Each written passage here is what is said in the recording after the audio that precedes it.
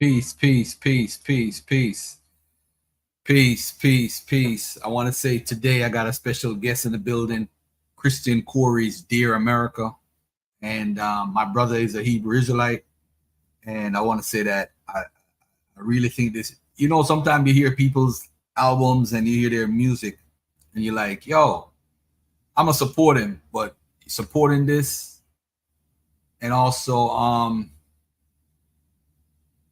what I'm gonna do is, for some reason, when I bought his album, it's not loading up on my computer. I don't know why, but we gonna get it right. But anyway, the historicity of Jesus is a very sensitive argument or conversation, right? And I'm gonna have a conversation about this today. I would love to debate Jabari on this. I don't know if it can be arranged. Brother reach out to all the parties and see if you could set something up. I think I could have a real conscious community academic conversation with my brother Jabari about this. And I think a lot of us, hey Nefesh, peace and love to you, brother. I think a lot of us don't believe in Jesus because we grew up in the conscious community and there's no methodology, there's no way how to come to a conclusion, there's no way how to do it. So on an academic stage, a lot of us look at things and, from a conscious community point of view. Now, bear in mind, most 99% of the elders believed in Jesus, whether in public or in private. I'm gonna give a quick example. The sister by the name of what's her name? She was on Donahue's show, man. The sister, powerful sister, man, psychologist. I forgot her name. She wrote this stuff about black and white and all that psychology stuff about the ground being green and basketball is about racism with the white baskets and all that stuff. She definitely came out with the whole racial stuff. All right. Now, next, I want to say this. Smash Rockwell versus Wudjau. We need to set that up. Those are two brothers that could have a dialogue and be respectful. And I would love for that to happen as far as the information. Now, and the last piece is a brother by the name of Orthodox Moor, the Yap Gang versus Garfield. They said, oh, I'm old, the old man or whatever. But anyway, this is Cory's album that I'm putting on the screenshot. I'm going to have the banner on the show. All right. I'm going to have the banner so that people could see. And if they want to purchase the book, to purchase the album, it's at the bottom. I'm actually going to put it in the chat. I'm going to, if anyone wants to actually jump on the chat and have a conversation as far as with Jesus and all that stuff, you could jump on. I'm gonna wait for the crowd to come in. I'm gonna play this video. It's a video where Jabari is featured while he was on one of Soneta's channels. And I have not heard an argument from the conscious community why they hold to that position. I've read Dr. Carrier's book. I see his position. I just disagree. And one of the things that led to folks believing Jesus existed as far as evidence is that Paul is a real person. If you believe Paul is not a real person, then you're going to have to bring information to show Paul is not a real person. Now, does Paul might stretch the truth and exaggerate from a theological perspective? Yes. But I'm going to tell y'all straight up. There's no evidence right now that there's nothing out there that says Paul is not a real person. All right. The link is in the chat if anybody want to jump on in the meantime. I'm going to reach out to Cory. For some reason, when I downloaded his music, I'm having a problem with it. I don't know why.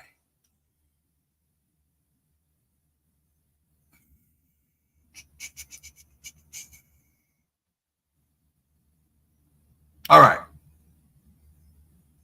So let me get to this video about the historicity of Jesus with Pastor Bennett and others. Let me get to this video for a second. so that we could chop it up and take a good look at it. Hold on a second.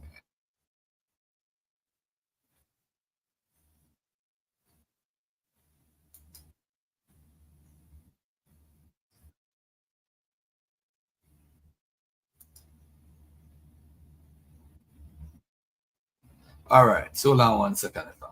Default view. Let me share this 1 second with the family. All right. All right.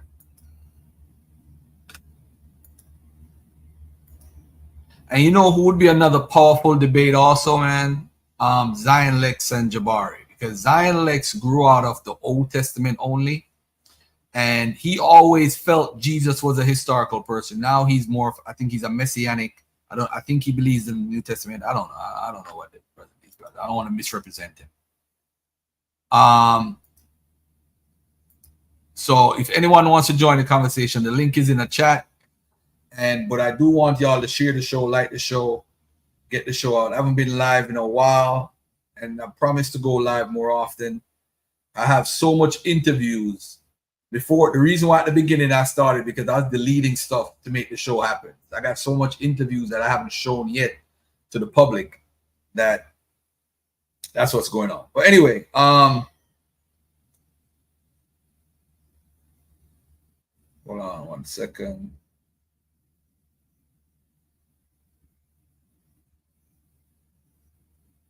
All right, so I'm going to play this video here, but what I want to do is I want to take myself out the video, and I want to put another background. I got to delete some of these things on here too, man. I want to put this over it. All right.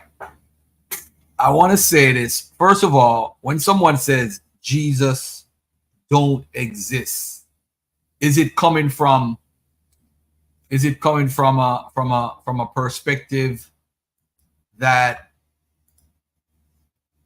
what perspective is it coming from? Is it coming from a personal experience perspective? Is it coming from an emotional perspective?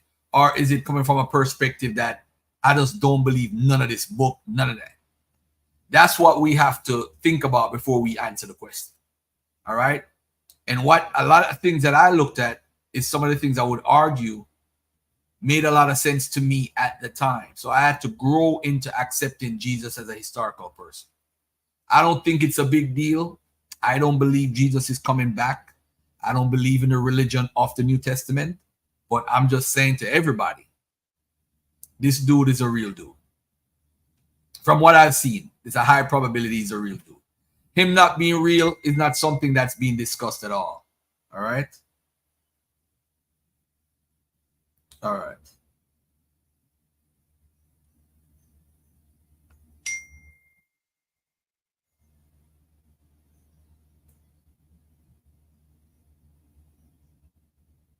All right. All right. So now I'm going to say this to everybody, right? We are in a situation where if you accept something, you accept it. You have you're your own big whatever you want. All right. So this is what I'm going to do. I'm going to play this video a little bit and y'all could check it out and tell me what.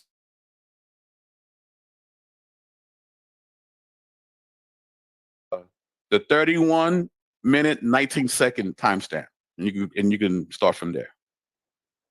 Oh man, you stepping it up, BK. I mean, it's new to me. I didn't know you could do that, but at least sharing it. I've never tried this. So, okay. BK is a professional out here. You ready? Yeah, let's go. All right. Concept of a minimalist Jesus, a Jesus that didn't do all the miracles, is one that you will ascribe to. Then I'm going to challenge you by putting on this cap, putting this pipe in my mouth, and putting this magnifying glass to my eye. And those of you probably heard me say that if you believe that the concept of a minimalist Jesus is one that makes good logical sense, then you have to say that you believe Sherlock Holmes is actually a historical character as well. I don't think there's anyone that would argue that.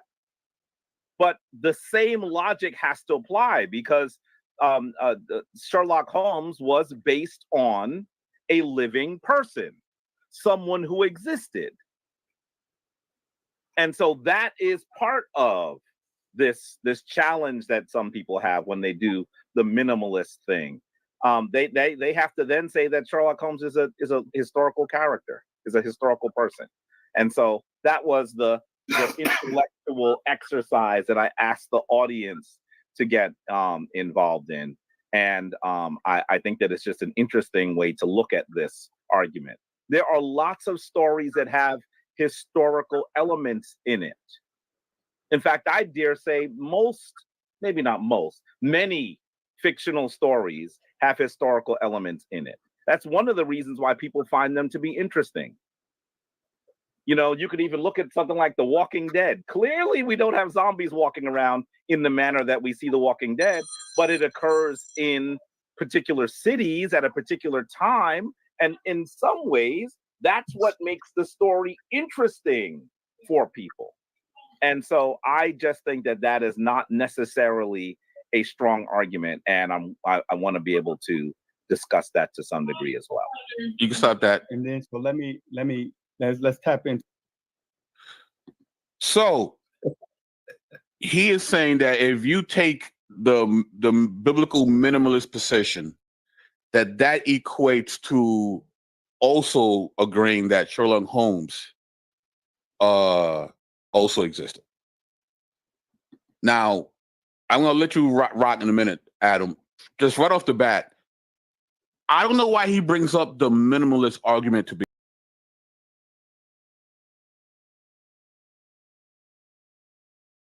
maximalist, not minimalist. So him bringing that up, I find it kind of odd because of the audience that he's talking to pastors, right? So it's like, I don't think most pastors would use a biblical minimalist approach to the historicity of Jesus. But then he goes into his this analog connection with Sherlock Holmes. So what's your thoughts on that, sir? Yeah, so I think he's trying to be like, maybe he's trying to cover all his bases. Like, you know, I guess if he's trying to say that, because let me backtrack. So this conversation is supposed to be in preparation for a possible debate between himself and I think like 3 or so other apologist pastors. I think he was trying to include Hebrews in there or whatever. So I guess if I'm trying to give him the benefit of the doubt, like maybe he's trying to be like, well, if you don't affirm or argue for what he might call what might be called a maximalist Jesus, and you want to go with a minimalist Jesus, then I still got you. You know what I'm saying? But I can't imagine, given his crowd, I would imagine, like you said, I would imagine folks probably would be arguing for a maximalist Jesus. But I think he's trying to cover all his bases. And for anybody who doesn't, and actually, I guess he kind of alluded to it in the video, but by minimalist Jesus, he means somebody arguing for there being an historical Jesus who didn't necessarily do all the miraculous things and things that would, like the resurrection on down, that would be recorded in the Gospels, for example, versus what we could classify or categorize as a maximalist Jesus, who is the Jesus that we would all affirm as Christians, like the Jesus who did and said what the Bible says he did and said. So that would be a maximalist Jesus. So I think he's just trying to be slick and cover all his bases, just in case maybe one of his interlocutors wants to argue for a minimalist Jesus. I got a couple arguments real quick that I think shuts this down. Do you have slides you want to get to first, or should I go with it? I'm sorry. Yeah, you go first, bro. Yeah. Okay. Yeah. Cool. All right. Yeah. Let me bring up this PowerPoint. I'm gonna pull Alfredo right quick. Share my screen. You know what I mean? Give me 1 second. Yes, sir. So what he's trying to say is that before I bring this up, what he's trying to say is that in so much as Sherlock Holmes the character in the fictional story Sherlock Holmes is based on a real person, right? Who obviously didn't do all the things that Sherlock Holmes did. He believes that that's analogous to what he refers to as a minimalist Jesus, who perhaps is a historical figure, but nevertheless didn't do all the things that the gospel says. And so what he's saying is, if you're arguing for a minimal Jesus, a minimalist Jesus, then you have to use the same logic and affirm the historical existence of Sherlock Holmes. So he's making an analogy there. So what I'm going to show is where the analogy fails. Like he seems to be really proud of this argument. Hey, peace and love, peace and love, peace and love, everybody. I got my brother Cory Brewer, Christian Cory, in the building. How y'all doing today? Hey, Christian Cory, this is what I'm gonna do, man, because I love you and I respect you. I'm gonna promote your album today. I'm gonna reschedule the interview. I'm gonna tell you why. While I'm live, I'm the type of dude, I'm always prepared. And I want to have your music on my computer. For some reason, I don't have it. And then the thing that you sent me is, I don't even want, my whole computer and stuff is just going crazy, man. I went on Berean this week and they didn't hear me when I was talking for a while and I was shouting and people didn't hear me. So I don't want to promote your album with that type of defect because I want to give it the love it deserves. So what I'm going to do is, I'm going to tell everybody, this is my brother. I don't care if he's a Hebrew Israelite. He is my brother first before anything else. All right. Before we start putting titles on people. I'm sure when he introduced himself, he said, "Hey, I'm Cory." You don't say, "Hey, I'm a Hebrew Israelite." Better get it. You don't say that. You know what I'm saying? So out of love and respect for you, what I'm gonna do is I'm gonna hit you in the back chat and I'm gonna set up something where we could do it, organize it. I have everything. I got my banner ready for you, and I got banners for you at the bottom. Your album is being broadcast across the bottom. I got the whole thing right here, where I could put you on Front Street right here with the album cover, Dear America, the end. I got all of that. But your music, I want it on my computer because I want to play my favorite tracks when I got to play it and say, I like this part when you said X, Y, and Z. And I can't do that. So it's like I'm hindered. So what I'm going to do is, I'm going to hit you in the back chat and we're going to reschedule it. But let's let the people know just for a quick minute what you're trying to do as far as your album. And then, we could reschedule. All right. But go ahead, brother. I definitely appreciate the space, Brother Garfield's channel. If anybody may remember me, he looked familiar, his voice looked familiar. I used to moderate some of the formal debates in what was that, 2023, top of this year, something like that. That came on his platform, the Tazariacs versus who we had, Vocab and stuff like that. So, me and Garfield is tied in for real. We have an audio film we put together for you guys. You guys may consider it an album. Time out 1 second. Is it me? Is it my computer? Or is he just in the matrix the whole time? If y'all could hear Cory, let me know. Because I can't hear him. I hear bits and pieces. I don't know if it's my computer. If somebody in the chat, Mika, one of y'all, my moderator, let me know if y'all could hear Cory clearly, or is it just me? Testing. You sound good right now. You sound good. Oh, he's good. All right, cool. Go ahead, my brother. Good. Yeah. So what I was saying was, we put together an audio film for the people, man. It's really an experience. I don't want to talk about how good it is or whatever the case may be, but it's an experience. The reason why we don't use the term album is because it's a little longer than an album. The average album, especially in 2024, the average song would be 1 minute and 50 seconds to maybe 2:30. Usually they want you to stay under 3 minutes. The average time frame on each record or each scene on this project is 5 minutes and 27 seconds. So we have no care or concern for time. But at the same time, no one has ever heard any record on this project and said, that's too long, or it doesn't feel too long, because it's an experience the entire time. The name of the project is called Dear America, the End. And the is spelled THEE, meaning your end. So usually that is how you would start a story off or a letter off, Dear America. and then that is how you would close one out, the end. So of course it's missing the body, and the body is the quote unquote music itself. We have 10 tracks or 10 scenes on there. From the beginning to the end, it's electric. You need to listen to this. The good brother got the link down in the going across the bottom of the screen. If you guys can copy that link, click that link, and gain access to it. You can purchase your movie ticket. It is available September 11th. That is the official day that the project will be releasing. 2024 September 11th.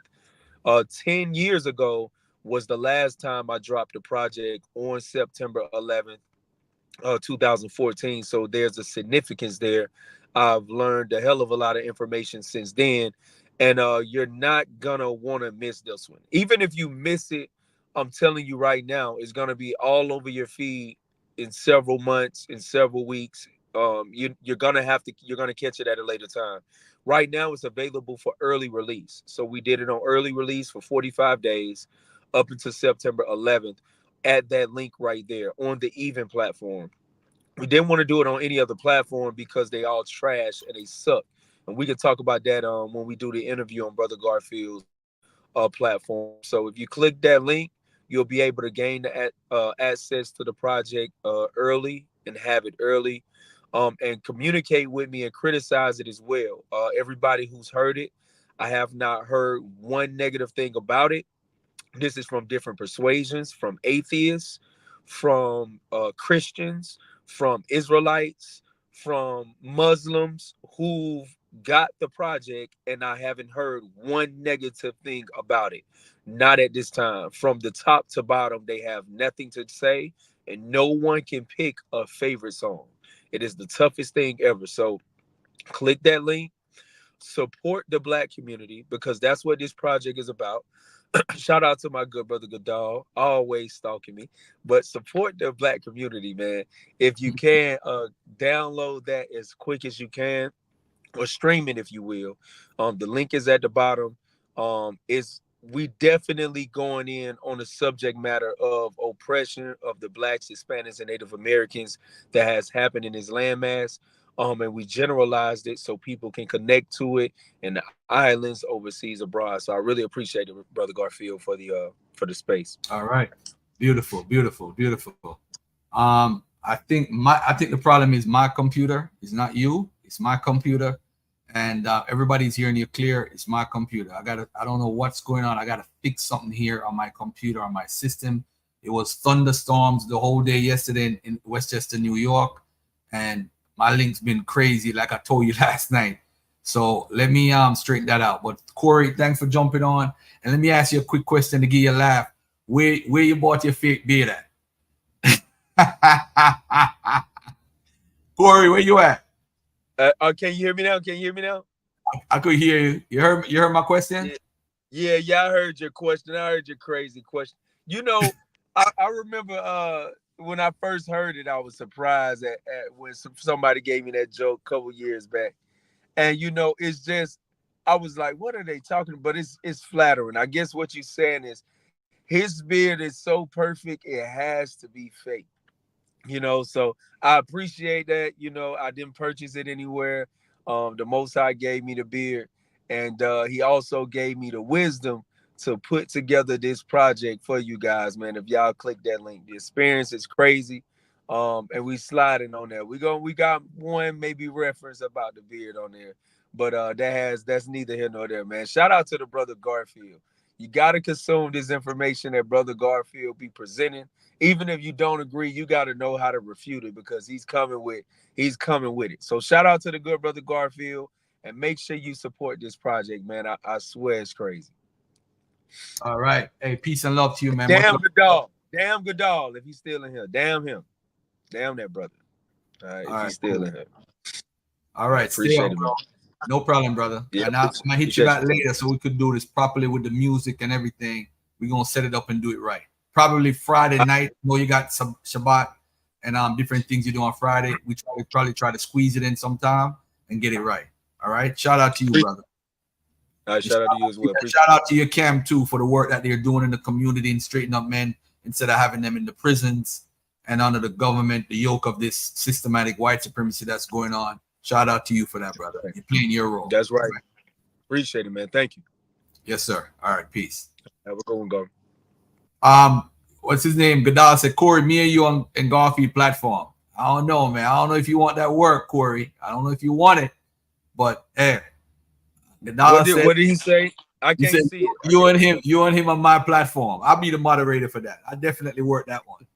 I don't know what the topic gonna be. Look, that's the thing. I don't know either, because Godal agree with everything. He really follow Christ. Like, I don't know what he disagree on. We talked about like 9 to 11 topics, and then some of the ones that we disagree on is like, it's extremely boring, man. He know them topics is boring, man. But I tried to land one with him. He don't want no smoke with Christ. He don't want no smoke with Christ. Well, you know what, Godal? I'm gonna talk to Cory off the air, and I'm gonna get a topic, and I'm gonna pick the topic, because Godal is one of my master teachers on Clubhouse. So we gonna get it right. We gonna get it right. All right. Hey, by the way, would you be willing? And I hope Jabari's listening. If Jabari would debate me on if Jesus existed, would you put it on the Versus platform? But what I wanted to do is not only on the Versus platform, I want to put it on Cap, Sakari, and a couple other platforms live for free, so we could have an intellectual academic conversation on it, did Jesus exist? And of course, most of the Canaanites going to be cheering for me, because I do teach Jesus is historical, which is going to be a 180 for them, because they always cheering against me. So it's going to be I'm putting it out there right now. Whoever is stopping this debate, put it out there. I want Jabari on the Versus platform live, one-on-one debate. And we put it on everybody's platform. Everybody's platform for free. Let's have this debate and put it to rest. I'm sick of this conversation. Me too. I'm sick of brothers like Jabari and Godal saying Jesus didn't exist.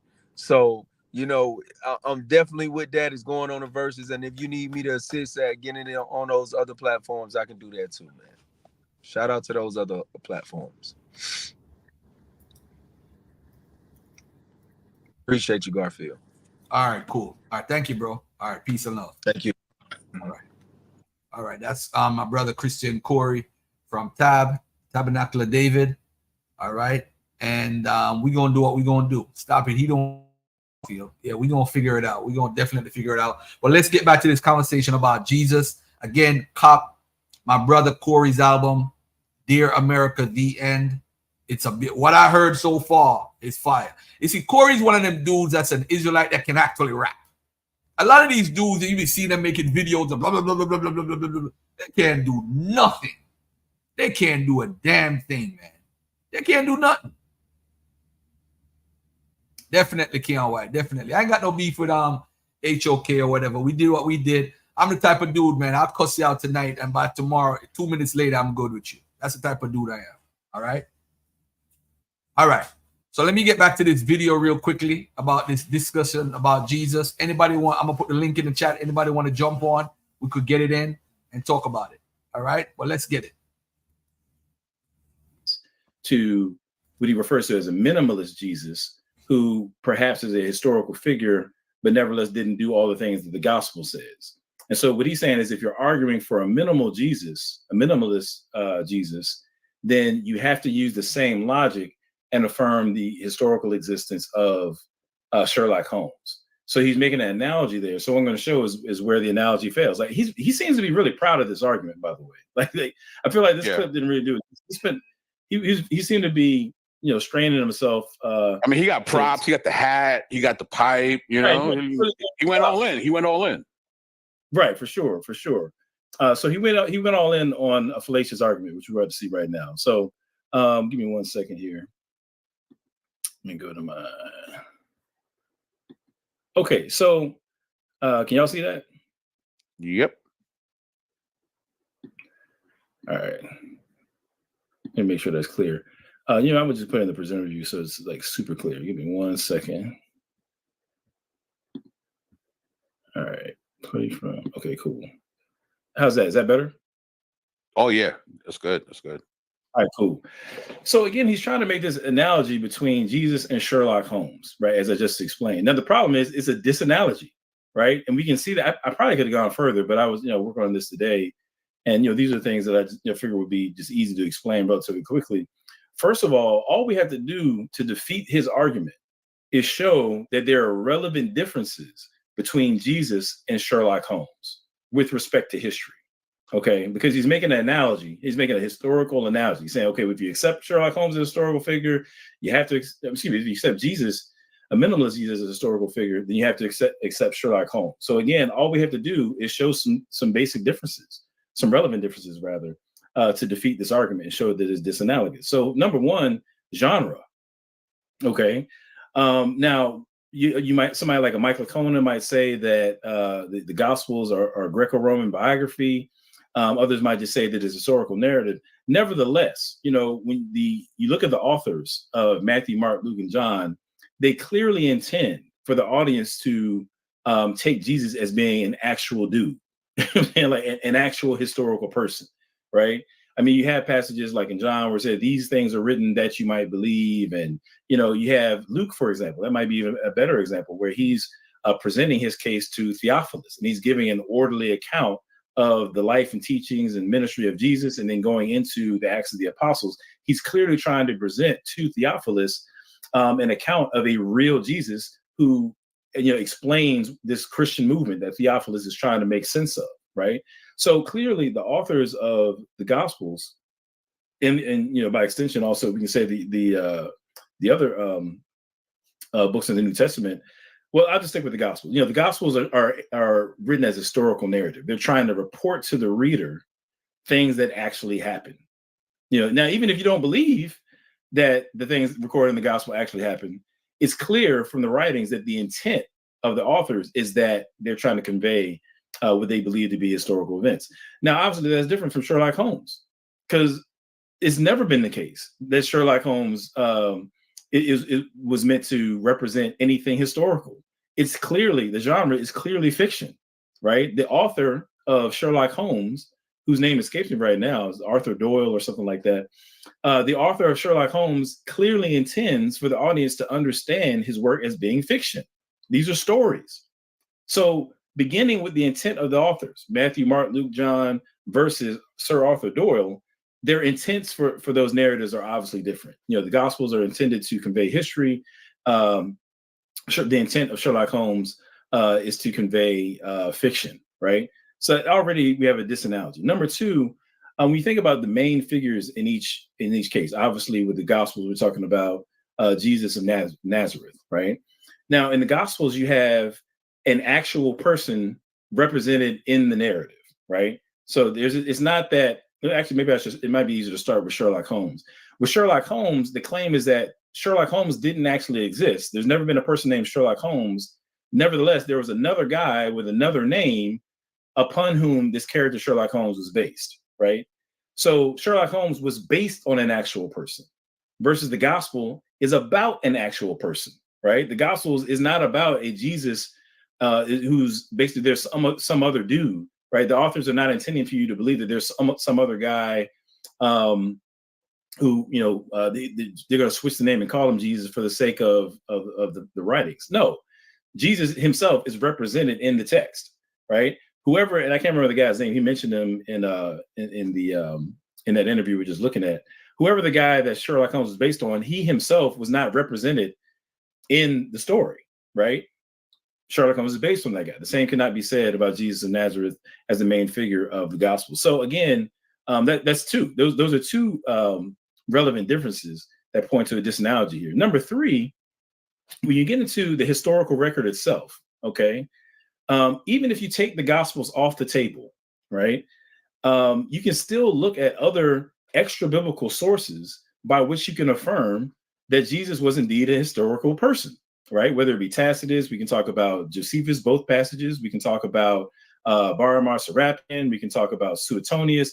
There are a number of different ancient writers.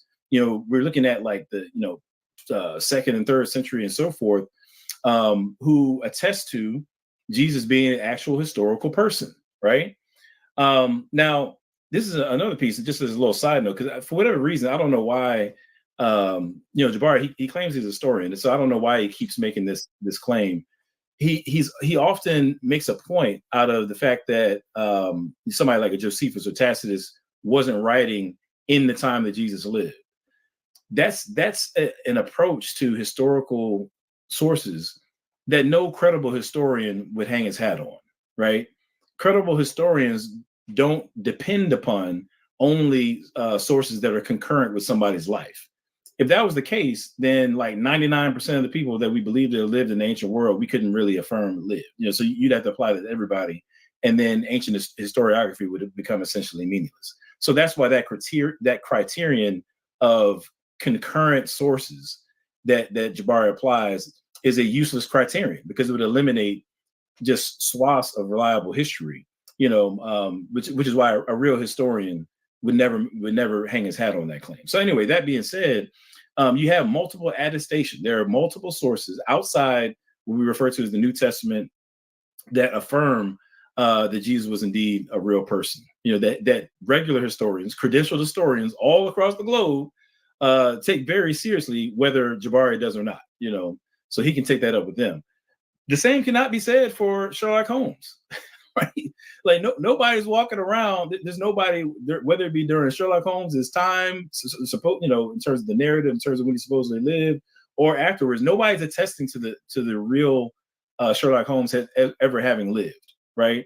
And so even if you take the Gospels out of the picture, just the nature of where these two figures sit in relation to history is entirely different. You have one, on the one hand, Jesus Christ, who is attested to have existed by multiple sources independent of the New Testament, and there's no historical attestation for Sherlock Holmes, right?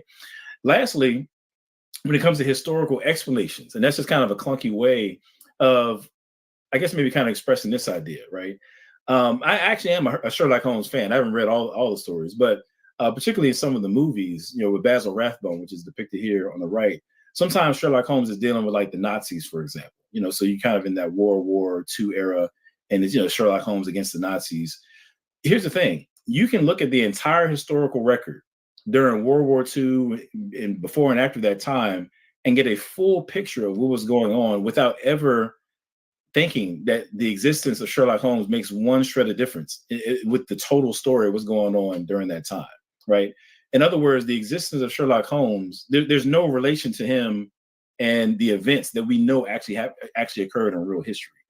And so there's, from an explanation standpoint, if I'm an historian and I'm trying to get an understanding of the 1940s, up to 1945 World War II, I'm not going to be consulting anything about Sherlock Holmes in terms of him as an actual historical figure. Contrary to that, if you look at Jesus, if you're an historian, particularly if you're looking at the first century, right, and you're trying to understand just kind of the big picture of how this movement came about and what was going on at the time, you've got to wrestle with the historicity of Jesus, right? What historians do is, and this is another piece here, and I'll be quick with it, historians don't only look at evidence that counts in favor of somebody's existence, like maybe you can call it positive evidence. They also look at what would be the likelihood that what we see in the historical record would be there if this person did not exist, or if this or that event did not happen, right? And so, in other words, if you take Jesus out of the picture as an actual historical figure, how do we account for things like the emergence of the Christian movement and a number of the other different things that were going on during the first century and after, right? If we're trying to make sense of the first century and we want to have an explanation as to why things were the way that they were, the existence of Jesus as a historical figure makes much more sense of all the other things that we see in the historical record revolving around him, as opposed than to try to explain why those things were going on and he didn't actually exist. And so when it comes to, again, historians trying to make sense of what's going on back in the day, you've got an issue of explanations where Jesus serves as a valuable explanation as to why things were going on the way they were going on in the first century, particularly in regards to the emergence of the Christian movement. And then again, contrary to that, Sherlock Holmes doesn't benefit as not one iota in terms of understanding what was or wasn't going on with the Nazis, for example, from a historical standpoint. So when you take these 4 different points of difference, then what you see is that contrary to what your boy Jabari would have us to believe, they not like us, bro. You know, Sherlock Holmes is nothing like Jesus of Nazareth, like by way of comparison. It's a terrible analogy. As a matter of fact, it's a disanalogy, which thereby makes his argument a fallacious argument. It's a disanalogy fallacy, if you will. You know, you like I threw the Kendrick Lamar in there? That was hilarious, bro. That was hilarious. This guy, man. I wish I had the music playing behind it. You know what I mean? But right. Mustard on the beat. So I guess Jabari is a free throw, right? That's what you say. His analogy is a free throw. True. Man, that's dope. That's dope. So yeah, I mean, to your point, you know, it's hard to make this connection when Sherlock Holmes has never been considered an actual person, right? And the reason why I say that, let me share my screen. Let's see here. Okay. Alrighty. Wait, what's going on here? Oh. Okay, I'm having some difficulties here. That's not good. Hold on. All right. Keep talking to the people. Let me fix something for a minute. Adam. All right, cool. That actually gave me a second to address this comment right here, and I probably won't address all of them. I don't have control, so I can't put it on the screen. But I think Jesus Tales says that 90% of Mark's Jesus of Nazareth is based on prior Jesuses. Let me just say this real quick. You know, one of the problems that people run into when they make claims like that is that they end up making either ad hoc claims where you just have to kind of make it up whole cloth and it doesn't really count for the data, or maybe to put it differently, the explanations become more complicated, and the more complicated an explanation you have, the less likely it is to be a good one. You know, I think the most sleek explanation as to why Mark says what he says about Jesus, from a historical standpoint, is that he actually believed that, you know, that what occurred. He's actually reporting to us what happened. There's a historical and cultural milieu that gives rise to his whole narrative, you know, as opposed to looking here, there, and everywhere, trying to cobble together, you know, Jesuses from other cultures to make sense of what's going on. It's actually a more, what's the word I'm looking for? It's kind of like the notion of Occam's razor. It's a simpler explanation. And I think in a preferable explanation, given the data, that Mark just simply reported what he thought to have been the case. Anyway, you good, bro? Yes, we are good.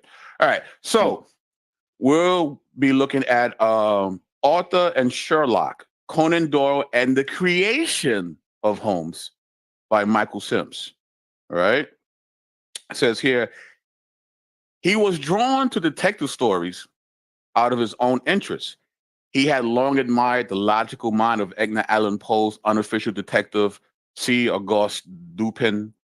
He enjoyed the adventures of Émile Gaboureau's eagle-eyed police detective, Monsieur Lecoy, the bold manhunters of Penny Dreadfuls, Charles Dickens' Inspector Bucket from Bleak House, Wilkie Collins' Sergeant Cuff from Moonstone, Anna Catherine Green's more recent New York policeman, Ebenezer Christ from the Leavenworth case. Many such detectives already cavorted in Arthur's imagination when he decided to create his own. So he has other fictional characters in mind who were also known for their police work, detective work, when he decided to create his own detective. So, wow, I didn't know that. So did he use other people as inspiration? Yeah, but he also used other fictional characters when he was thinking about creating Sherlock Holmes. In identifying his detective, Arthur did not want to use the Cassinian kind of moniker that implied character, not Mr. Sharps or Mr. Ferrets, he said later. Yet he yearned for something unusual. He scrawled lists considering various combinations of given names and surnames, including Sherrington Hope. Finally, he settled upon Holmes as his detective surname, likely because of his and his family's fondness for the writings of Oliver Wendell Holmes. But Holmes was also a name one often saw around England. It was particularly associated with London in the minds of many because of the popular volume Holmes' Great Metropolis, or Views and History of London in the 19th Century, published in 1851, the year of the Crystal Palace exhibition. Sherrington evolved into Sherrinford. An author's new hero was to be Sherrinford Holmes. So here we see the creative process of getting the name. So he got the surname because, well, what the author is saying is either from their fondness for Oliver Wendell Holmes or other famous Holmes of that period. So before he was Sherlock, he was Sherrinford. Okay. Interesting. But the given name Sherrinford did not satisfy Arthur. He considered others besides his Stonyhurst classmate, Patrick Sherlock, and the William Sherlock who cavorted through Macaulay's History of England and fictional characters such as Carmel Sherlock and Sheridan Le Fanu's novel A Lost Name. Arthur must have also encountered the name Sherlock in the context of crime solving during his time in medical school in Edinburgh. London's Metropolitan Police Force already included one Chief Inspector William Sherlock of Division L in Lambeth, who was often mentioned in British newspapers amid the extensive report of crime and investigations. The adventures of Sherlock were reported in the Times and the Home Chronicler, as well as other periodicals. The 1881 census listed Inspector Sherlock as stationed at Kennington Road in Lambeth. In February 1881, the Portsmouth Evening News reported a rowdy inquest into a murder that occurred in Catham in northern Kent. Chief Inspector Sherlock has been sent from London to assist the Catman authorities in their investigation. So this name Sherlock was around Mr. Doyle's life via fictional characters. All right. Boom. All right, here we go. Surprised that I've actually read some of those scholars. Okay. So let me ask you a question. Mm-hmm. One thing I want to interject with Jabari, and I said this when I was preparing for the debate with him. I said, you don't know Christianity. And that's one of the main downfalls for the entire conscious community. 99.9% of the folks who said Jesus don't exist is anti-Bible, which is cool. They don't know really what Christians believe. And to be honest, I don't know what Christians believe. This is Garfield talking. I don't know. I'll be on Clubhouse and I'll be listening to them. 1 minute I'll inbox Damon Richardson. I think I have an understanding of Trinity. And by the time there's a brother by the name of what's the brother's name on Clubhouse, man? He's the most confusing teacher I've ever heard in my life regarding the Bible. When I listen to him, he's like a modelist / whatever he is. There's a brother. He's actually a teacher at the university that Dr. Maya teaches at in Baltimore. And the brother is the most confusing person I've ever heard in my life. And when I listen to him, I don't even know what the Christians believe. It's just so confusing. Everybody has their own interpretation. You know, I talked to Cory about Trinity, and I thought, yes, I got it now. Go back on Clubhouse, somebody with some other interpretation. It's crazy. So when people said that they know the Bible, we don't know that Bible, man. And God, listen, ain't nobody reading and studying the Bible and try to correlate it to history more than me. Nobody. And I'm telling you, I don't understand what these people believe. I don't. I really don't. And it's just like somebody who's an initiate from outside the Igbo system trying to understand the Igbo system or the Akan or the Yoruba system, and you're not an initiate. This is why I don't talk about those systems like that, because although I've read stuff on it, I've read African religions, and I think I know a little something about the Igbo and all that stuff on the Akan. I don't talk about it in public because I'm not an initiate for one, and maybe there's something in the understanding that I don't understand. So if you're not a Christian or you haven't been a part of it completely or fully, you know what? I could be a Christian, but you don't really study the Bible. You just believe. So if you're one of those people, you shouldn't be in certain discussions. You understand what I'm saying? So with Jabari, one thing I got to say about Jabari, though, with the Sherlock Holmes, he does have a point in certain instances. Papi, the door. Yeah, it's here. All right. Let me play this and I'll get back to what I was saying. I'm assuming since you claim you read their names that you've read their work. Who wrote Jesus and the Victory of God? I'm going to say I think that was N.T. Wright. Yeah. Sonetta, can you put this up, please? But Jabari, wait before you do. Jabari, wait before you do. I shouldn't say this, but I'm going to ask you. I think you put this up before. Yeah. What I'm going to ask you to do is be careful about using this quote out of context, because Adam Coleman saw, and I'm saying Adam Coleman went back and saw the whole quote. I'm going to say to you, Adam Coleman is not someone you want to cite, because Adam Coleman says a lot of stuff. He showed the whole quote. Adam Coleman says a lot of stuff about me, but never to me.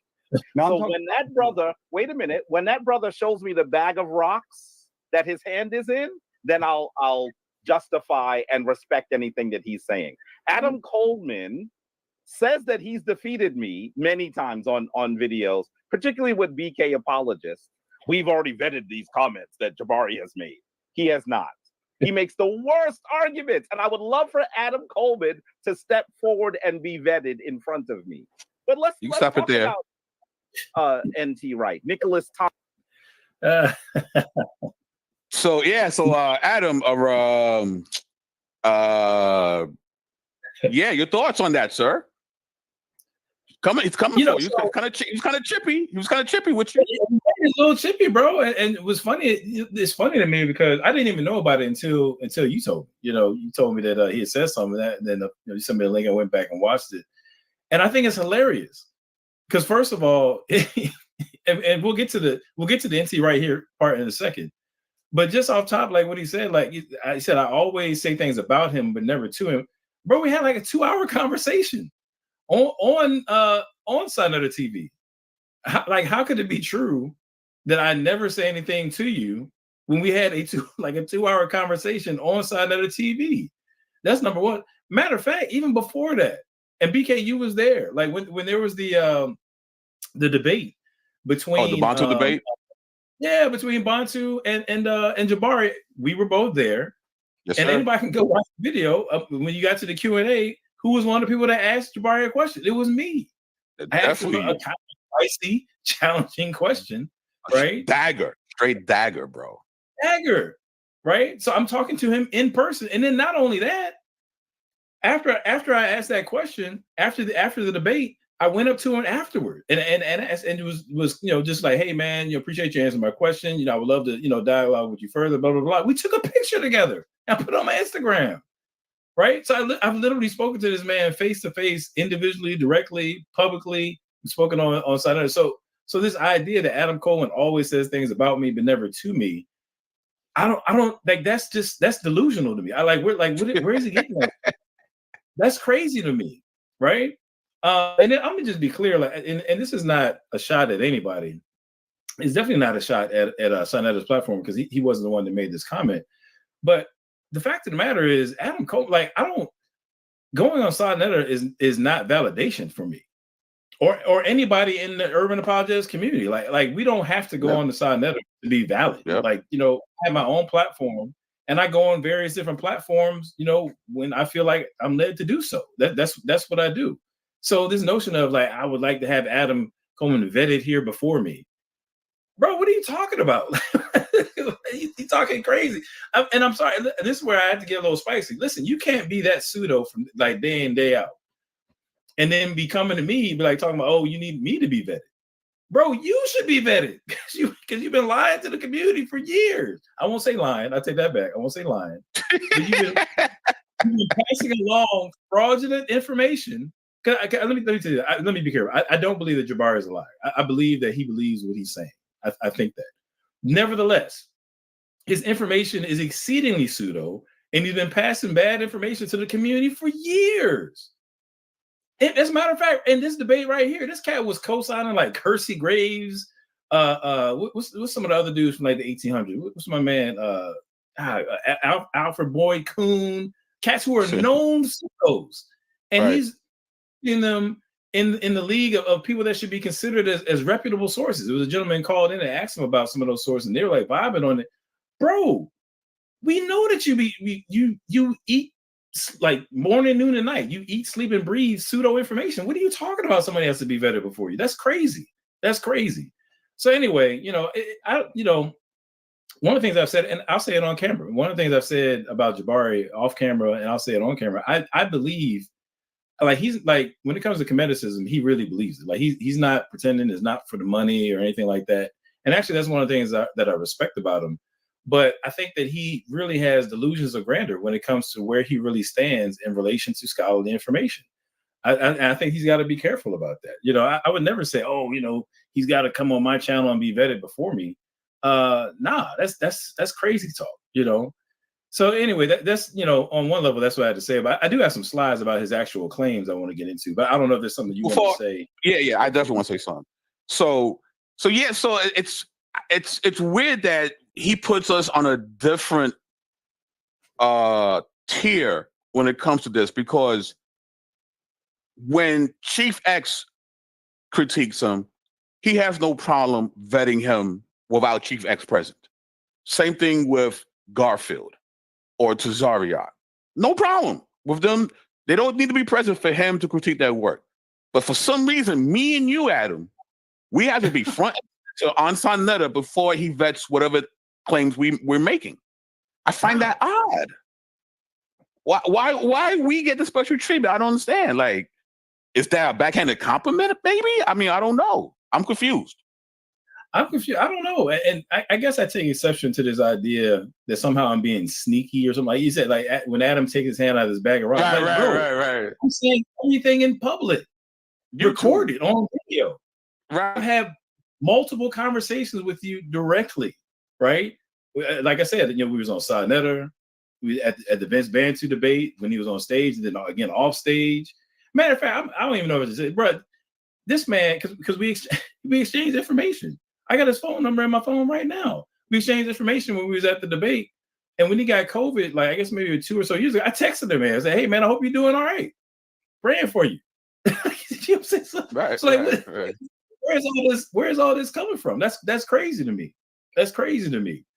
Anyway, man, so I think that Jabari is. Again, I don't think he's being deceptive in the sense that I believe that he believes what he's saying. I don't think that there are a lot of people out here who are making claims against Christianity where I don't even think they believe what they're saying. I wouldn't put Jabari in that category. He believes what he's saying. He's just wrong a lot, which is why we have to spend time up here refuting it. A lot, bro. A lot. So it's funny, man. But it's cool. I'm genuinely not hilarious. It's hilarious. Once again, Adam, if you could walk us through the issues with him using anti-right in this manner, if you could just walk us through that. Right. Yes. Let's go ahead and do that. I'm gonna show my screen. So it's a. Let me just say this one more thing. All right, I gotta say this one more thing. Oh man, yeah. He said that I made claims that I've defeated him several times. I don't even talk like that. What is he talking about? Like, I've never said like I've defeated Jabari several times. Like that's not even like I don't know where he got that from. But again, he's projecting his own feelings. He knows that you've defeated. I guess so. I'm catching strays for no reason. I'm like, I'm minding my business. I can't say something about it. But anyway, bro, it's funny. It's funny, man. He's real chippy now. I'm like, okay, Jabari, easy. So if he can be chippy, then so can we, right? So so y'all see this? Yeah, what's going on, man? What you doing? So I think brought up the turntable. You gonna rap now? You gonna verse? What's going on? I'm not gonna rap. It's a rap for him. I'm not gonna rap. We put a lot of time out here, but I believe I coined this phrase. I'm not even 100% sure. I was being funny, so I didn't even look it up. But here we have obviously a record player. It looks like it's a little dusty, a little scratched up. And so when it comes to this NT Wright argument, right, I'm going to say that Jabari is the.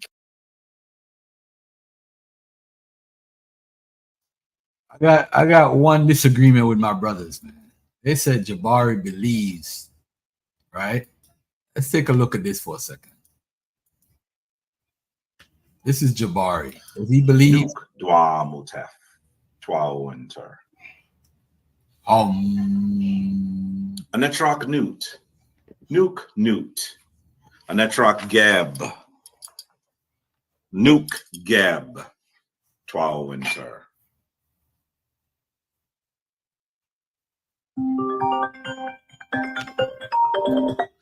Anetrok shoe, nuke shoe, shoe, shoe, shoe, shoe, nuke shoe. Anetrok tefnut, tefnut, tefnut, tefnut, tefnut, nuke tefnut, twa winter. Anetrok paut in teru, nuke paut in teru. Anetrok and boo in teru, nuke and boo in teru, twa winter.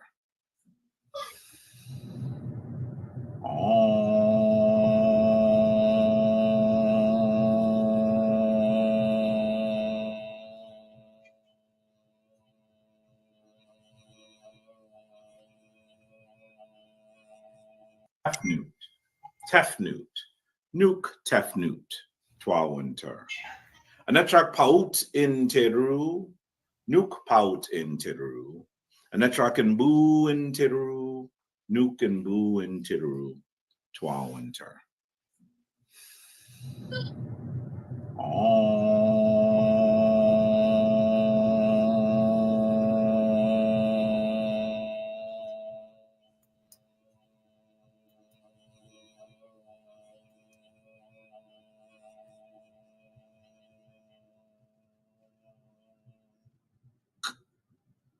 Twa winter. Nuke neat. Anetrok dwa mutef. Nuke dwa mutef. Twa winter. Anetrok newt. Nuke newt. Anetrok gab. Nuke gab. Twa winter. Anetrok shoe. Let me pause for a second and say that. So you want the Christians to leave and go back to the original Kemet stuff. This is you want them to go back to. I just want, and this is the hypocrisy of the conscious community. They never check Jabari on this because it's supposedly black religion. So if Christianity stole from Egypt, so Christianity is a child of Egypt. What's the problem with people being Christians then? You see the hypocrisy? Hold on, puppy. Look at the hypocrisy. So we are supposed to leave Christianity for this. Nuke. Go back to the original, y'all. Go back to the original. Y'all doing the fake. This is the real. This is the real. Nuke shoe. Anetrok tefnut. Tefnut. Tefnut. Tefnut. Tefnut. Nuke tefnut. Twa winter. Anetrok paut in teru. Nuke paut in teru. Anetrok and boo in teru. Nuke and boo in teru. Winter. You look you raw born in here.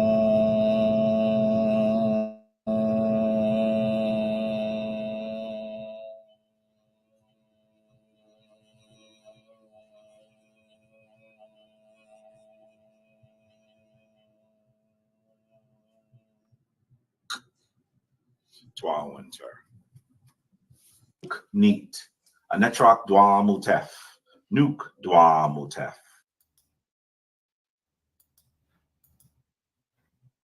Let me get back to this video. Well, it just shows the hypocrisy. Peace to Dr. Mayad in the building, by the way, man. But it just shows the hypocrisy. This is what I'm trying to say. We find it funny. Yeah, the original people. Yeah, we don't believe in Jesus, But we definitely rock with that. We rock with that right there. Yeah, we rock with that. We hypocrites. We definitely hypocrites. But let's look at the last part right here. And I'm done. Hold on. Let me just go to when he talks about the Talmud to this guy right here. And then we done. 25-minute mark. All right.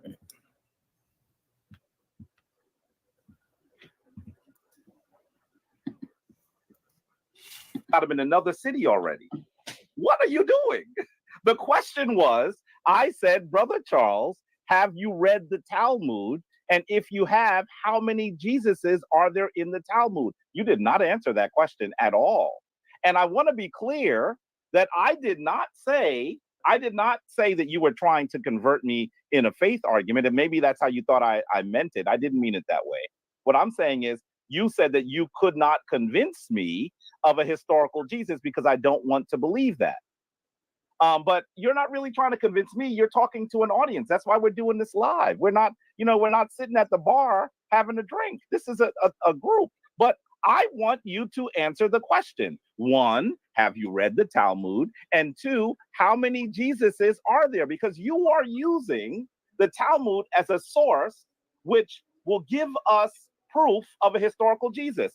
And I'm going to throw another question in there because I think you haven't read it, and I'm going to make it hot on you. I'll make it hot on you. What period is the Talmud? When was it written? Okay. Answer those 3 questions, please. Well, first of all, the debate is not about the particulars of the Talmud. I will tell you, I've not read the entire Talmud, man. Don't you know, man, that thing is about 10,000 pages or 20,000 pages long. I haven't read the entire Talmud. I have read the Talmud. I haven't read the entire Talmud. Since I haven't read the entire Talmud, I can't begin to tell you how many Jesuses or Yehoshuas are mentioned in the Talmud. I think it's an asinine question that's not even related to what we're talking about. I can tell you that the Talmud does make reference to Christians and does make reference to Jesus of Nazareth, whom we read about in the New Testament, and they do write against him, and they do write against that movement. They do make theological arguments against it. That's true, is it not? All right, stop there. Let me jump. And then go to the 1 hour, 28-minute mark.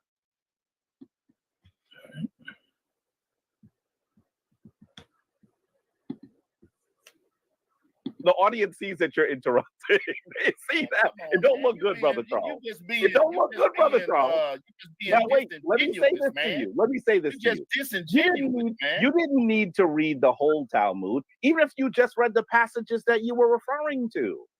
But you're now clear. Look at Pastor Bennett's face, by the way. He's gonna try to keep it real straight. Look at Pastor Bennett's face. Listen, what is clear now is that you didn't even read the passages that you're citing.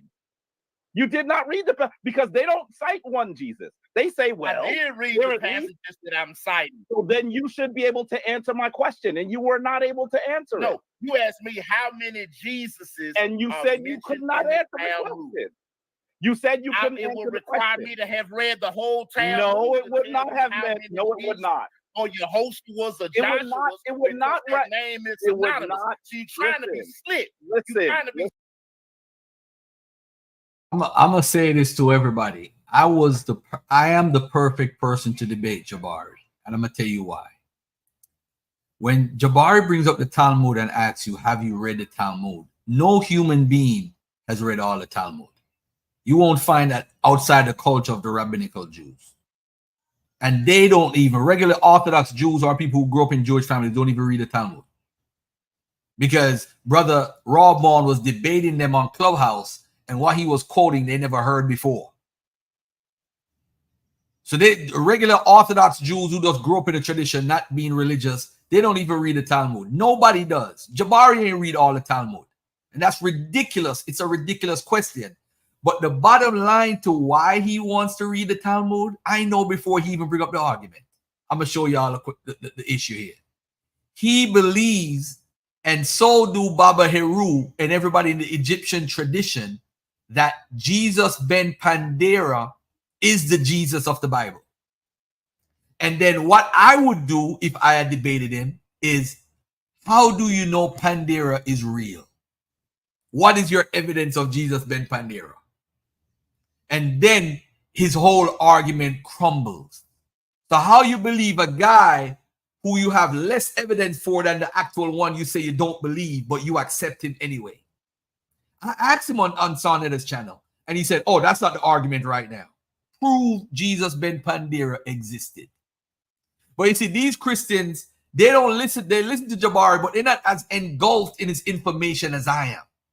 I studied Jabari for years, 3 years straight. I know where he's coming from.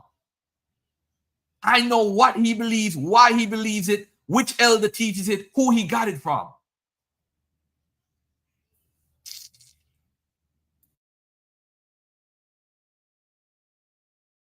Listen. Name Jesus Oh, is Netta, synonymous with please the name share the Joshua screen. or Yehoshua. Share the Trying screen, to be please. slick, man. Share the You screen. can't get Share it the screen. past me. Byron, Please share the you screen. can't get it Sarnetta. past me. You trying to Sarnetta. I heard you, Jabari. Hold on. Let me let him finish. All right. I'm the one talking. He's interrupting me. All right. Hold on. Slick, man. Hold on, Charles. Hold on, Reverend Charles. Hold on. You don't need to read the whole Talmud, brother. But if you're going to cite something, at least know the pieces that you're citing. Cut in when you want to, Pastor Bennett. You know how to You do this. could have easily read. You could have easily read some scholarly articles that describe the Jesus of the Talmud. But you didn't even do that, brother, because then you say you don't know how many Jesuses there are in the Talmud. Are you referring to? Hold on, Reverend Charles. Let him finish, hold Reverend. on, brother. Hold on. You're going to speak. Yeah, hold on. Are you referring to? By the way, none of them say Jesus. I'm not trying to play semantic games and say that I'm not talking about Jesus. We're talking about Yeshua. None of them say Jesus. They say Yeshua. Okay. I wasn't doing that to you. That would be a childish argument, not an argument that scholars should be able to make, right? I know when you say Jesus, you're referring to Yeshua. I'm not doing that. The J didn't exist. All of that is true, but I'm not doing that to you. I'm having a higher level questioning here. And unfortunately, you failed at the higher level questioning. You didn't. I would have loved for you to say, well, there's Yeshua ben Stada. There's Yeshua Ben Pandera. I mean, you didn't. The reality is that you haven't read any of it. And you're citing it. You're saying there are all these sources for the historical Jesus, but you haven't read the source. How do you know it's a source if you haven't read it? Someone told you it was a source? Go back to the person that told you that. Wait a minute. Go back to the person that told you that. Ring their doorbell. Hold on, Reverend. Wait, open the door. Slap them. Let me slap them with a good next. Reverend, you're next. I'm gonna let you share your screen. Hold on. Right, you can stop there. You can stop it, Adam. Slap. Because Man, that's a mess, bro. So yeah, so the brother Charles, right? He's given reasons why we should believe in the historicity of Jesus, and he mentions the Talmud, right? And that the Talmud, basically slanders Jesus, right? And his point is because they're doing that, you're not going to slander the imaginary figure. Right. Why would you go through such great pains to drag somebody in the mud if they never existed? And then Jabari, typical Jabari faction, he wants to quibble, right? That's one of his tactics when he talks to people. He tries to find these little things and make that the issue as opposed to the main topic of discussion. So he mentions whether or not. Quick. Yeah. Just real because you pointed out something really important, and I was actually going to make mention. I just want to say this real quick, but just as a tip, for apologists, or really not even just apologists, as you're engaging with people for the gospel, like be careful of like the meaningless flex approach. You know what I'm saying? Like, I guess you can call it like the meaningless flex fallacy. Where like Jabari, I've seen Brother Polite do this as well. Well, they'll quibble on something minor as like kind of a gamesmanship to kind of gain leverage in the conversation to make themselves appear to be more knowledgeable, but it's really a super minor and irrelevant point. And the brother in the video called him out on it. It was like, man, this is an asinine question because it's not relevant to what he was saying. And I'll say more about it, but I just wanted to highlight that because you brought that out, and I think that's really important for people to be on the lookout for. Right. So, and he's quoting from the Talmud. So at first he wants to make it seem as if because he hasn't read it in its entirety, that some how he's not able, he shouldn't be able to use it. But then he does backpedal. Jabari does backpedal a little bit about that. He's like, we don't have to read the whole thing. So while he's having this conversation, though, he puts up this paper and he scrolls through it, but he never really reads it, right? And you know how I get down. So, you know, I have the paper, right? This is the paper that he scrolls through. So we're going to look at this, right? And it's called, right, it's from Oxford Journal, The Personality of Jesus in the Talmud by Bernard Pick. Now, this actually comes from a book from Mr. Bernard Pick called Jesus in the Talmud. And you see here, part 1 is the paper that Jabari shows but doesn't read, right? So we're going to read some portions of it and let's see what it says, right? The anti-Christian character of Jew. By the way, too, Jabari is a master of gotcha scholarship. I got you. But when you go behind him, he makes so many mistakes. So this is why when I put out information, I had to. Everybody's like, why you got 500-600 slides? Because I got a slide for all his crazy claims the last 20 years. The last 20 years, I got slides for everything he's claimed regarding Egypt and the Bible.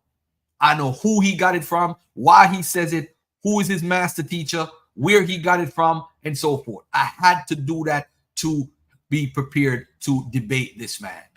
I had to. He's like, why you got to go through so much? Because his claims, he makes the worst claims in the world. But the reason is, a lot of us don't understand is that this man would make claims and kill you with claims for days, and you don't know why he's making the claim, but he's making the claim anyway. And he feels he's right. He don't stand corrected or nothing. I'm gonna give an example shortly of some of his claims and why he makes the claims and how silly they are. Yeah. But that's what he does, though. That's what he's a professional at. It's not even about being a historian. It's about being a great gotcha scholar. I got you. I got you. That's the purpose. I got you. Let's see if I could find this real quickly here.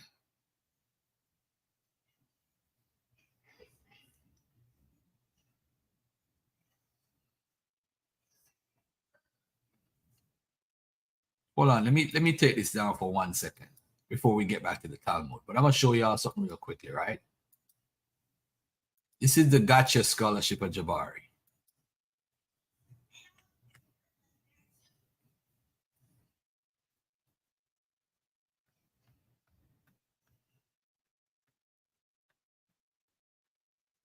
Let me show y'all something real quickly.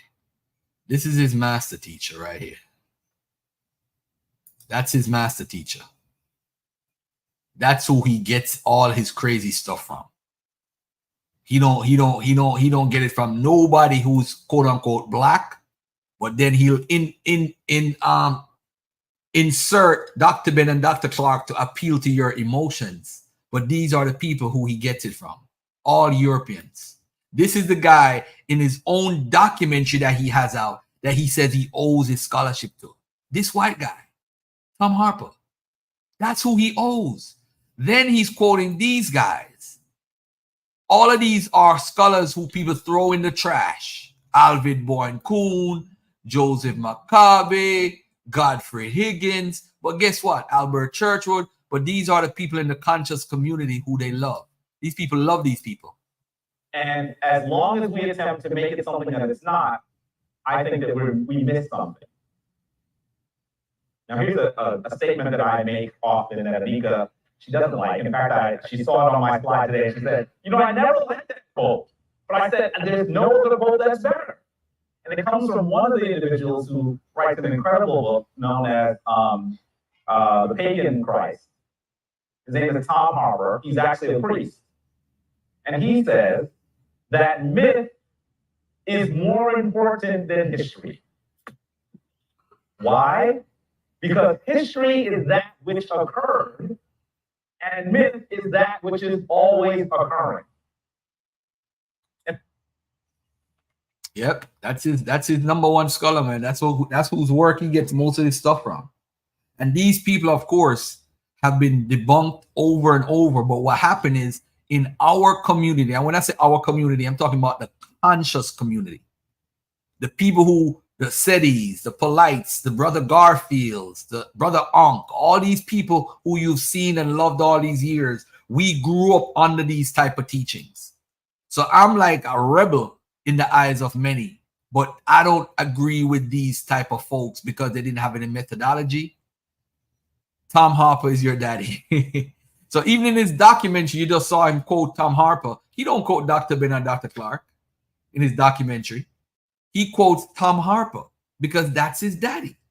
So these people, remember, Faithful to God made a video responding to him using these guys. All of a sudden, he don't use them no more. He's done with them because people call him out on his pseudoisms. Alvin Boyd Kuhn went to Columbia, brilliant guy, but he was wrong. Tom Harper, Joseph McCabe, another guy that's wrong. Albert Churchwood, all these people are some wrong. They're on the wrong side of what you call it, of information. But we just happen to be on the side where the pseudos are. We got to look at ourselves as a community and find out what is going on. Why do we hold to these things and then people are still continuing? It's not like Jabari don't know better. He knows better. He definitely knows better. Again, that's what the Root to Conscious Community and this December 25th obsession. Percy Graves. Right here. There you go.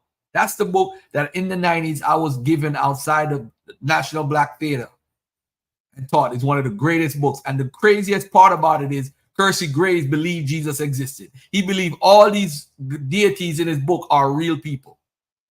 Nobody forgot. They forgot to tell us that in the conscious community. He believed all of them is real. All of these crazy people, these people who don't even exist, he believed all of them exist. Percy Graves. But we use it to December 25th and say, oh, that's why we know Jesus don't exist because he's one of them from December 25th. You got to read the World's 16 Crucified Saviors. Well, he had over 35 in the book, if y'all didn't know. Because y'all ain't read the book. Y'all been listening to quote-unquote elders who possibly didn't even read the book either. Craziness.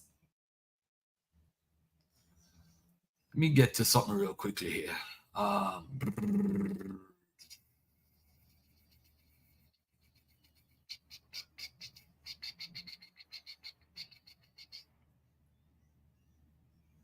Look at this right here. This is a perfect example. Another example here. We see that Jesus, or Heru, in this instance, was born on December 25th. You should also understand that in the birth narrative of this divine force, you also see that his birth is heralded by a star in the east and visited by 3 kings.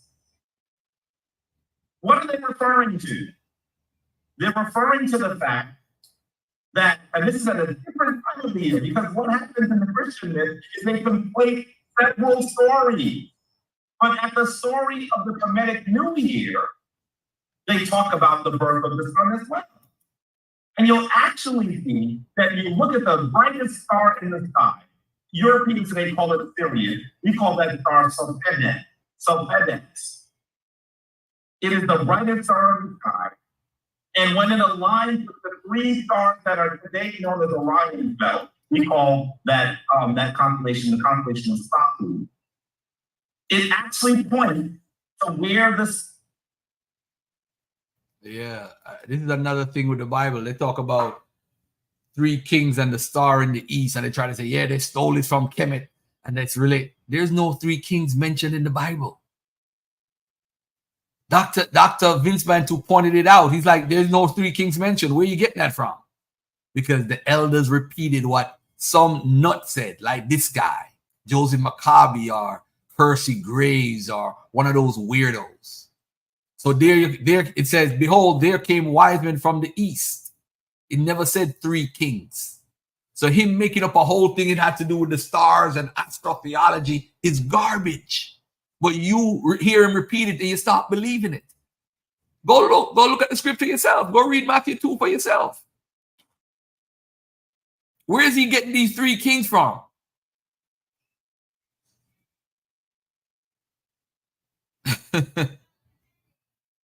Oh man, I tell you.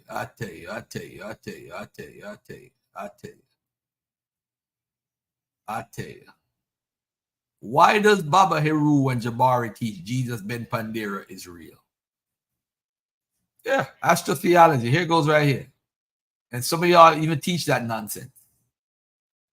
It's crazy. The astrotheology and the zodiac. That story is a very, very, very old story. We are actually talking about astrotheology. That's what this story is. Astrotheology. And for people who don't understand that and are offended by it, maybe what you should say is, when I talk about Jesus dying and being reborn on the third day, I'm not saying anything different. My version is a story that is thousands and thousands and thousands of years. Astrotheology. Yeah, we believe in it. Where we got it from? Where did y'all get it from? And the zodiac. Egyptian astronomical texts, the decans, planets, constellations, and zodiacs by O. Newjeboya and Richard A. Parker. No zodiac in Egypt before the Greek period, not astronomy, I mean astrology. See? The quote right here. Zodiacs are not found before the Ptolemaic period, but are frequent from then on. They occur alone or in association with planets, decans, constellations, and various mythological figures. So the Greeks use Babylonian texts and they use Egyptian texts and they created what's called astrology.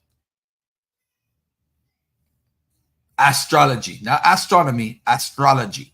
The zodiac signs that we talk about we're connected to.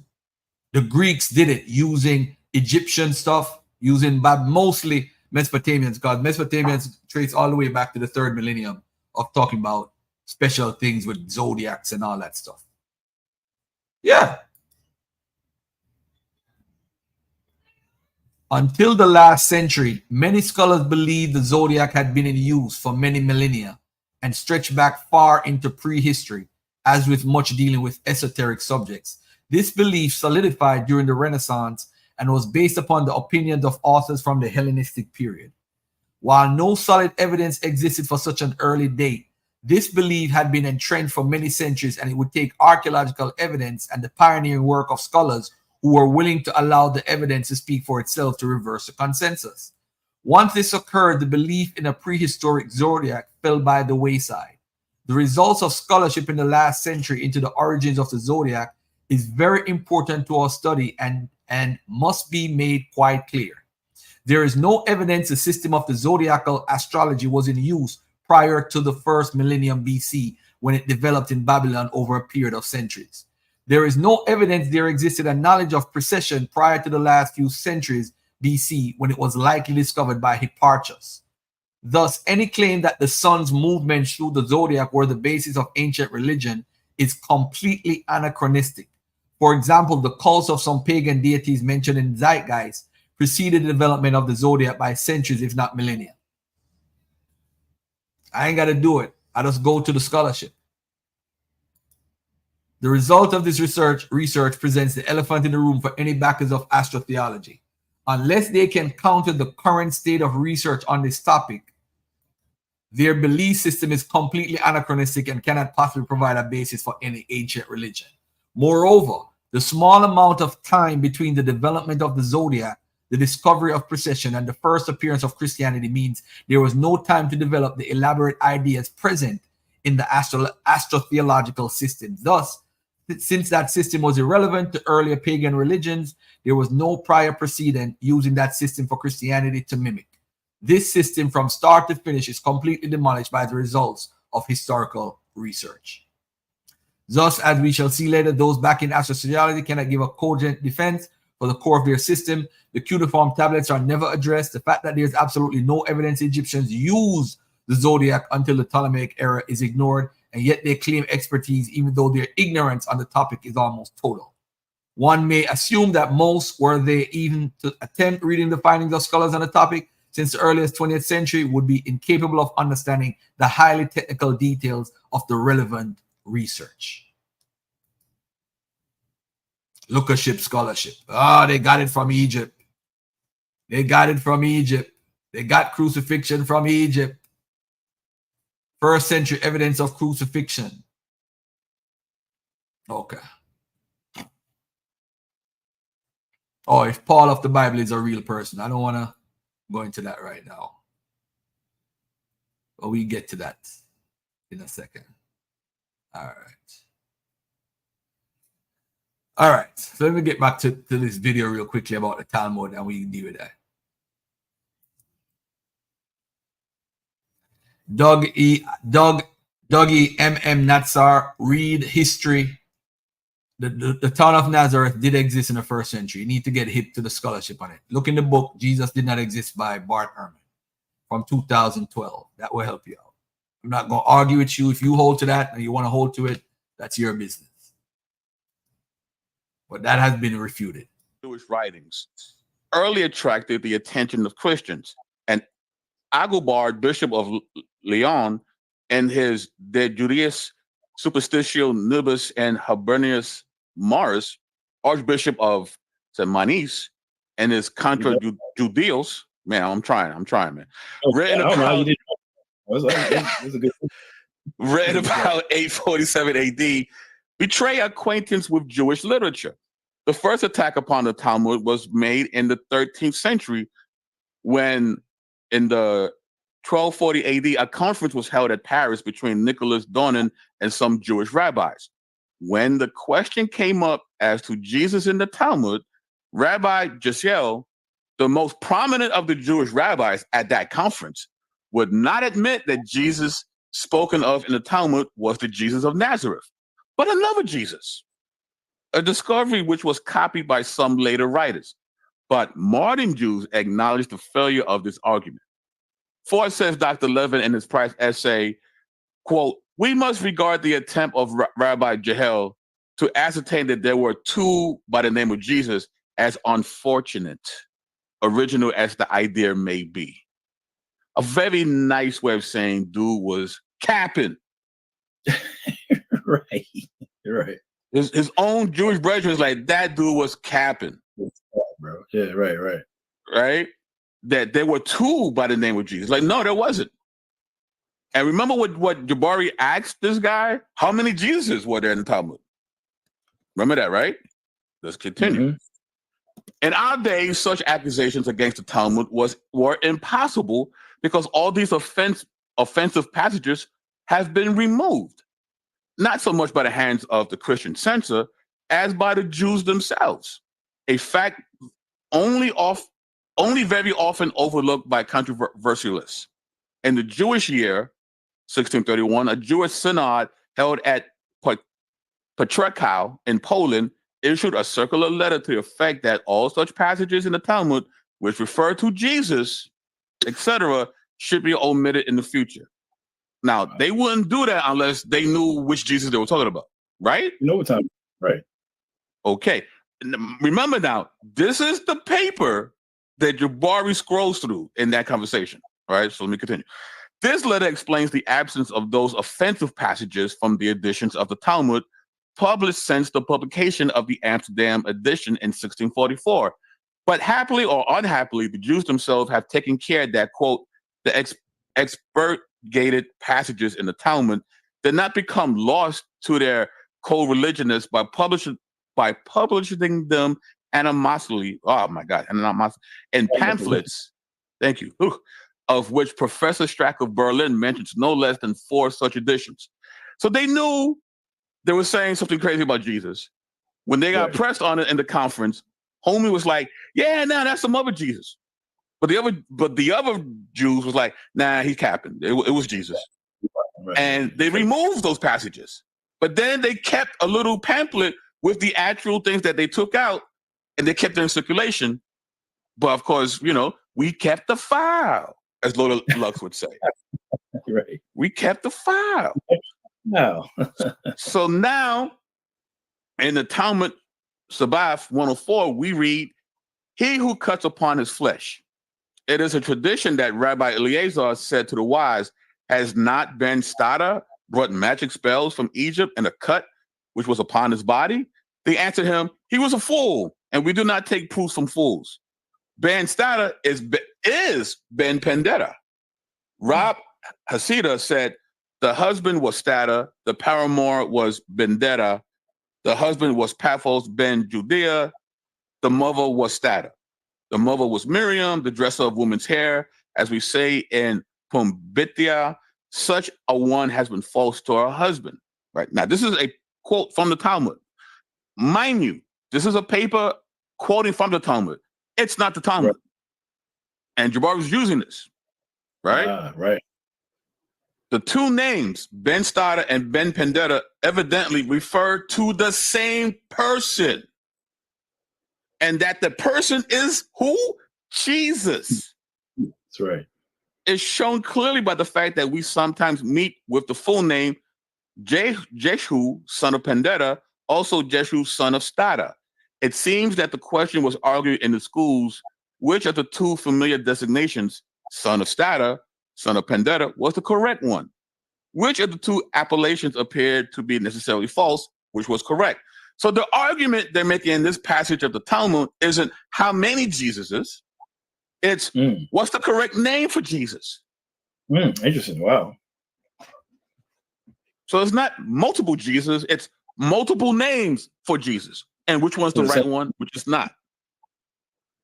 Again. Yeah, BK, y'all need to check out BK Apologist, man. Let me just deal with this guy right here. Jesus is frequently referred to as Jesus of Nazareth. It is interesting to learn that the town now called Nazareth did not exist in the 1st century BCE. If you do a simple Google search, let's do something basic. Let's go to Wikipedia. It's the quickest thing you can find if you want to know the truth regarding Nazareth. All right. It's bigger so everybody could see at home. All right. So let's scroll up a little bit. Now, for other users, see Nazareth. Nazareth redirects here for the name. See Nazareth, the name. Nazareth, the view of Nazareth. This is what it looks like on the map where it would be located. It would be in the northern, where what we call Israel today. All right. Nazareth was a Jewish village during the Roman and Byzantine period and is described in the New Testament as the childhood home of Jesus. All right. Let's scroll down because you said it never existed, right? Let's take a look if that's true. Let's scroll down to what information they have. New Testament references, extra biblical references, the form Nazara, Sextus Julianus, Eusebius, Origen, Church Father Origen knows the form. The first non-Christian reference to Nazareth is an inscription on a marble fragment from a synagogue found in Caesarea Maritima. This fragment gives the town's name in Hebrew. The inscription dates to AD 300 and chronicles the assignment of priests that took place at some time after the Bar Kokhba revolt. An 8th century AD Hebrew inscription, which was the earliest known reference to Nazareth prior to the discovery of the inscription above, uses the same form. All right. Let's go to the Roman period. Archaeological evidence shows the Nazareth was occupied during the what? Hellenistic period through the Roman period. So obviously there is more information. See 2020, my brother, the settlement history of Nazareth. So if 2012, Bart Ehrman referred to it in his book, Did Jesus Exist? So you're using information prior to that. So I'm not disagreeing with you to say, hey, I am right and you're wrong. You're right. That's what the consensus was at a time until they found new information that overturned the consensus on Nazareth not being a real place. All right. So we have documents from the Church Fathers, 300 AD, referring to the Bar Kokhba revolt, which is 132 AD. So that's in the 2nd century. Then we have a reference to it in the Gospels, which date back to the 1st century. So we have internal evidence. Then we have different Hebrew inscriptions.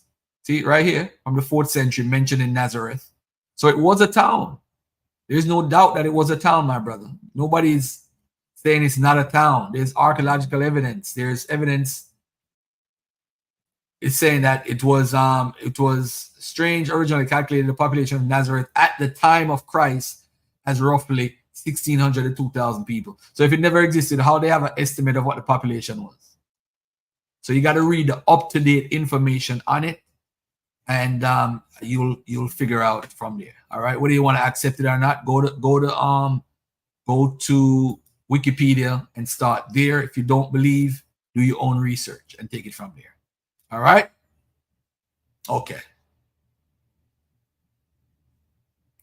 All right. Now, if anybody wants to jump on, the link is in the chat. I do want to say something regarding Smash versus Wudjau. I think we need to have a dialogue, set up a dialogue between those two brothers. They both respect each other. They just disagree and have different conclusions. And we love and we love a good debate. People are going to take one side and some are going to take the other side, but I think we got to set it up. I don't necessarily have to be a part of it. If y'all want to do a pay-per-view or whatever, that's up to y'all. But my platform is free, and you could pick your moderators. I don't have to moderate, and we just get it in. Instead of all this mudslinging on each other's channel, not saying that Wudjau is our Smash, but I'm just saying in general, we don't need to even go there. All right? Hey, somebody hit up Brother Ong for me real quick, because I want to get into something with him real fast. Shout out to Orthodox Moor and the Yap Gang.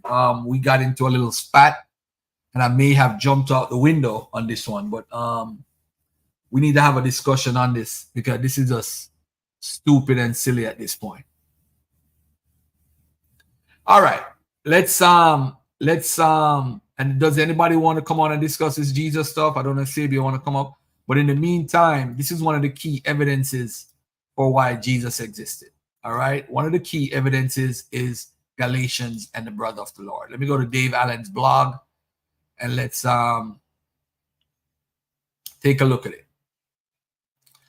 As a historist, it is important not to presume the historicity of Jesus. So here I am going to examine one idiosyncratic phrase Paul uses in his letters. These are the two passages that use the phrase brothers of the Lord. Don't we have the right to take a believing wife along with us? Oh, before I even talk, some people say you can't use the Bible to prove the Bible. There was no Bible in the first century. You have letters. So when you take that stigma away of you can't use the Bible to prove the Bible, there was no Bible in the first century. This was developed in the late second century. So when people say, well, why would you use this if this is that and da-da-da-da? Nonsense. Total nonsense. What we need to do is look at the Bible as from Paul's perspective. He's recording history mixed with theology, and Paul was a real guy. Now, if you don't believe Paul is real, that's on you, right? If you go to Dr. Richard Carrier's website, he has the historicity of Paul, an article, beautiful article, where he breaks down Paul being a real person.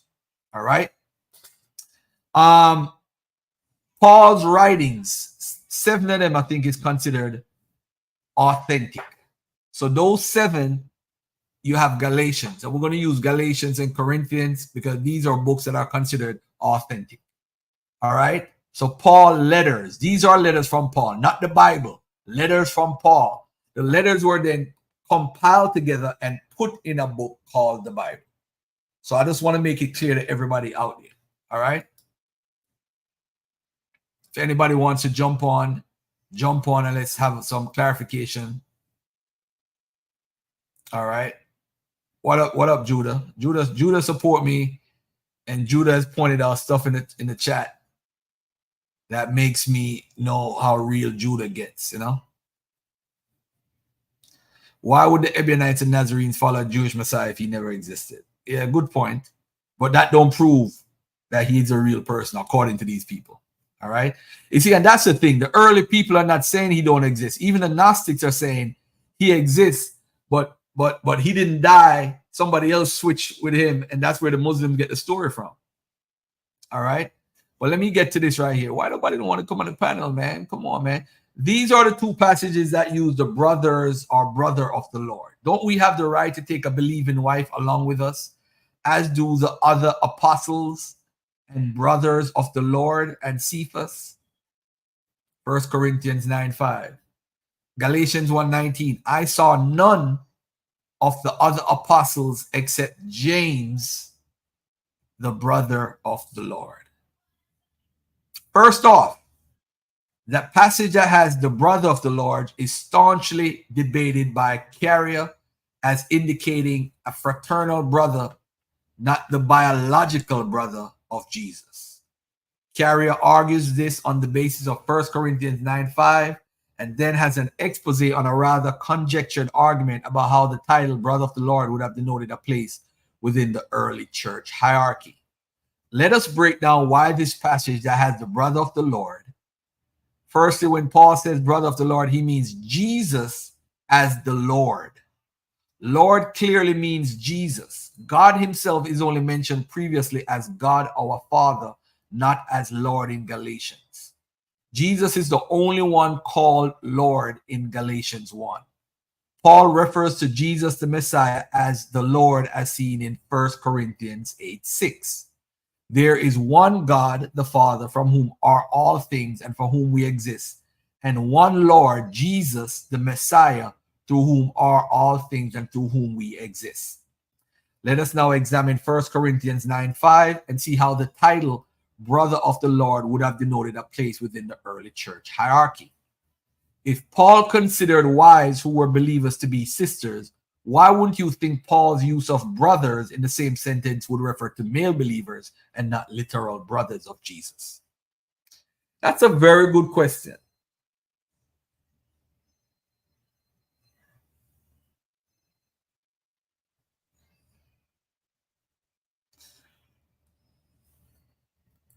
Don't we have the right to take a believing wife along with us, as do the apostles and the Lord's brothers and Cephas? Note here, Paul does not have the corresponding idiosyncratic sisters of the Lord. When referring to normal believers, he never calls them sisters of the Lord or brothers of the Lord. Not once, never. Let me make that clear. Not once, never.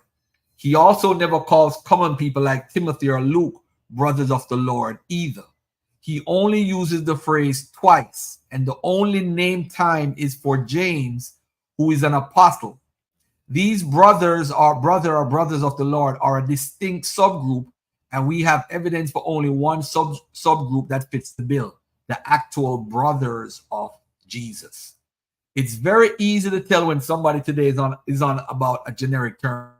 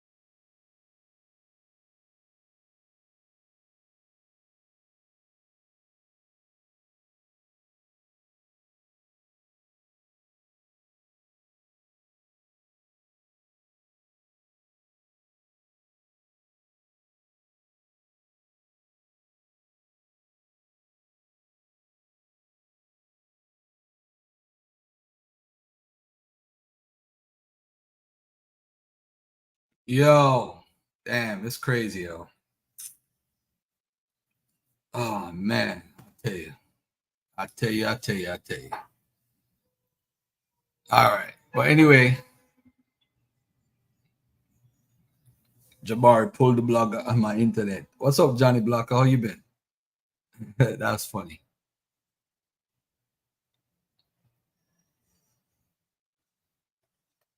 I didn't even know I was off the air, yo, because I was reading. What's up, Miss Tiffany?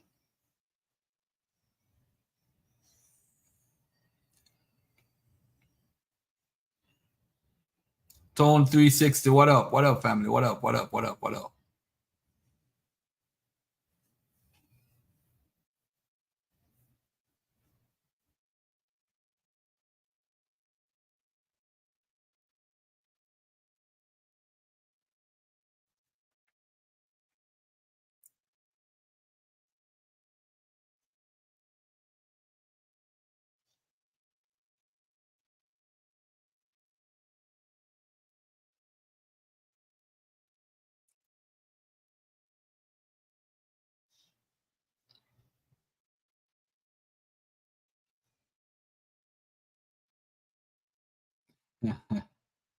All right, peace and love. We back here. Yeah, I was reading the article and I got cut off, but let's have a little fun in the meantime while we get back to the people in here. Shout out to Sister Tamika for this. Anetrok Newt. Nuke Newt.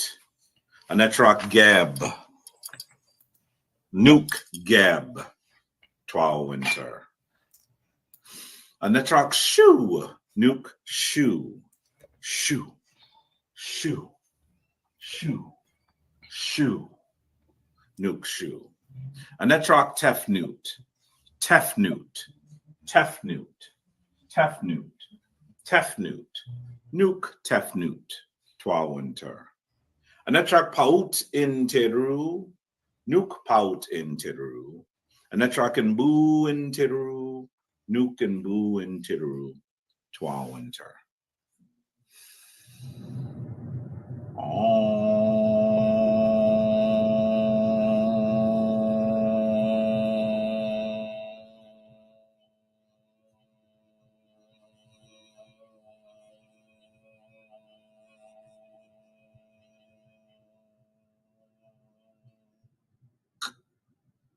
Twal Winter. Nuke Neat. Anetrok Dwa Mutef. Nuke Dwa Mutef. Twal Winter. Anetrok Newt. Nuke Newt. Anetrok Gab. Nuke Gab. Twal Winter. Anetrok Shoe. Nuke Shoe. Shoe. Shoe. Shoe. Shoe. Nuke Shoe. Anetrok Tefnut. Tefnut. Tefnut. Tefnut. Tefnut. Nuke Tefnut. Twal Winter. Anetrok Paut in Teru. Nuke Paut in Teru. Anetrok and Boo in Teru. Nuke and Boo in Teru. Twal Winter.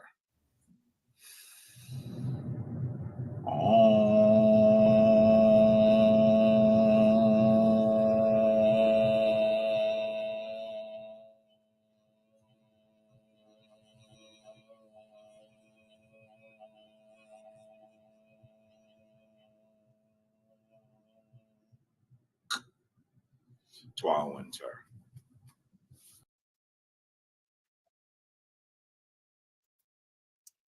You know, hey, what up? What up? What up? My brother from the UK in the building. What up, kid? Yo, peace, Garfield. Can you hear me? I could hear you. I could hear you.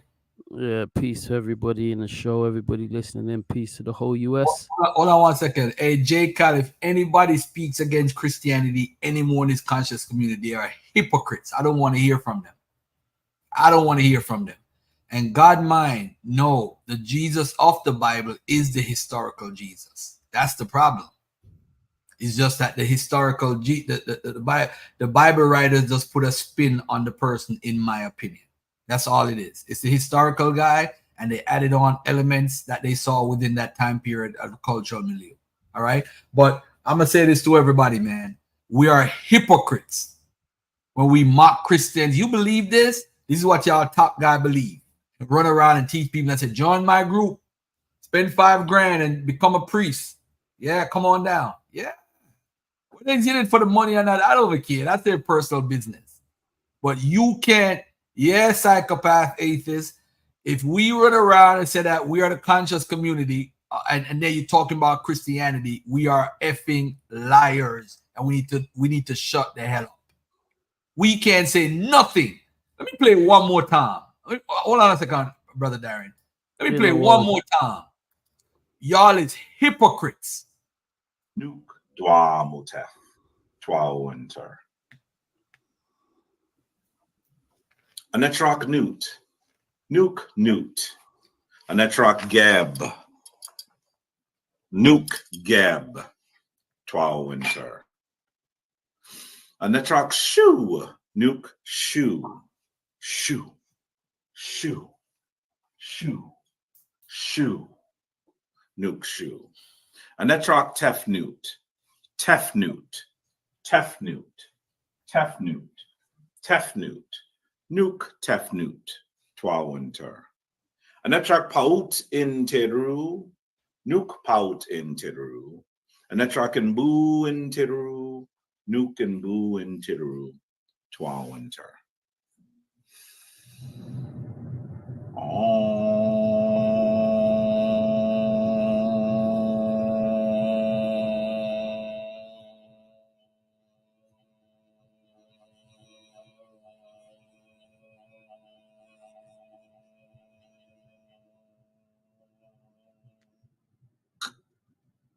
Twa winter.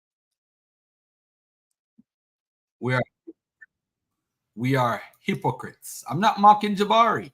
I'm just saying we are hypocrites.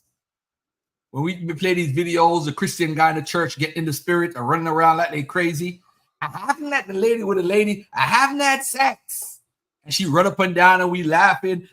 Look at these stupid people in church. Nope. Look at yourself in the mirror. It's the same thing. It's the same thing. And I'm going to prove it. I'm going to prove it too. Watch it a second. Go ahead, Brother Darren. Yo, brother Garfield, yeah, just listening in UK in the house. Just a couple of quick questions for you in reference to Jabari and the upcoming debate that I think he's got with Amon Ra. Who's the other pastor? Say that again. There's another pastor that, because Bennett's not available for the debate because he's studying on his masters, right?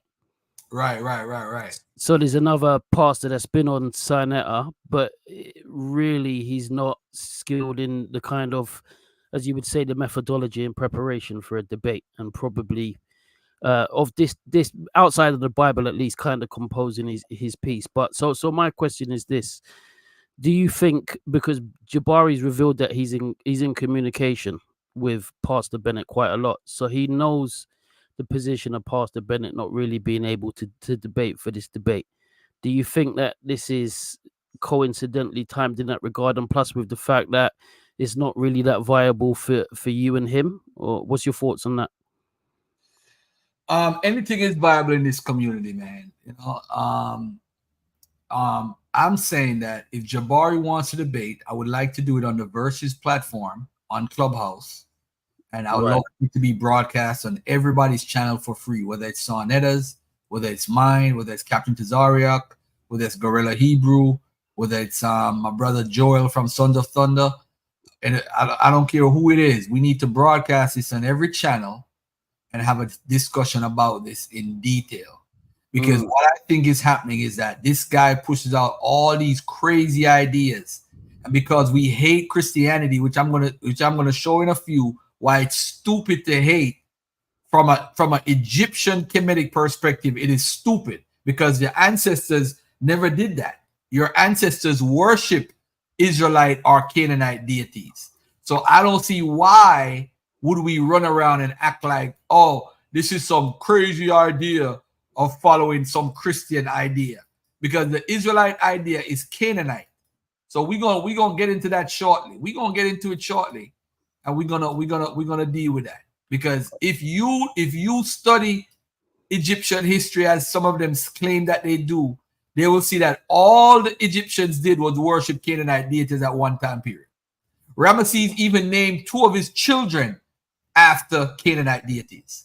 So this disdain of, oh, it's from the Bible and it's fake, it's from Kemet, and y'all doing the same thing and following their deities. So I guess we should follow Egyptian deities because they also followed Canaanite deities, and the Canaanites are Israelites. So technically we're worshiping Israelite deities in Egypt. When I say we, because there's a lot of African Americans thinking that they are the Egyptians. Go ahead, my brother. All right. So last question is, you were just talking about the point of using Paul and the argument for Paul using James as the brother of the Lord, and showing the context to show that effectively when he's using it, or when he's using sisters in regards to Jesus, it's being used in the context of siblings. So Jabari, when he spoke on it, he made an appeal to authority of some scholar, to kind of say, well, brothers, this particular scholar that he used, and brothers is only being used in a generic term. But one thing that I found interesting was that Jabari didn't mind, at least on one point, I can't remember if it was this exact point, to explain things from a Catholic perspective. But I find that interesting, at least for this point, because the earliest source that we have within so-called Christian writings, which is pseudo writings, for Mary being a perpetual virgin, is the Proto-Evangelium of James. The Proto-Evangelium of James is maybe mid-2nd century, and it's not canon. Also, within the Proto-Evangelium of James, it doesn't have Jesus going into Egypt. It doesn't have him. How do I put it? I think it's either going into Egypt or born in Bethlehem. There's issues with it, hence why it obviously is not canonical.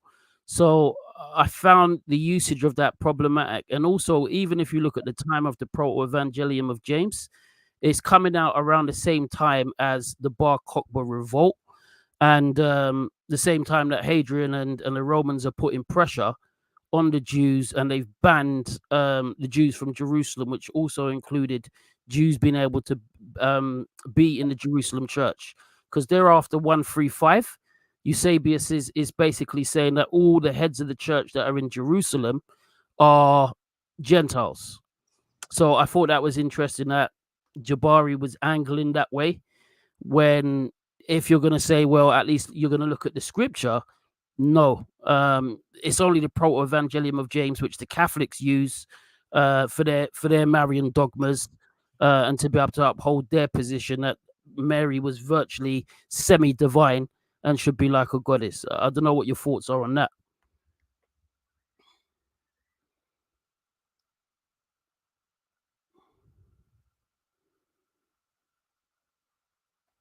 You there, Garfield? Yes, sir. I'm right here.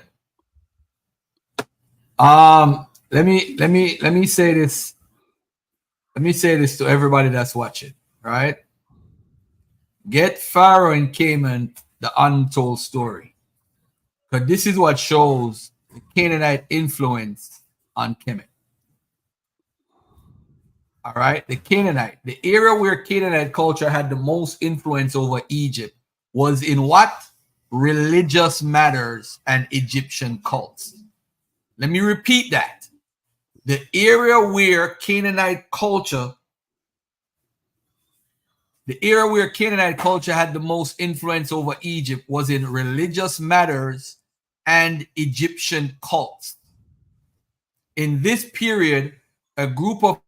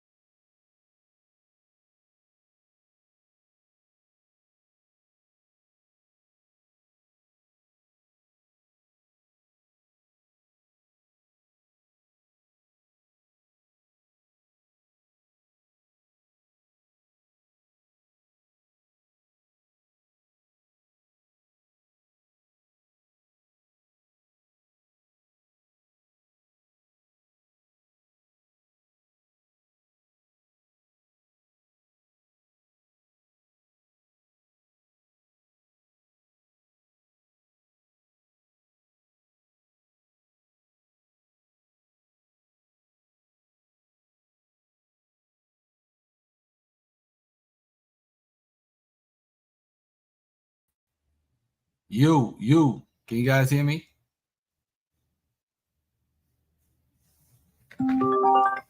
Yeah, we can hear you.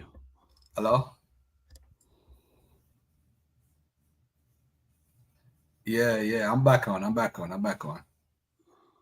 right, cool. Yeah, the Neteru. They coming for me today, boy. Shouldn't have made him spin around like that, Garfield. Do me a favor, Darren. What I'm gonna do is I'm gonna reset my computer. Where is can somebody come on and chop it up for a little bit with Darren? I'm gonna reset my entire system. I'm gonna plug my whole internet out. It's gonna take like a minute, and I'll come back on because I got another 2 hours to do. I gotta stay on here. So anybody else want to jump on and deal with this for a little bit? I don't know if Cedric or Sabio or somebody want to jump on and drop some knowledge for 2-3 minutes with Brother Darren. And oh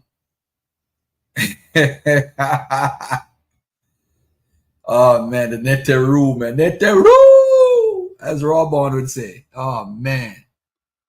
Come on, man. Who want to come hold it down for like 2-3 minutes while I reset my computer? Because I got a lot of stuff I gotta say.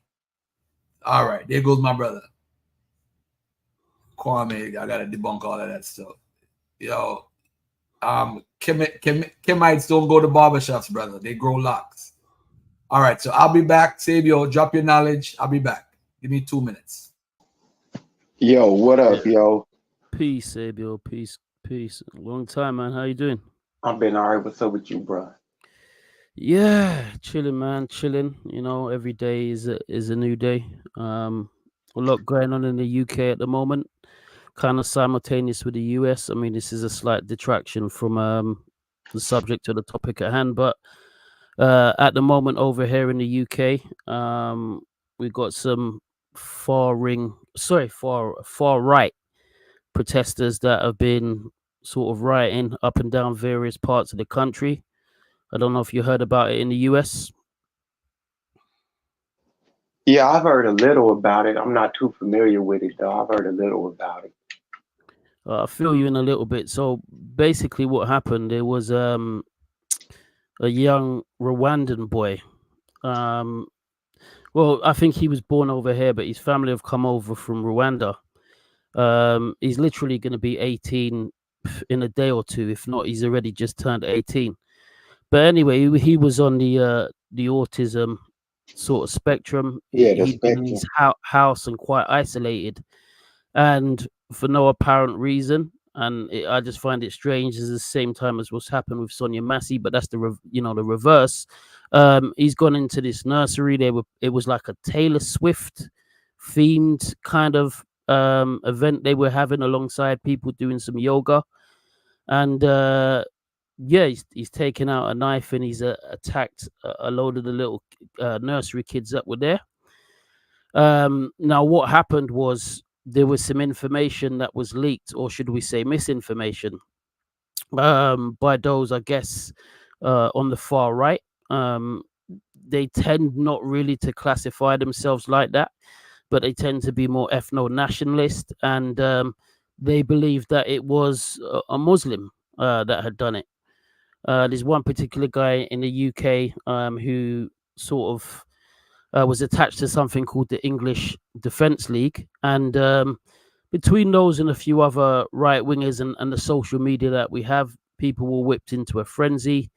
They had a town called Southport.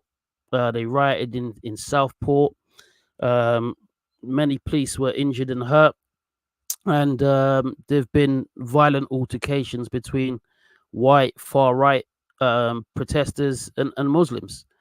But it's spread to different towns and cities over here, so it's it is a bit of an issue. But what had happened is a couple of weeks before that, there was another assault on the police by, I think they were Romanians. The police were looking to, I think what they did is there were some children that were under social services, and the police kind of removed them. The community didn't want them removed, and it whipped that community into a frenzy. And you know, everything goes viral. These videos and these images go out. So the far right have been, you know, have been very, very agitated. So at the moment, it's a little bit tense in the UK, and I guess we're kind of waiting to see where it goes now. But I've also been sort of monitoring the Sonia Massey situation. But have you got any thoughts on either of those two situations, Sabio? Well, the Sonia Massey situation was horrific. That was a straight out murder. Right. There was no reason the cops should have been in the house. Once they secured the premises, they should have called it in and let the people on the phone continue to deal with Sonia Massey. They should have never entered her house. There was no need for them to be in the house, knowing she was going through what they were calling a mental situation, an episode. So it was escalated from there.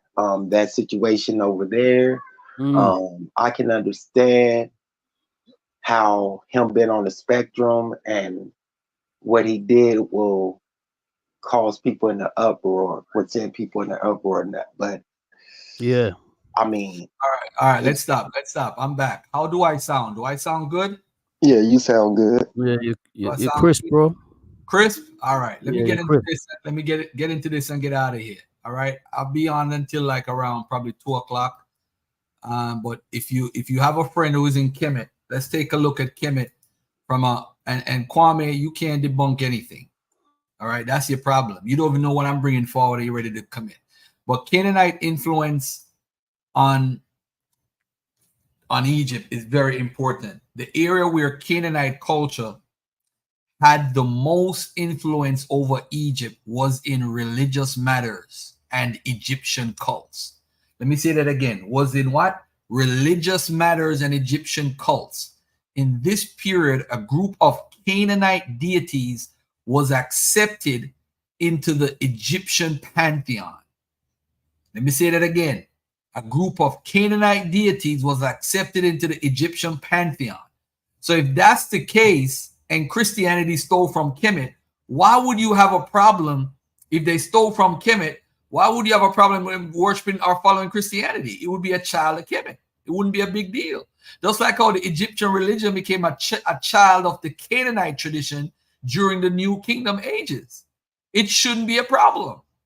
Temples of these gods and goddesses are known from Egypt, and they now appeared on Egyptian monuments as worship entities, both private persons or the pharaoh himself.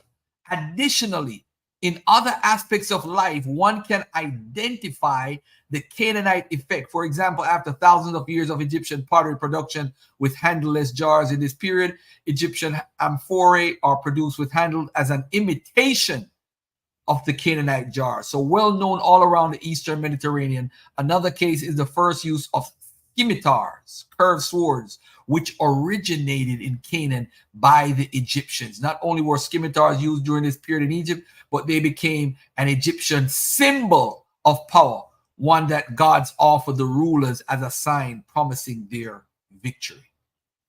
Pharaohs worshiping deities. Is this stealing? Because they say Christianity stole from Egypt. Did the Egyptians steal from the Canaanites or the Israelites? Let's take a look at it. The extensive Egyptian presence in Canaan also led to the worship of Canaanite gods by Egyptians and the integration of these gods into the Egyptian pantheon. The Canaanite gods, both male and female, received the standard epithets of Egyptian deities. They were venerated by kings as well as private individuals. What's up, God Killer in the building, man? Master Teacher in the building. Well, I'm sorry, not Master Teacher. But let's get to this real quickly. They were venerated by kings as well as private individuals and were depicted on Egyptian royal and private monuments in both Egypt and Canaan. Now, look at this right here. The Canaanite gods most commonly appearing on Egyptian monuments of the New Kingdom include the Canaanite nude goddess referred to as Kedeshet, the goddess Anat and Astarte, the god Baal identified with the Egyptian god Seth, patron of the rulers of the 19th and 20th dynasties, and the god Reshef identified with the Egyptian war god Montu. The worship of Canaanite gods by Egyptians is the most outstanding expression of the cultural impact of Egyptian rule in Canaan. So they went into Canaan and stole all them gods. Isn't that what y'all teach? Don't y'all teach that? They stole from Egypt, but y'all went up in Canaan, ruling Canaan, and stole their deities and say, yo, as of now, Ramesses is going to name his 2 daughters after Astarte. The Egyptians worship in Mekal. They found the evidence within Canaan in Beth-Shean. These are the Amorites. They built them. The god is identified Mekal, the god of Beth-Shean. The 2 Egyptian worshippers facing him in a posture of adoration holding lotus flowers are identified the architect Amenemope and his son Paramheb. The stela thus clearly evinces Egyptian worship of a local Canaanite god, and this is in Israel. Goddess Anat venerated by kings and common folks in the Ramesside period. Canaanite worship of Egyptian deities. So it goes both ways because Hathor was worshipped all over Canaan. There's no clear evidence for the Canaanite worship of Egyptian gods during the time of Egyptian Empire in Canaan, except in the case of the goddess Hathor. And why is Hathor important, by the way? Because in the biblical text, Hathor has to do with what, Sabio? You know what Hathor has to do with? Sister Nepal always talk about it. Let me put her out there. She always talk about this. The Hathor, she's the rebirth. Nah, but we get into it later. Don't worry about it. Don't worry about it. This is correspondent between the kings of the great empire. Did y'all know that the king of Babylon demands justice from the king of Egypt for robbing a Babylonian caravan in Canaan and killing a Babylonian messenger merchants? And all of this is written in cuneiform, by the way, which was the lingua franca. Akkadian cuneiform was the lingua franca. So you had pharaohs writing in Akkadian back and forth. The Armana trade. Yeah, this is them worshiping the gods, man. They're worshiping outside gods during the kingdom. So don't fall for the whole okie doke of these people not worshiping gods or other deities. And by the way, too, Dagon, which is a deity, is the Hebrew word for grain. In Ebla, Dagon is the god of grain. So you see Dagon in the Bible. In Ezekiel, you also see the Amorites all over. But anyway, I'll deal with that another time. I wanted to deal with hold on a second. Let me back up a little bit.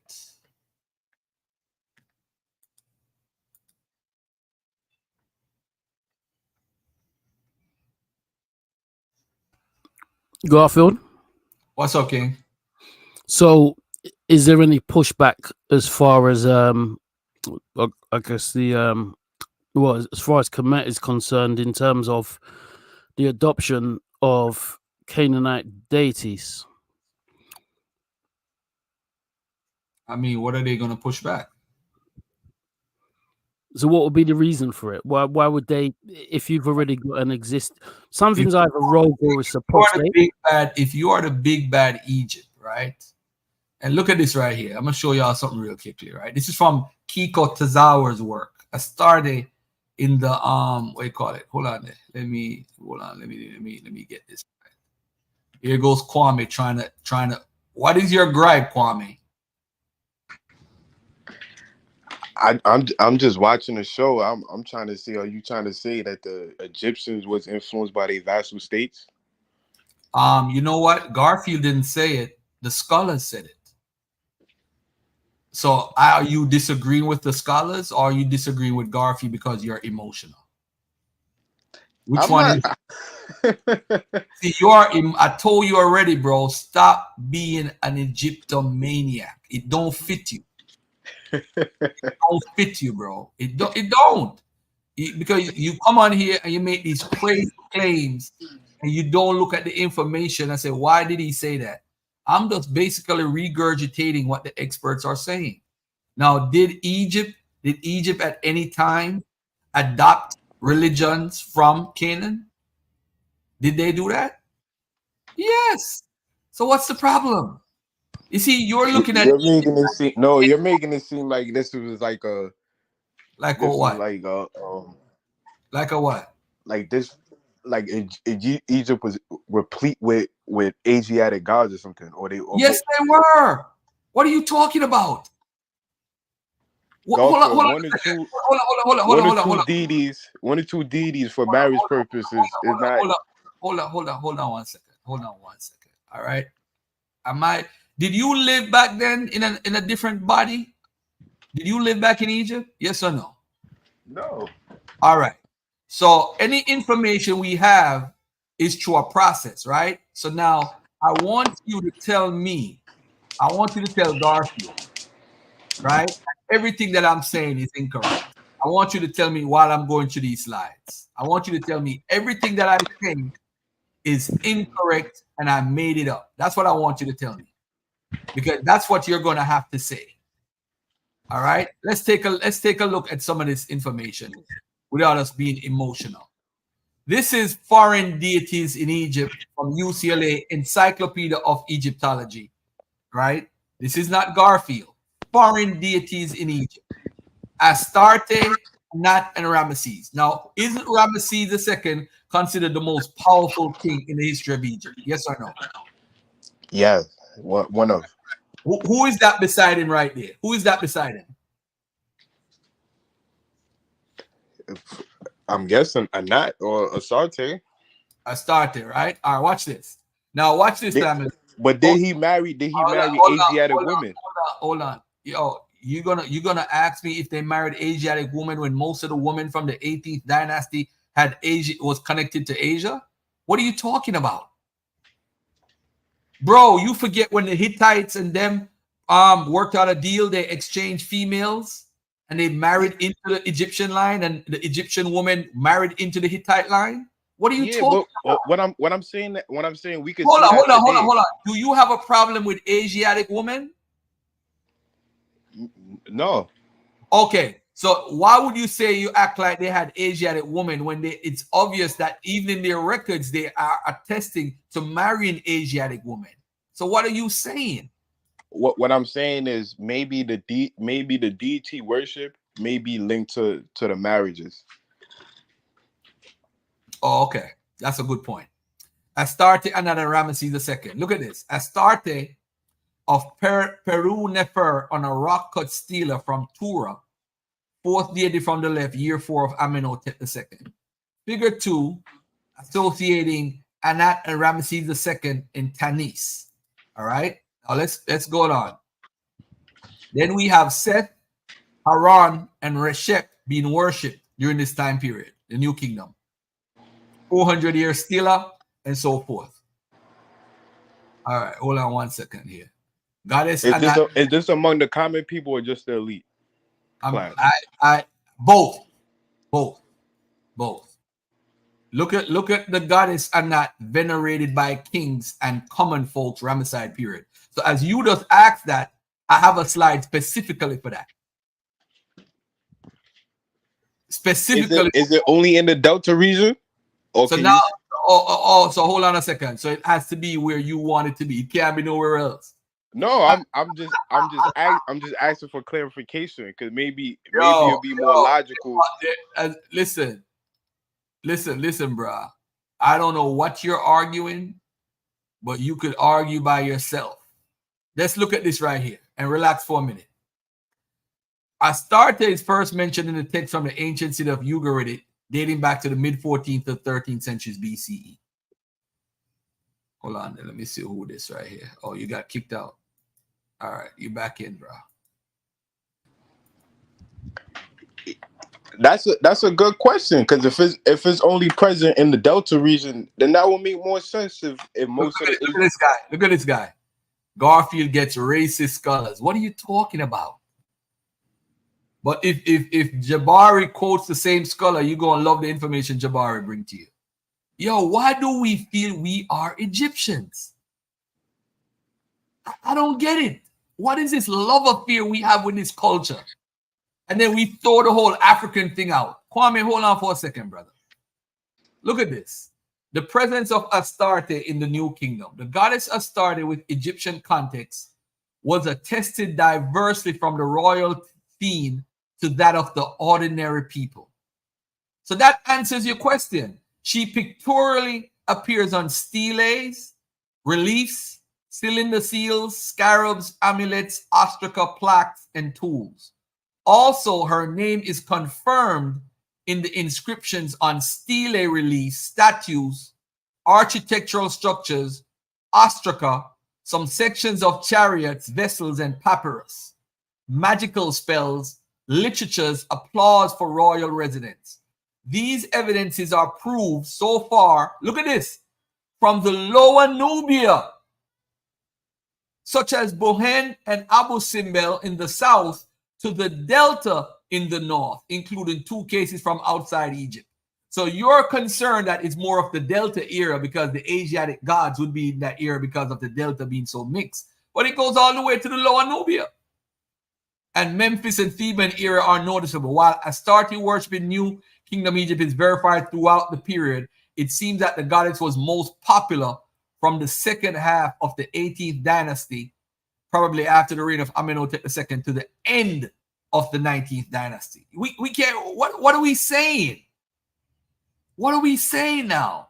And they're pointing out where she being worshipped. It's all over the map. What are we saying? What are we saying? So it's wrong to worship.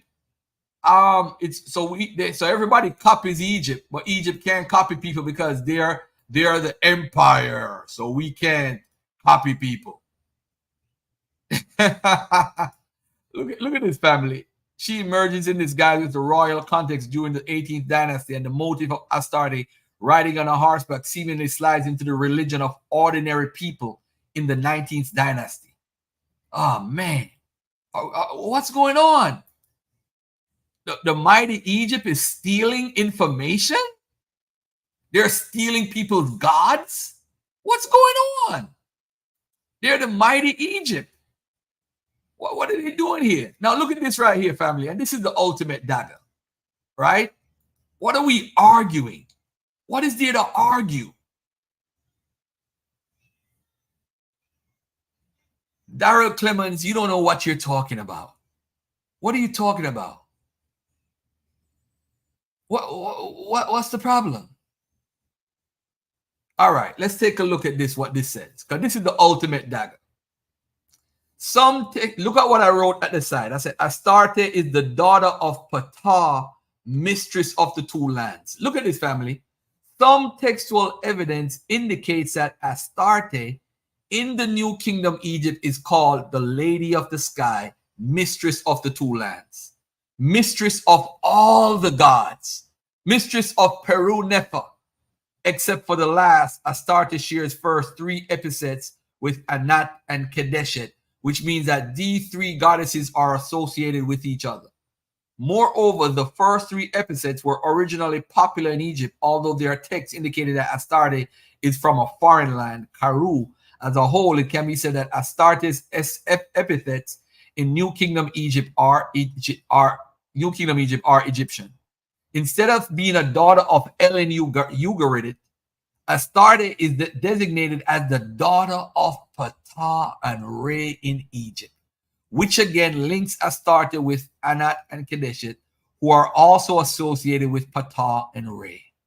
Furthermore, these characteristics perhaps implies that Astarte and the other 2 Syro-Palestinian goddesses, aka Canaanite goddesses, aka Israelite goddesses, developed the association with 5 Egyptian goddesses, Hathor, Sekhmet, Bastet, Mut, and Isis, all of who are also connected with Ptah and Re, as explained.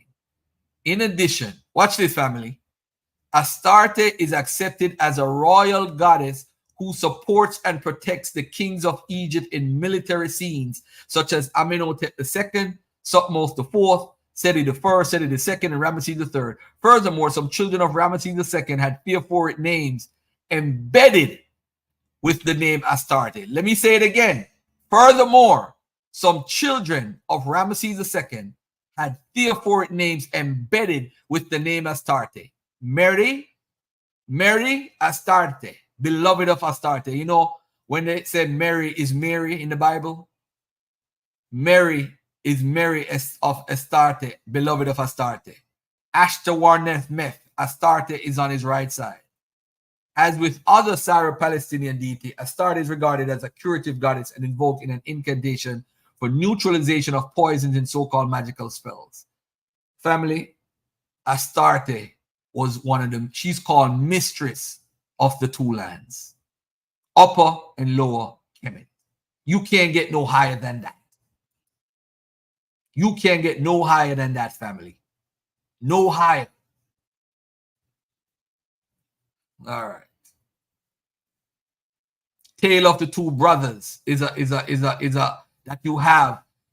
Canaanite remix story that's in the Egyptian. The Tale of the Two Brothers is a story, is an impressive product of creative power of transformation and translation in the creolized Egyptian Canaanite milieu of the Eastern Delta. So look at it, family. This tale was a very complex and sophisticated literary product consisting of 24 chapters corresponding to the hours of a day.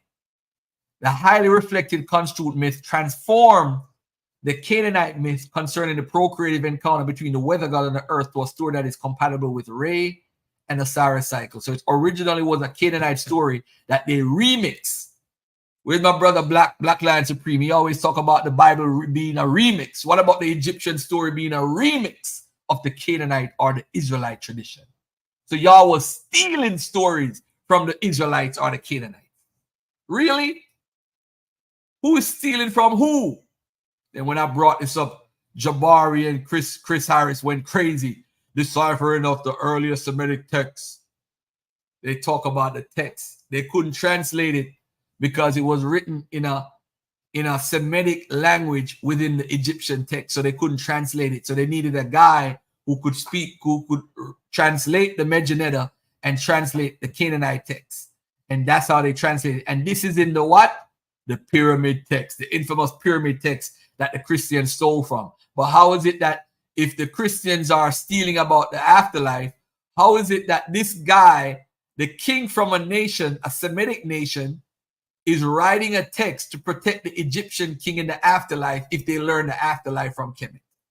How is that possible? The king of Biblios is writing a spell to protect the king from snakes in the afterlife. The Canaanite priests of the ancient city of Biblios in present-day Lebanon provided these texts to the kings of Egypt. The port city of Biblios was of vital importance for the ancient Egyptians, and it was from there that they imported timber for construction and resin for mummification. Oh, man. So they're connected. The new discovery showed that they also imported magical spells intended to protect royal mummies against poisonous snakes that were thought to understand Canaanite. So the snakes understand Canaanite. So they needed to come with that spell with the Canaanite language to protect the Egyptians. Oh my God, this is a dagger. Why would you need a Canaanite text to protect you as an Egyptian king? Ladies and gentlemen, although the Egyptians viewed their culture as far superior, Kwame, to that of their neighbors, their morbid fear of snakes made them open to the borrowing of Semitic magic. I don't like that word borrowing. Let's use Jabari's word. Open to stealing of Semitic magic. Y'all don't want this work with Garfield. Y'all don't want this smoke. Y'all don't want this smoke with Garfield. Y'all don't want this smoke. Y'all don't want this smoke.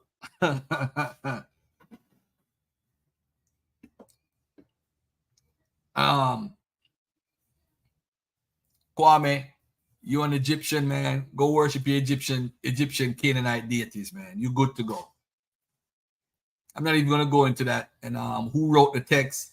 All or most of these innovations can be reconstructed with some degree of plausibility for Proto-Canaanite, but not for Proto-Aramaic. This is at the splitting. So this is in your pyramid text. The text comes from Biblios. Why are they writing spells for Egyptian kings? Y'all superior.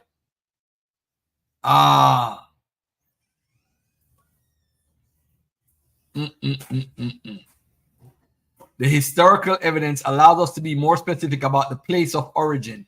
Commercial relations between Egypt and the Levant are known from the reign of Unas and for more than a millennium before it. During the Old Kingdom, much of the trade was funneled through the port of Byblos. Unas's involvement with Byblos is reflected in his pyramid texts and depicted in the causeway leading to his pyramid text. Stone vessels found at Byblos bearing the names of Egyptian rulers of the 3rd millennium and their predecessors. In the 2nd dynasty, they are believed to be dedication to the local cult of Balat and Hetewu or whatever. Oh man.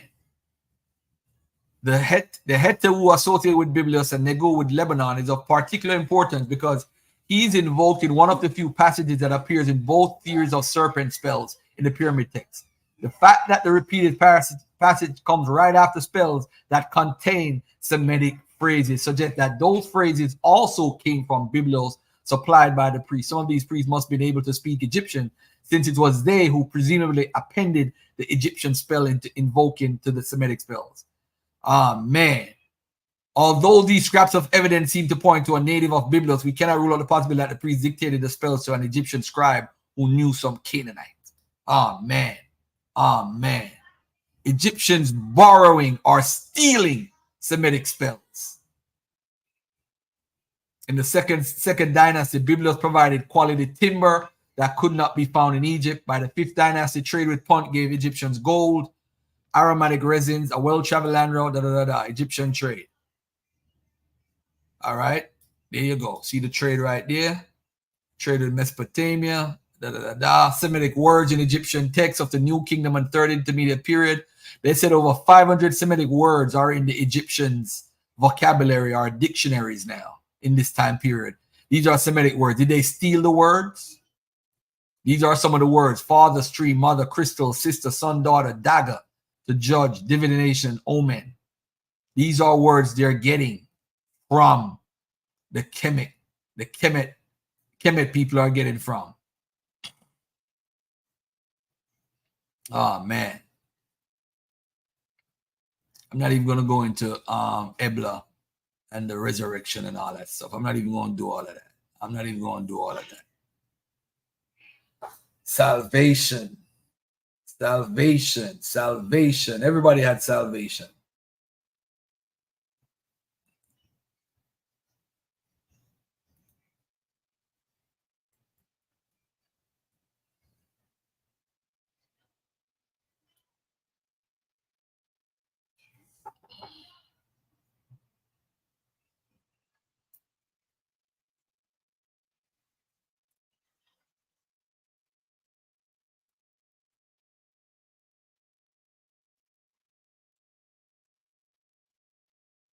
All right. All right. Let me get off of this. Let me get to some other important stuff. Hey, brother Uncle, you there, my brother? I'm right here. I'm here. All right. So I need your advice, man. What's going on? You want to say something before we get into anything? No, I'm saying if we're going to talk about coaches, then we got to actually talk about coaches and the reality that coaches will get things back and forth from each other. And that's what gives the culture its strength, is the ability to, interact with other human beings and, just get ideas that we might have not seen that, or even to make ideas better. This is when you're talking about real cultures and real humans. When you're talking about fake pseudo cultures, then the Egyptians never got nothing from nobody. Never did. Invented everything they had, came from their minds, and they was in a vacuum, and they was floating over the tundra, and all the ideas came from the heavens, yo. But if you're talking about the real early hunter-gatherers that inhabited the Nile, that came up out of the Sahara, migrated in, then you're talking about interaction between back migrations, people coming in. That's real culture. So I don't even think we prepared or even ready for the conversation, bro. It just want to be a whole bunch of nonsense and bullshit. I just want to throw my 2 cents in that, bro. I'll go back on me. Well, Unc, you made a list recently, man. There's this list going around, man. This list. And I got to put it on the screen for those who don't know. Shout out to Chuck Morgan. Well, you made a list recently, man. This list right here, bro. You're on this list right here. As a matter of fact, let me take this off the screen. Let me share this right here. Let me show the list right here. Put it back up there. You ain't rejected. Right here. It's a book called Lightning from the East, The Rising Clan and Rise of Dr. Malachi Z. York. I might do a live later with Chuck Morgan about it. But you made it. Oh, by the way, did you see this tape right here with Jabari? Wow. No, I didn't see that. Look at this right here. Jumping though, you went from the list to that. What you doing? I just want to make sure you saw it. Netrak Paut in Teru, Nuke Paut in Teru, and Netrak and Boo in Teru, Nuke and Boo in Teru. Stupid, yeah. Unc used to do this. I never did that, nigga. You did this, Unc. I saw you. You did this. You never seen me do that. You did this, what the hell? Get the cook hat on. Yo, how can we go against Christianity, right? And Netrak Dwamutef. And we hold it this right. How can we go against Christianity, bro? They just mess it up for everybody. But anyway, back to the list. So we're featured in this book, The Rising Clan and the Rise of Dr. Malachi Z. York. And we're on this list called the Black Devils, the worst liars, slanderers, hypocrites, and detractors. The only thing, though, I don't know why you, Lord Abba, you, Priest Daniela, Langston, Fairy Magdala, Chuck Morgan, all rejected, but me, Divine Prospect, City, Young Pharaoh, and Tazariak are not rejected and Ashar. I don't get that. Are you like the worst of the worst? Or I don't know. Why are we not rejected? I'm kind of upset about that. Where you at?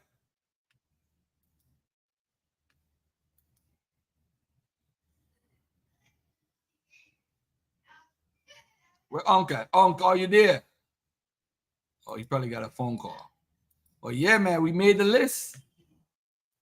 I'm going to probably do a show about it next Sunday, about this list. Shout out to General Hashar, Sarah Sutanseti, Young Pharaoh, all the brothers and sisters that made the list. I'm honored. This is the Black Devils list. The poor Divine Prospect. What the hell Divine Prospect did?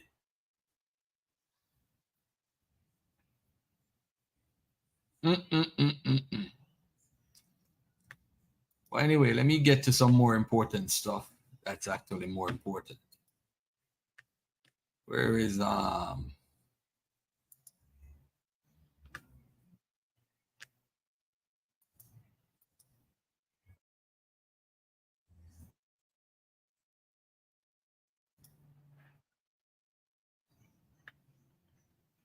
yeah, where my dude Sean at, by the way, too? Where's Sean at?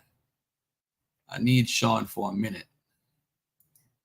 And Kwame, I did see the Carpenter stele. That has nothing to do what we were talking about. Nothing at all. It was created in the 4th century BC. Nothing that we're talking about.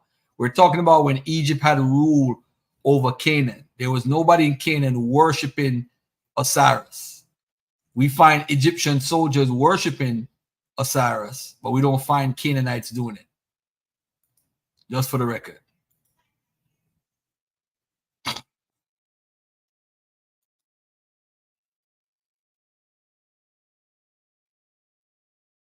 All right, so let me get this out of here. Where Sonny that made that call to Unc. Yeah, man, even Divine Prospect on that list. I don't even know if Divine even knows he's on the list. But I'm here. The computer's reset. Everything is good. I'm gonna show this video because I told Unc I wanted to talk to him about this situation right here. Hold on 1 second, man. Y'all go ahead.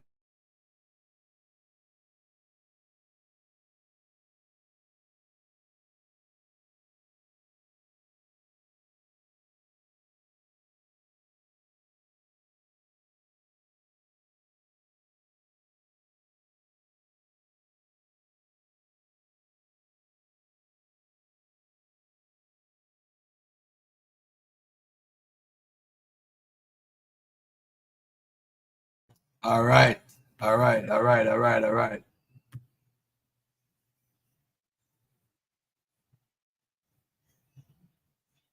JT Mac, what up, bro?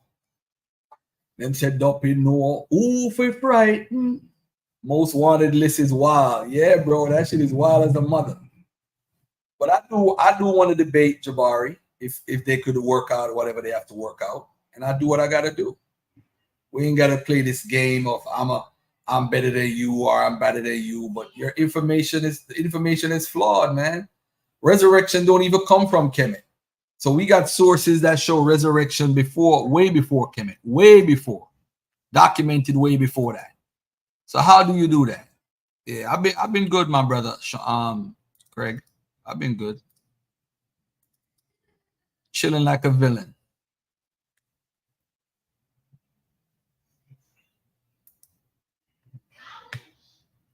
Where's Sean Pierre? Sean ain't in the audience, man. Jump on for a minute, man. I'm here, Garfield. What happened, man? It sounded to call you, man, so you had to take the call. I see you starting that shit right now, yo. That's some bullshit. See, somebody right in the bullshit, yo. Somebody put it in the chat. I know, yo, but I'm not even laughing today, yo. Why you gotta put me on that, yo? In that, yo. Come on, yo. All right, cool. I got you. Don't do that, yo. I got you. Yeah, that ain't even right, yo. All right, I got you. All right, so yeah, so you on the list. What do you think about that list that they created, though? I tell them I appreciate them put me in a book saying I'm rejected by the teachings of Malachi York. Yo, that's a good. That mean I did my thing. You the one don't got no rejection, yo. So are you supporting Malachi York's teaching, yo? That shit is crazy. But look, Sadie, look, all the pseudo, look, except for Shahar. I fucks with Shahar. But look, you got Seti, you got Young Pharaoh, you got Garfield, you got Divine. You surrounded by pseudos. They reject Tazariah, reject Young Pharaoh, Seti, Ashara. Yeah, baby. And then you say the black devil, so I'll be a black devil, proud black devil, proud of it. Black and I'm proud, absolutely, yeah. I want to know why you rejected and I'm not. That's what I'm beefing about. Because you don't bang hard enough. You get them niggas breaks. Oh man. You show them love. I show them no love, yo. I call them what they is, yo. They pseudos, yo. They have no love for real historical accuracy.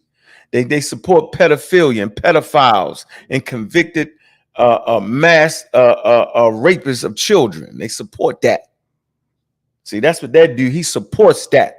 And he put a mass pedophile, and the nigga got the greatest record of pedophilia, pedophile in America. Malachi York on the cover of a book. Please put the rejection sign over my face. Absolutely. I'm heated, man. They ain't got it on my you should have drew the line across the joint or something and wrote it in yourself. Damn. Damn. Oh man, that's a crazy ass list. I know Chuck Morgan wanted to go in, but he ain't even hit me back up. But and it's funny, man. Them dudes is funny. Oh yeah, he is at work. There you go. He said he's at work. Yeah, later if you want to do a live on it later, man, we could go in and Dr. York craziness later, man. But I wanted Sean from Mossy on too, if he's in the audience. I wanted to have a conversation with for the next hour. This conversation is about some video and some slides I'm gonna play right now. That's why I wanted to come on. Could come on anytime, of course, but I wanted to hear his opinion to see if I'm going about something the wrong way or the right way, you know. And I'm gonna play a video. I was on Brother Barine. My computer was messed up, but I want y'all to listen to this conversation right here. From like around right here. Let's see from right here. Let's hear it. That worship. And you're looking at the people that came from the exile that came from Portugal or Spain. There's not much Jews that was in West Africa in the first place. So if you want to say those people are attached to the Jews or whatever, then the numbers don't make any sense. All I'm asking for 10 years, hold on, is that people would show a Jew who is practicing Judaism, get on a boat and do all that stuff. What I'm going to say is this. No one is drawing a conclusion that there were no Jews in West Africa. The issue is all these sources show this, but these are some of the people that became the middlemen to transport you over, your ancestors over here. So it makes absolutely no sense. As far as genetically, if you look at the markers that we have today, and he just talked about the Canaanites and all that stuff. In academia, they call the Canaanites are where the Israelites originate from. They discount the Exodus tradition in academia. This is where the consensus of scholarship is. They say the Exodus didn't happen. They're saying the conquest of Canaan didn't happen, and that they grew out of the Canaanite population and said separated themselves and developed into Israelites. That's what the academia, that's what the scholarship says. So now when folks say that the Canaanites aren't Israelites from back then, they are the Israelites from back then. And the Arabs and them mix is because guess what? Tiglath-Pileser, who shipped the Israelites to Assyria, he also shipped Arabs from Arabia and brought them to Israel to live in Israel. So of course, Arab and Israel DNA has been there for 2,800 years. They've been mixing. So when you do Canaanite DNA and it's mixed with the people 50% today, it makes absolutely sense because technically there was no lost tribes because 90% of the people stayed back in Israel and those people continue to live there. And that's why you have that population. But because we want to be the Israelites, we don't look at the information. There's no such thing as a lost tribe. That is made up later on, but through British Israelism and the Christian identity and all that stuff. And that's what people are following. Most tribes ain't Bible. That's some other stuff. I'm going to say this. Hold on. I'm going to put this challenge out there to the NHIT because what they do is, and Avery and Moor, I kind of keep them on the outside because they don't believe and follow what these crazy guys. Most of the crazy they're not fundamentalists. No. I love them, but I just disagree with them on certain issues. I love both. All right now. I want the Hebrew Israel. You spoke. They requested for you to come on. Many of us felt you came on like, oh man, he done get caught ambulance. He cut. They asked for him and he cut them. What were you saying based on the video we played last night? The Jewish and Arab people as being legitimate Israelites. That's what I'm assuming is the reason why she wants to bring up, some DNA. And so that's why I jumped on stage because, she said the Canaanites are white, brother. She said the Canaanites are white people. That's what she teaches. Oh, that's okay. So yeah, I assumed that she was, trying to discount the Jewish people by saying that they're Canaanites. So I was right. Okay. But that's why I jumped on because she was, trying to demarcate the Jews. And I don't think it's one thing to claim and say that you're part of the ancient Israelite people, but you don't have to discount other people. You don't have to be anti-Semitic because it's a pretty typical anti-Semitic thing to do to kind of say Jews aren't Jews. And I wanted to go on and just say, hey, let's get this thing straight. When it comes to the Canaanites in academia, Canaanites are Israelites. I'll bring this up later. And when it comes to the genome of the Canaanites, they're pretty much half Zagros mountain people, like from the Southern Caucasus that migrated around the time of the Bronze Age, as well as indigenous Natufians, or the descendants of Natufians that admixed together in the Bronze Age that created that ancient Levantine genome that's called, the Canaanite genome. And I explained that in the video. I don't want to repeat myself because I'm sure you're going to play the video here in a second.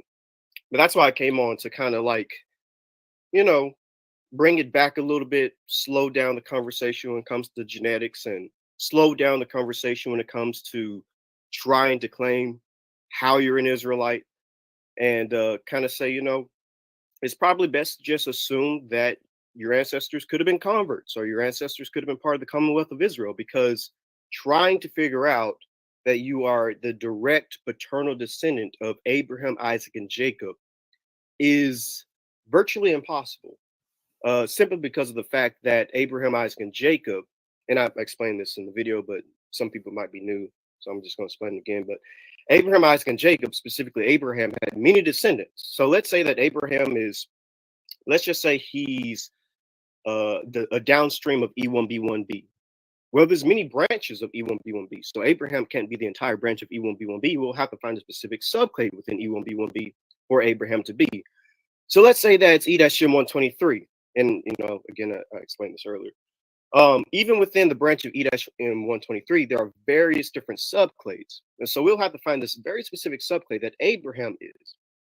But on top of that, let's say that in the subclade of E-123, he's E-84. Just because you have E-84, thus proving that you descend from Abraham, doesn't necessarily mean you'll be a descendant of Jacob, of the Israelites, because you could be a Moabite who carries Edom 84, or you could be an Ishmaelite, or a Edomite, or a Midianite, or anotherite. You know, tons of different, you know, descendants. So trying to narrow down and be like, I know I'm a paternal descendant of Abraham, Isaac, and Jacob, that is impossible. It's better to just, for two things. One, you can be a spiritual Israelite, and you can just say, you know, you come into the lineage of Abraham via a particular Bible verse in Galatians, which says that you could be of the seed of Abraham. Which is why I call myself the Hebrew of Israel, because I'm using that verse from Galatians. But anyways, so yeah, that's why I wanted to come on that night.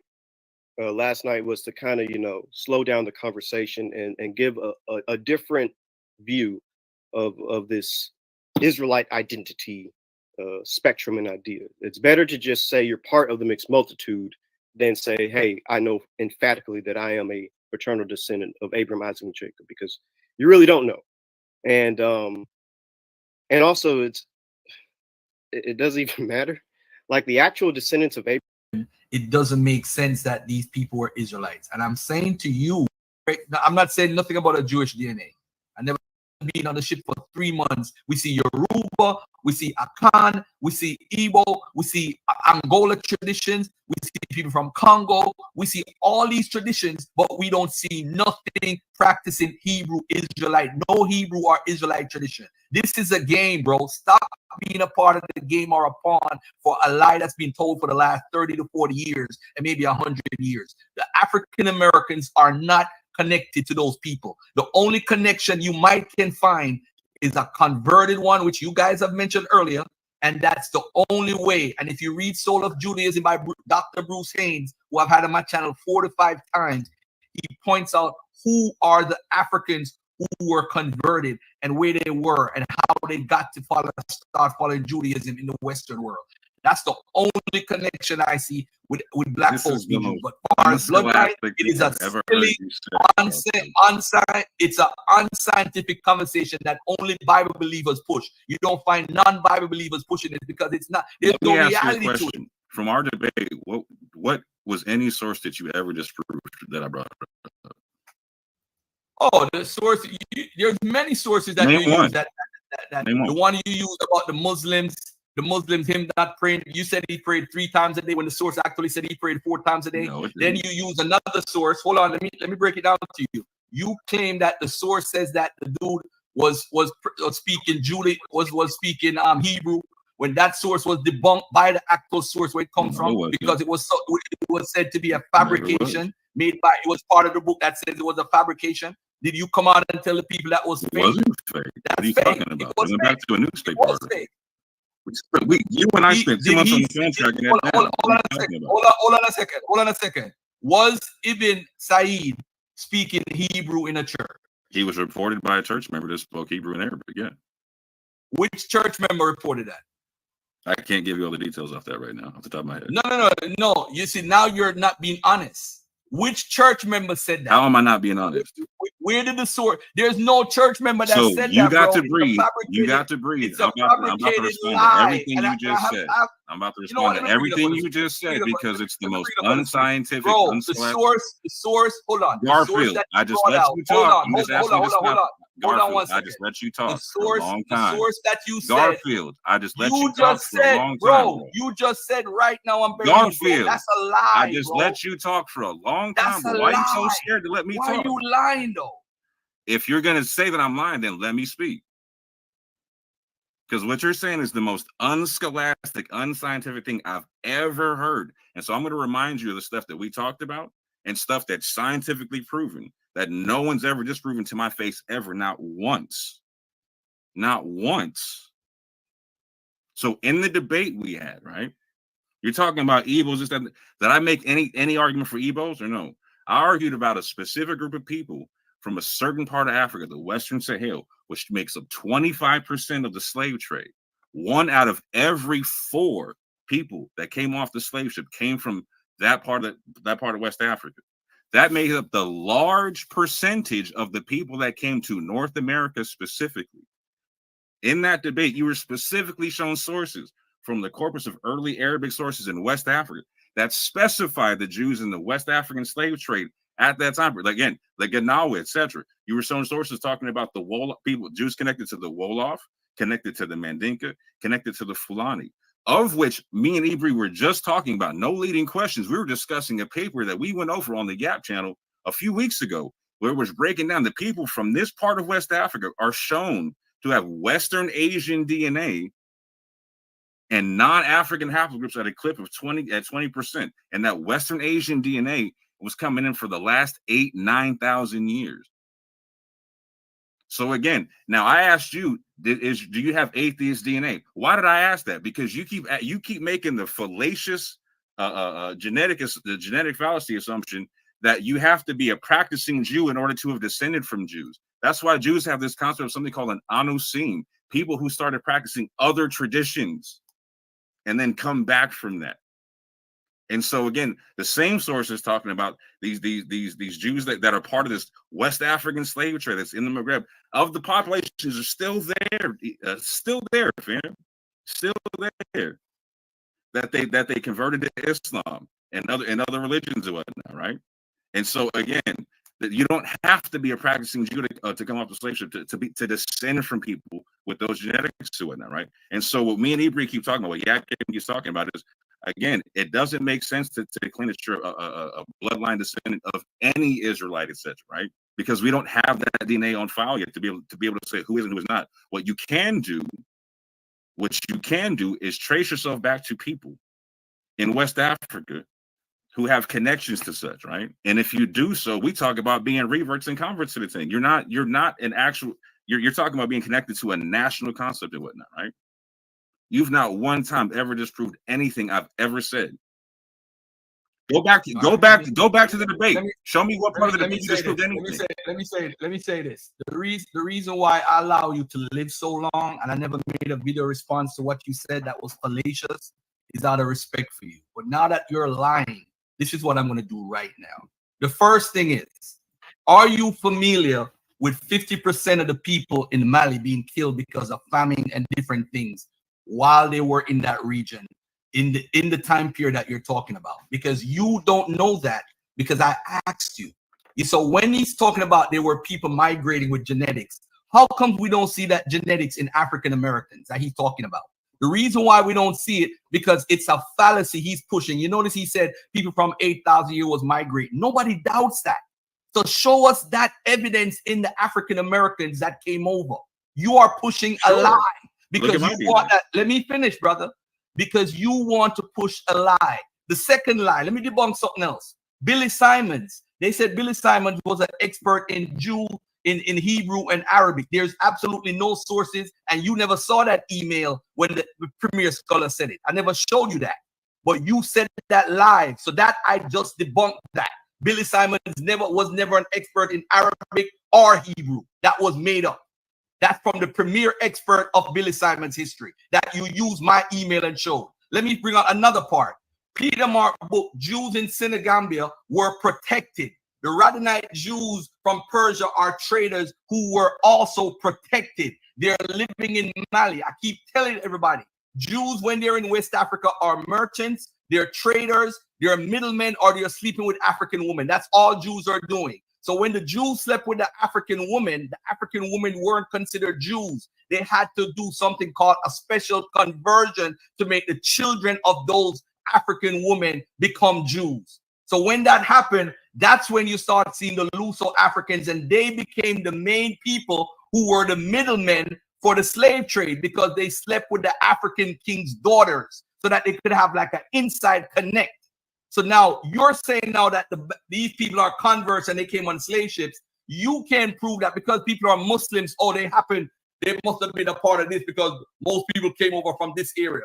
The most people that actually came to North America as far as the United States came from the Central African, the Congo region, Angola. That's where most of the people came from. I could just bring it up on the screen and show everybody. That's where they came from here. So don't try to put that. Most of those people probably end up in Brazil.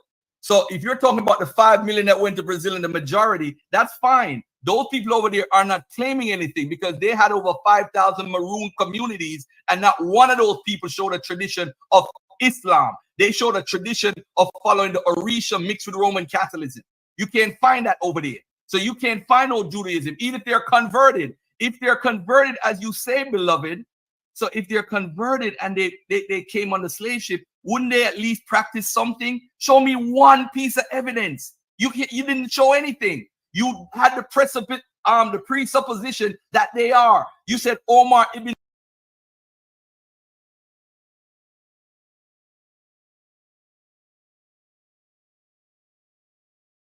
Said spoke Hebrew. You said it's in the newspaper.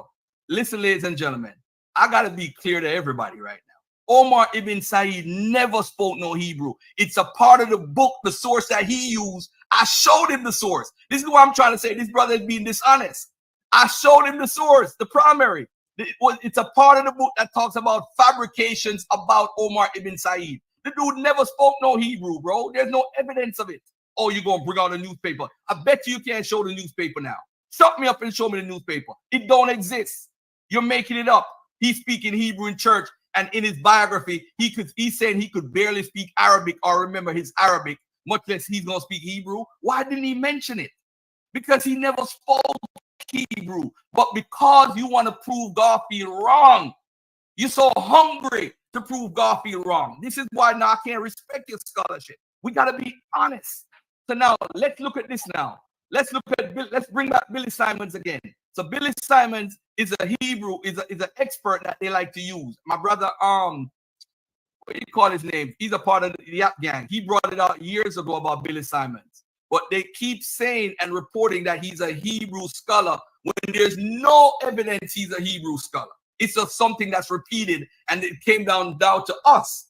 And as a matter of fact, the source that talked about Omar ibn Said said in the source they might have mistakenly taken Omar ibn Said for Billy Simons.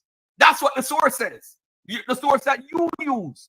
And then you said, oh, he must have been Jewish because he only prayed 3 times a day. The source don't say he prayed 3 times a day. The source said he prayed 4 times a day. So you was wrong about that. So everything I talked about, you've been wrong about. And I never said that once. I could bring up. No, you said, yes, you did, bro. I never said once that he was Jewish because he prayed 3 times a day. 4 times. You said he prayed 3 times a day, and the source actually pointed out 4 times. He pointed out he actually meant 5 times a day. So you're saying that he's Hebrew, he's practicing Hebrew tradition because he prayed 3 times a day. That's what Jews are doing. So almost everything you said, bro, I got a whole slide showing everything that you said was wrong. Almost everything you said was wrong. Everything. And you said, prove something. You said everything. 99% of the stuff you said that in that dialogue, you were wrong about. Completely wrong. And you're trying to push this whole thing about Mali. And the most people that came to the United States didn't come from Mali.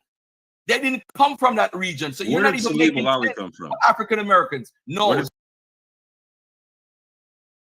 All right. For those who don't know what we're talking about, he's trying to say that the people from Mali, from the Fulani, the Wolof, and the Soninke are Jews.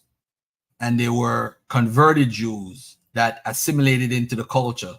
So hence, Hebrew Israelites came over, converts came over on the slave ships. My argument is that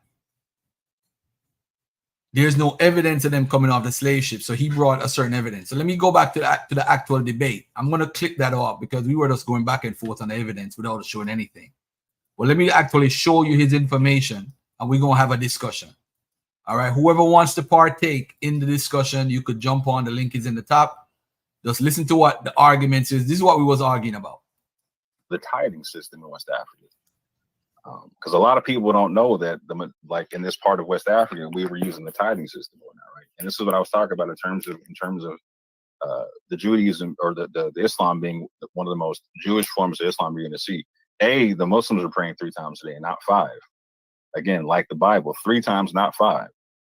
And they use a tithing system in West Africa among Islamic Israelites and Muslims. So somebody I love to talk about quite a bit is Omar ibn Said, who was an educated Muslim. I'll read this right quick. African born around about 1770 in Futa Toro, which is in modern day Senegal. Right? Captured at age 37. He was he was not like a young person. Like Bilal Muhammad was, I think, 14 when he was captured. Omar ibn Said was 37 and brought to South Carolina to be sold. He remained enslaved until his death in 1864. Something he says in his own memoirs, that he writes in Arabic, is something very, very interesting here. Before I came to the Christian country, my religion was the religion of Muhammad, the apostle of God. May God have mercy upon him and give him peace. I walked to mosque before daybreak, washed my face and head, hands and feet. I prayed at noon, prayed in the afternoon, prayed at sunset, prayed in the evening. I gave alms every year, gold, silver, seeds. Very interesting here. Before I came to the Christian country, my religion was the religion of Muhammad, the apostle of God. May God have mercy upon him and give him peace. I walked to mosque before daybreak, washed my face and head, hands and feet. I prayed at noon, prayed in the afternoon, prayed at sunset, prayed in the evening. I gave alms every year, gold, silver, seeds, cattle, sheep, goat, rice, wheat, and barley. I gave tithes of all the above named things. Why is that important to understand? It's important to understand because Muslims don't give 10%. Muslims give 2.5%. And this is something that I even have Garfield ask an Islamic scholar that he brought on to his channel. I asked him, did he know of any West African Muslims that were tithing on it? He said no. Now, what's important to note about that is his expertise in Islam was from a period of time after this period that I'm talking about. So going forward, a book here that's very important to what we're talking about and dovetailing into is 5 classic Muslim slave narratives, edited by Muhammad al-Akhri. And so this says the same thing that I just read off, just so you understand it's the same stuff. But this is what my man wrote in English, but this was originally written in Arabic. Going forward, what he writes though is on page 20. Or no, he doesn't write this, but this is very interesting to understand. And so Omar ibn Said did become a Christian at one point in time. Again, he was reading the Bible in Arabic, etc., all that type of stuff, right? And this is something that's very interesting about what his church members said about him. Omar proved useful at church due to his knowledge of Arabic and Hebrew. Omar proved useful at church due to his knowledge of Arabic and Hebrew. Asheville Citizen, 1887, quoted in Austin. So he came off the slave ship, tithing, not praying 5 times a day, and knowing Arabic and Hebrew. Coming from a part of, again, Futa Toro was a part of West Africa that's in Senegal, like I'm talking about, where we have the long history of Jews, Christians, etc. whatnot, right? And this is what I'm talking about, like in terms of how that practice is looking different than other Islamic practices. You don't see Muslims praying less than 5 times a day. You don't see Muslims tithing, etc. And you don't see Muslims speaking Hebrew, fam. Not like this.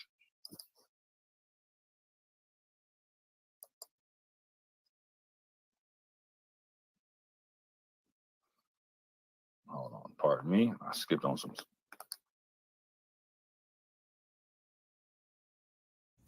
All right. What was important about that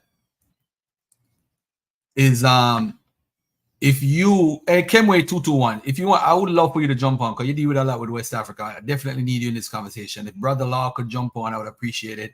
And if Sean from Massey in the audience, I wish he could jump on so we could have a decent conversation on this. One of the things that he said at the end, I just realized, is that he said that the guy, we find people who tithing and who pray less than 5 times a day.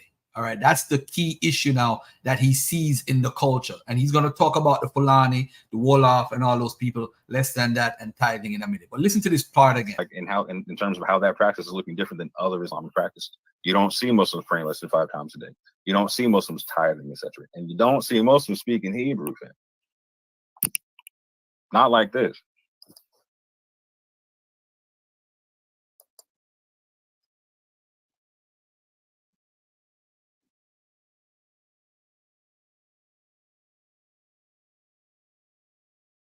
Let me share my screen a second. I show y'all something real carefully. And this is how I told him he's misinforming the people or he's straight up just lying. So let me say this. If you feel you're a Muslim, then my brother-in-law is a Muslim, right? More than likely, if you're having a dialogue about Islam, you're going to be biased or lean towards Islam more than you would lean towards another topic. So you would want to be more right on your Islamic stance because you're prejudiced towards that stance already, even before the conversation starts. And that's natural, that's human. But look at this right here, family. Look at this. I'm going to use the same article that he used. I want y'all to look at this, right? It says right here, Omar ibn Said was an educated Muslim African born after 1770 in Futa Torah, modern synagogue, right? I'm using the same article, right? Before I came to the Christian country, my religion was religion of Muhammad, the apostle of God. May God have mercy upon him and give him peace. Now watch this, brother-in-law. And I want brother-in-law because when I was a Muslim, brother-in-law, what did we have to do every morning before at sunrise? What did we have to do? We had to do what? We had to, at daybreak, we had to wash our face, our head and hands and feet, and do what? Pray. So that's the first prayer that we have at daybreak because that's what Muslims do. Then you have the second prayer. Look, what is the second prayer now? I prayed at noon. That's the second prayer. But how could Orthodox Moor, who is a Muslim, who is also claiming to be an Israelite, the weird part about it, and call himself Orthodox Moor? Ah, there you go, brother-in-law. Wudjau and Fajr prayer. Now watch this. So if they left the word prayed out, but that doesn't mean, why would he be washing his face and head and hands and feet? Because he's about to pray. It's before daybreak. Thank you for the correction, balling like a king. So you're waking up to pray every morning. So my Muslim friend, he calls me, my business partner in Jersey, he calls me every morning right after prayer. So I said, oh, you just don't pray. He called me like right before daybreak. Like early now, sunlight is like 5:30 in the morning. Sunrise is up about that time period. So now, so what is he doing? But it doesn't say he prayed, but common sense tells you if he's washing his face and head and hands and feet, he's praying. So that would be prayer number one. But I would expect somebody who is a Muslim to know this. Then the second prayer is at noon. The third prayer is in the afternoon. The fourth prayer is at sunset. And the prayer in the evening is 5. So you have 5 prayers right here. What are you talking about? They prayed less than 5 times a day. What are you staking your claim about? Your whole claim is that you come from synagogue and their type of Islam is different. It's Jewish influence. So you are imposing that mindset on a source without even checking the source properly. Now look at this, family. He said he gave alms. Well, look at what it says though. I gave alms every year: gold, silver, seeds, cattle, sheep, goats, rice, wheat, and barley. I gave tithe of all the above named things. Why is he using the word tithe? If he wrote in 1831, he was already a Christian for so many years. So he's using tithing instead of zakat. Zakat would be the term what Muslims use because you're supposed to give zakat. That's one of the 5 pillars of Islam. But this guy now, Orthodox Moor, wants you to believe, the audience, that they're tithing. Why they're tithing in Islam? There is a sense of tithing, which is zakat, but there's a percentage. Let's take a look at that for a minute. Let's do a simple Google search.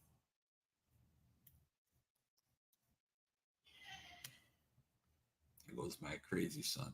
Tithe. All right, so let me take this down and take a look at this real carefully.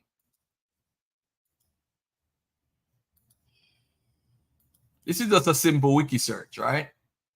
So you have tithing in the ancient Near East. You have in the Ugaritic culture. You have in the Hebrew Bible. You have in the Judaism, Christianity. And you also have it in Islam.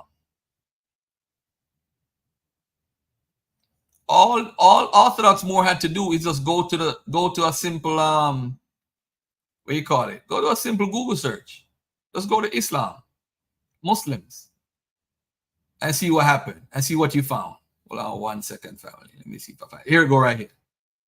So you see right here, it says zakat, or alms giving, one of the 5 pillars of Islam, is the giving of a small percentage of one's assets to charity.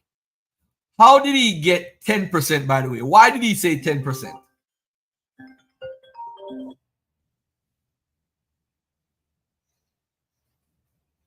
Hey, I'll call you back, okay? All right, cool. Why did he say 10%? Did it say 10% in Ibn Abu, whatever his name is? Did it say that? But anyway, let's take a look at this, what it says on the screen. Now, if he's a Muslim again, and I'm sure Brother Law knows this as a Muslim and the other brother in the audience, zakat is like charity. So look at what it says here. Zakat is payable on 3 kinds of assets: wealth, production, and animals.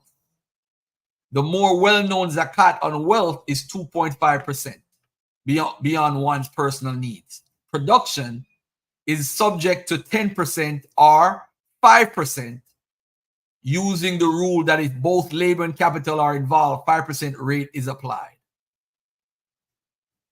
If only one of the 2 are used for production, then the rate is 10%. For any earnings that require neither labor nor capital, like finding underground treasure, the rate is 20%. So we have 4 different rates. We have a 2.5% rate, a 5% rate, a 10% rate, and a 20% rate. But he's so fixated on making these people Jews, he said it's 10%. All right. So they gave alms every year. What is alms? Alms are money. Hold on. Let me take this off the screen.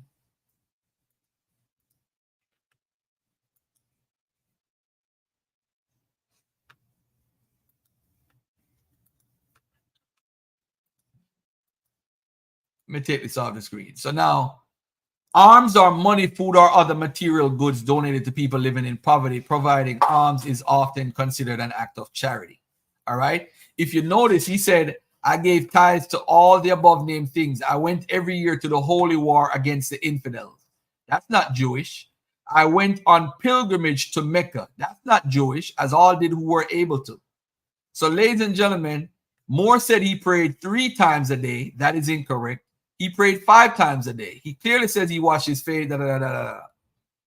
He uses the term tithe because he was a Christian at the time, and he basically claiming he practices zakat in a Christian context. Which Jew goes to Mecca annually? So all of that stuff that he said was debunked. Every single thing was debunked. Let's go up now to this book that he's talking about. Did Omar ibn Said speak Hebrew? Now, when he showed you the slave narratives, the guy who used this book on page 20, he got the information from this source book by Alan D. Austin. So Alan D. Austin now, I don't know if anybody has read Omar ibn Said's life and all that stuff. He used to go, they write about him with another name called Moor, a slave. So under this document, it says another hearsay report and a national myth, 1887-47. This is where the mistake starts. So now it's under another hearsay report. Under another hearsay report, what do you find? You find that it says he became a devout Christian, an active member of the Presbyterian Church, a regular attendant upon the synods, and we were informed a youthful member from his knowledge of Hebrew as well as Arabic. At the bottom, it says document 21, more myth building by a man. So it's under the hearsay report, and it's sandwiched between more myth building. Now watch this. How do we prove he could speak Hebrew? Or what is the source for this? Because guess what? When they're writing it, it says 47 as the source. So the guy who wrote the book on page 20, who wrote this book, he automatically thought 47 was this. Right here.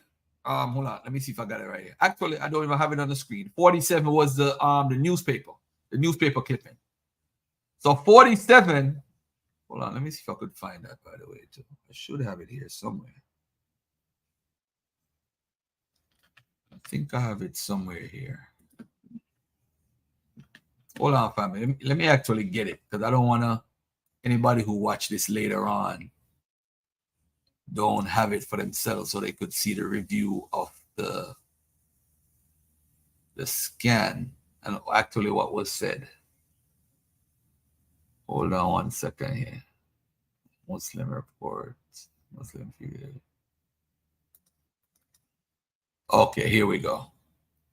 So yeah, let me show you actually the primary so that we can have this discussion fairly to the brother. So I want him to, you know, and then he got to come out and say, hey, Garfield, you're wrong. I'm right. Thank you.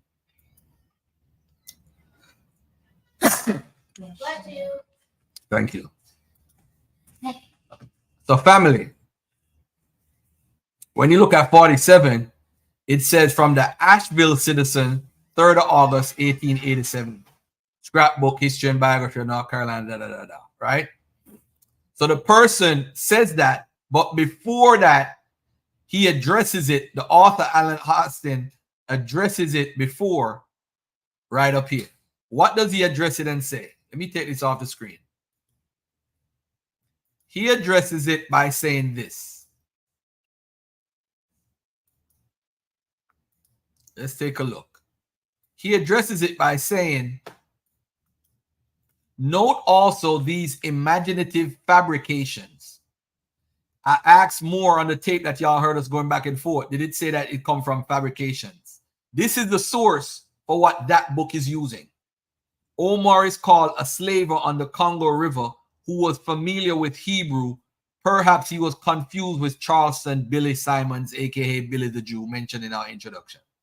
So he's telling us that this is a fabrication. There's no records of him speaking Hebrew or anything. But this guy pushes it. Watch this. Pascal Okoli, if you want to come on, I'm going to be on for like 37 more minutes. If you want to jump on, that's up to you. All right. So now, if this is the case to my friend Orthodox Moor, you showed all this information and your information is correct, then all you got to do is just provide the newspaper clipping from August 3rd, 18, because he also said he has the source of the newspaper clipping. I'm here to tell y'all he's a liar. That don't exist. I actually know why they said Hebrew. So I'm waiting for him to catch him again live so I could put him on the stop and beat the brakes off of him. There's no Hebrew. He wrote an autobiography. If he spoke Hebrew, you don't think he would have mentioned it? And I know why they said he spoke Hebrew. They came out and said it.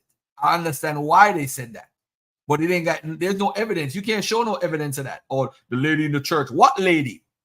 There's no lady in no church saying nothing like that. That's not true. It's an assumption based off of something else. But I want him to provide the evidence that this was said. And I know you're watching.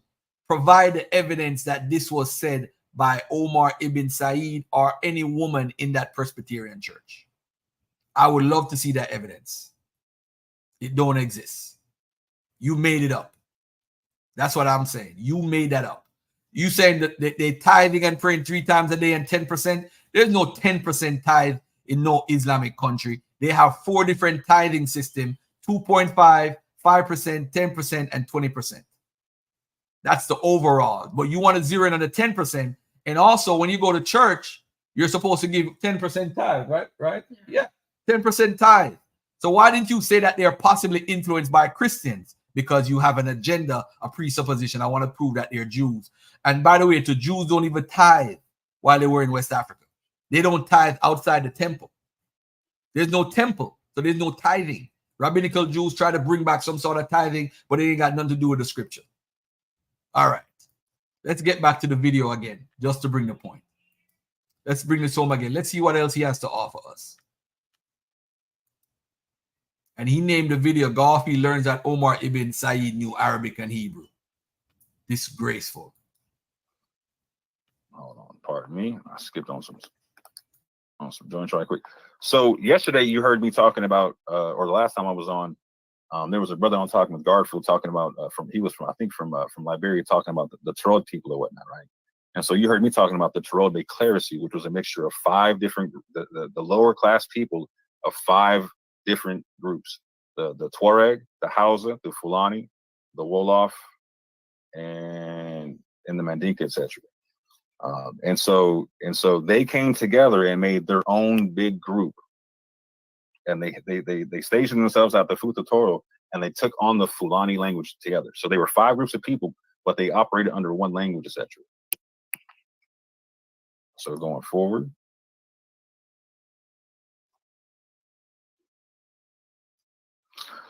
they have a well, I'll let that go. But they have a tradition about coming from Mount Tor, etc.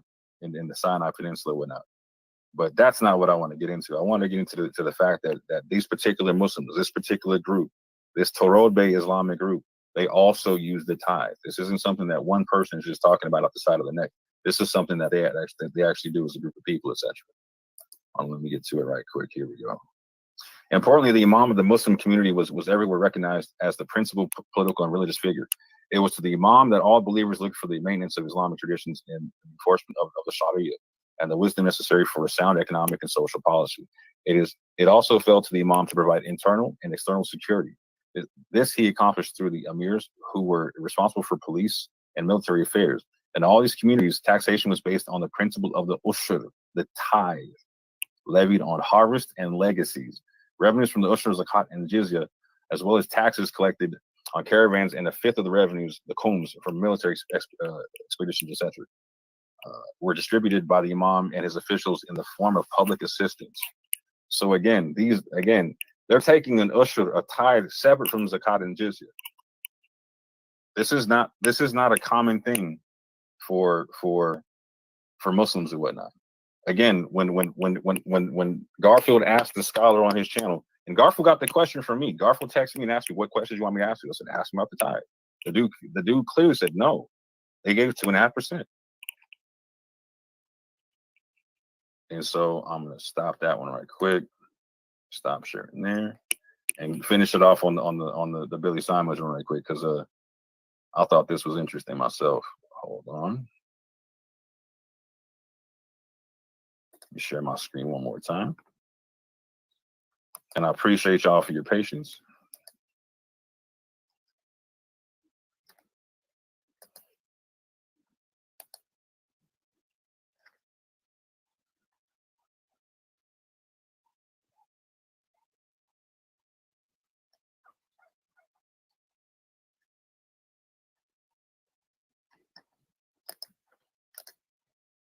Oop, hit the wrong button, sorry. Caravans, and 1/5 of the revenues, the khums, from military expeditions, etc., were distributed by the Imam and his officials in the form of public assistance. So again, they're taking an ushur, a tithe, separate from zakat and jizya.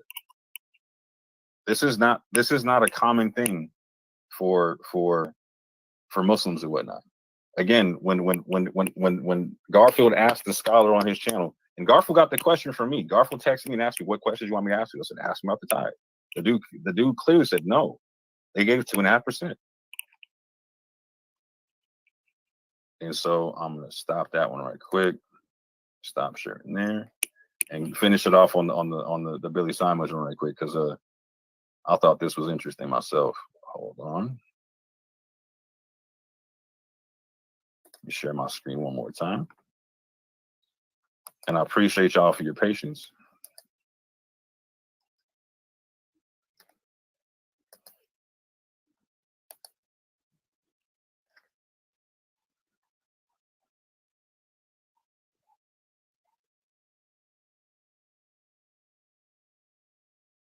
And I lifted up right here. Yeah. Hey, so people, as you hear, I rewind that just to hear the tithing argument. And again, I pointed out that it's 5%. And even he just said the caravans take 1/5, which is 20%.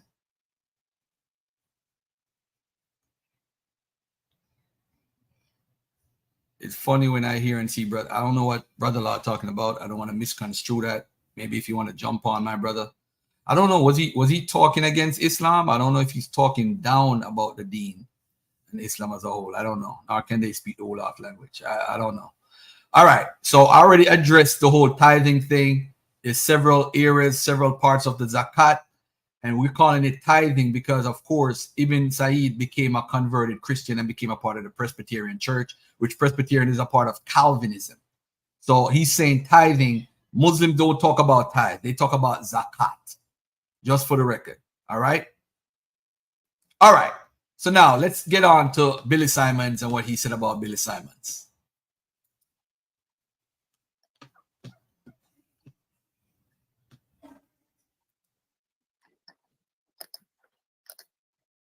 Oh, hit the wrong button. Sorry.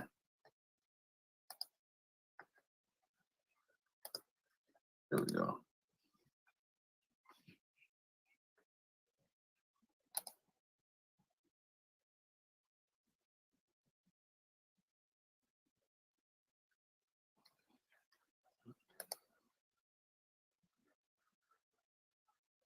Brain is not. There you go. There we go. That's what's up.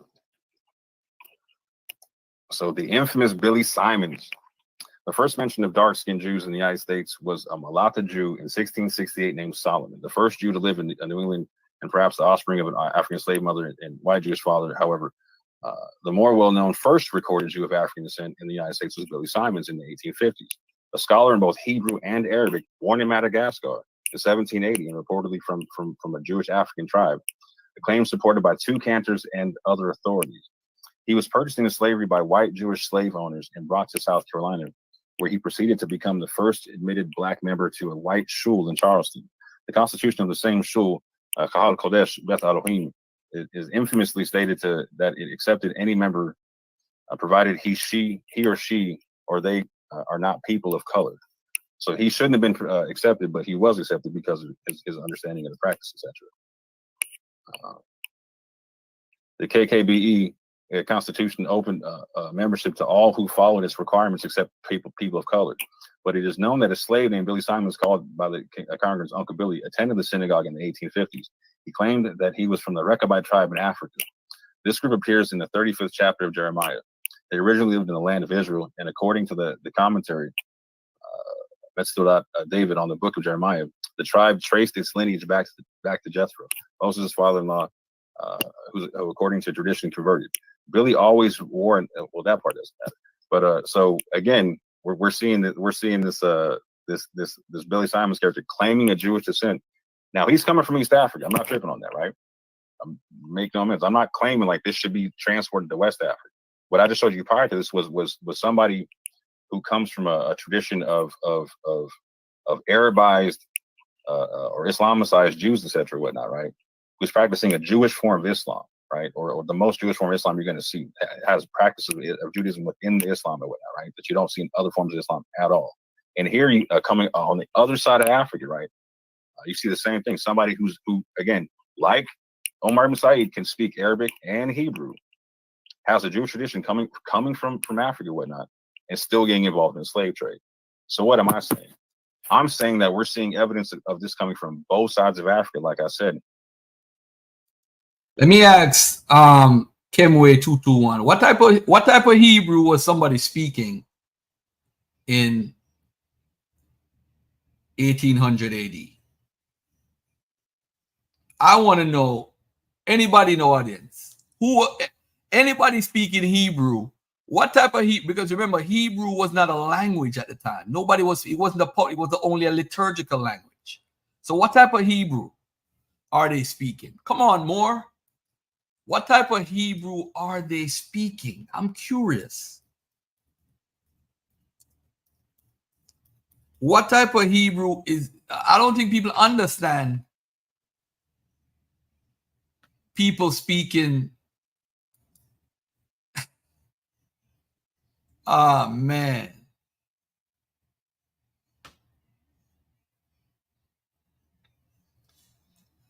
Oh, man.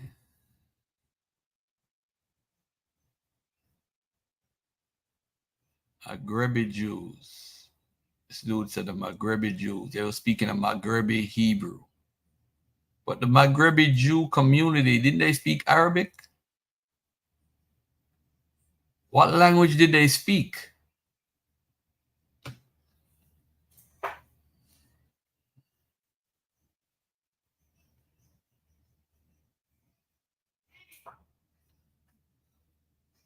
So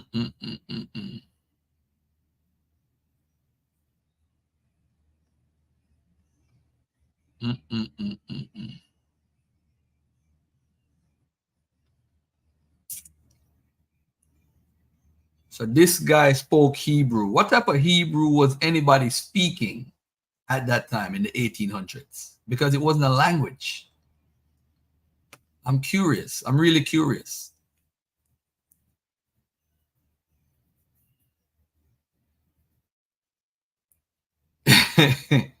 I'm trying to figure out, because that's what he told me. He said they were speaking on Maghrebi. You see, this is when you just lie on top of lie on top of lie because you want something to be true. It's crazy. What are they speaking to say that they're a Hebrew expert unless you are a liturgical person? The language literally died in public. So people in public didn't speak it. So when a Jew would move to a country, he would, like Germany, he would speak German or Yiddish. But when you move to Spain, you're speaking Spanish or Ladino or some sort of offshoot of it. You're not speaking. So how is he speaking Hebrew? How is anybody coming off a ship speaking Hebrew? What Hebrew when nobody was speaking it? It's crazy. So how is this guy coming over here, Uncle Billy, speaking Hebrew? So now what Garfield did, and let me let the video play out. This is just so stupid. And that the American population, the African American population, is not one homogenous population, and it's very mixed. It has very mixed descendancy and whatnot, and that should be taken into account. Now, what's interesting is that this is very reminiscent of the concept of the Lemba or the people from Comoro Islands and whatnot, to where the Lemba say that they came here on slave ships. Cohen Hamadisha said that they came here on slave ships, right? When I talked to Tudor Parfit, Tudor Parfit was saying that we need to do more DNA tests to see if we can corroborate this or whatnot, because we're finding people who have different haplogroups. For instance, like Dante Fortune, for instance, right, who's EM84. When studying the Lemba, they don't just carry haplogroup J; they carry haplogroup E. Not just haplogroup E, but E1B1B as well. When talking to Tudor, he was stipulating that the DNA tests weren't as specific as they could have been in terms of the STR count, and a more specific test could be done to find out what kind of E1B1B they have. Is it the same kind that Dante has, or is it not? Because Dante has an E1B1B that you can find heavily in the people of Yemen and Arabia and whatnot. So if people like the Lemba are found to have that same type of E1B1B, that points to another type of way of being able to connect yourself to people coming from East Africa, etc. Right? We already see now in taking DNA tests that we have people who have a lot of autosomes that connect to East Africa. Right? A lot of people in YAP have autosomes that come from Somalia, come from Ethiopia, come from Kenya, whatnot. Right? And that's because we have people coming in from the east side of the slave trade, like Uncle Billy and other people.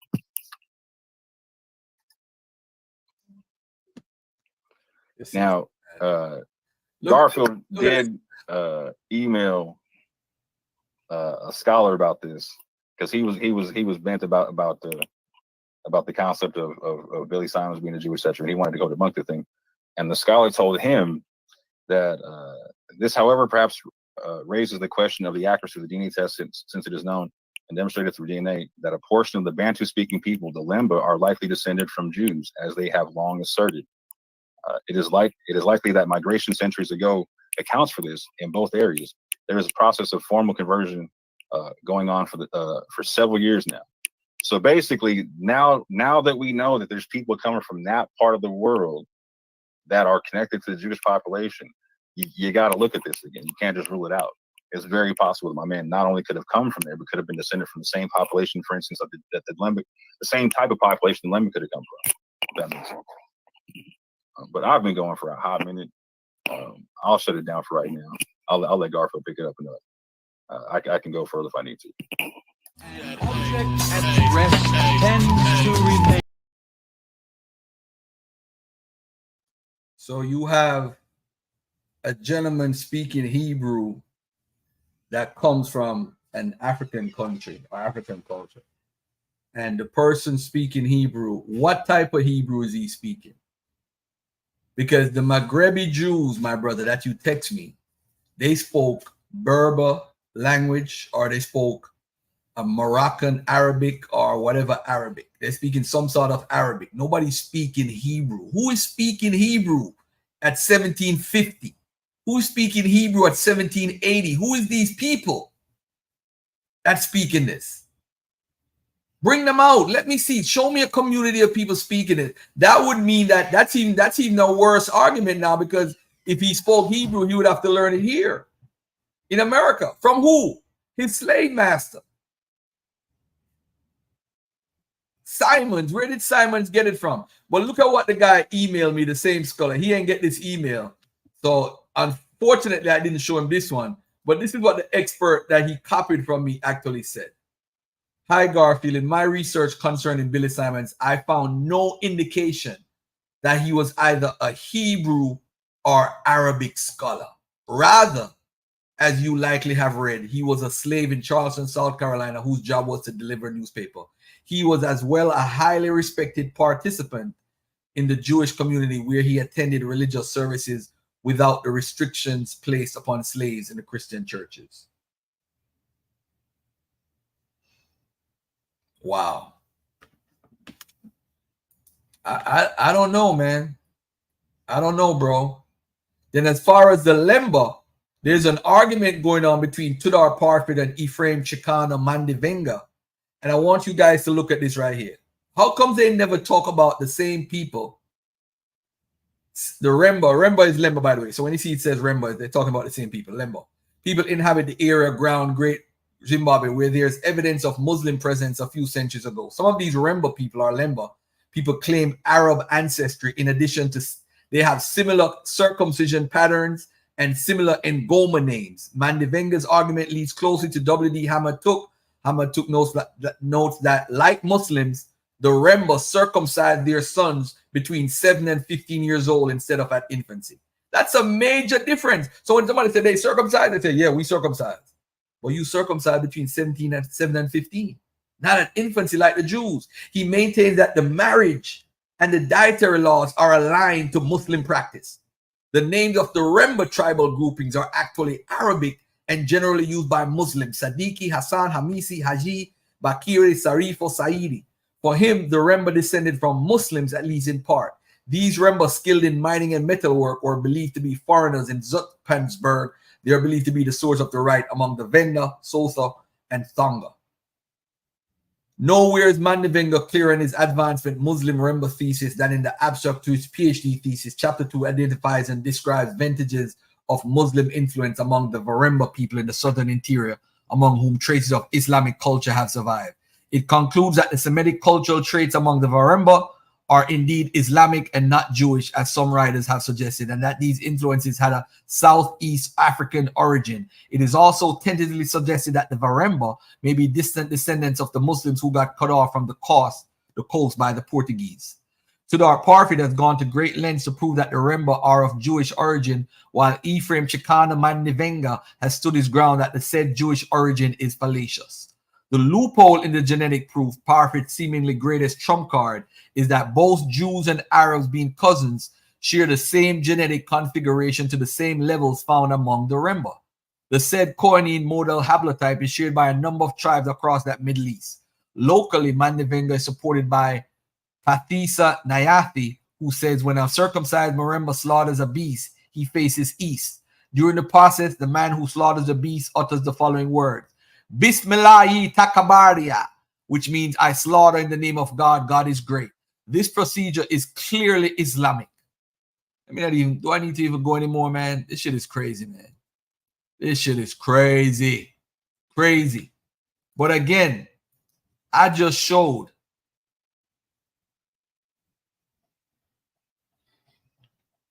So people want to mention Maghrebi Jews. The Maghrebi Jews, it's crazy.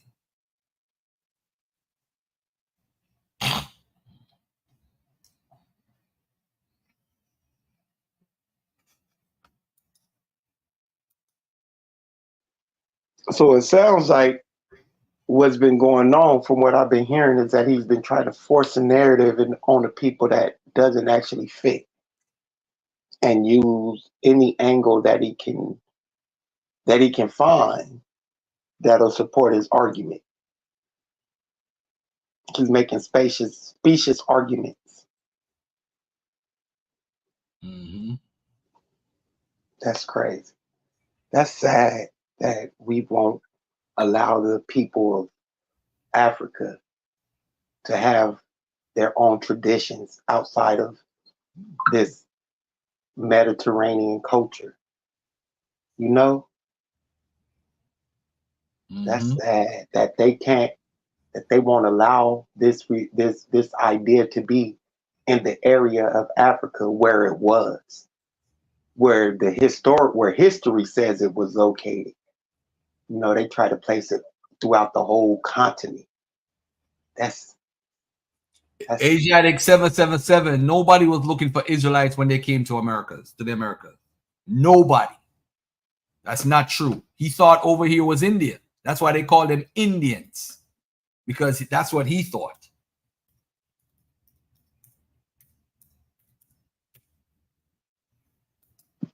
I don't understand it, Garfield.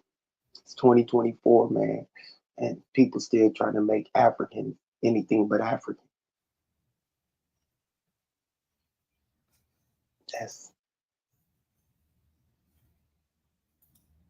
That's amazing to me, that we would go through the twists and turns that we would go to attach ourselves to these identities from the Bronze Age and Iron Age is kind of weird.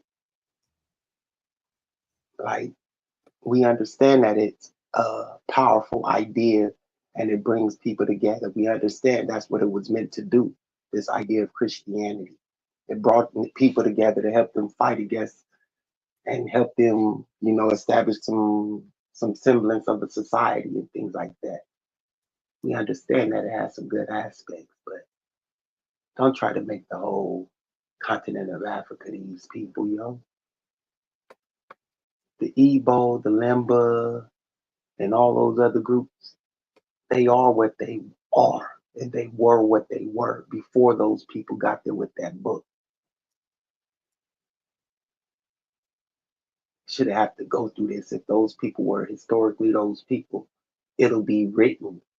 It'll be in their traditions. You know, it wouldn't take all this piecemealing it together to make the story sound but the sad part is we know what the Jews did when they. I called Sean and I was telling Sean about it. He was like, "That shit is ridiculous, man. That shit is ridiculous." Yeah, it is. Anything but African, bruh. ABA, anything but African. And if you are African, you Egyptian. Ain't that crazy? That's crazy, bruh.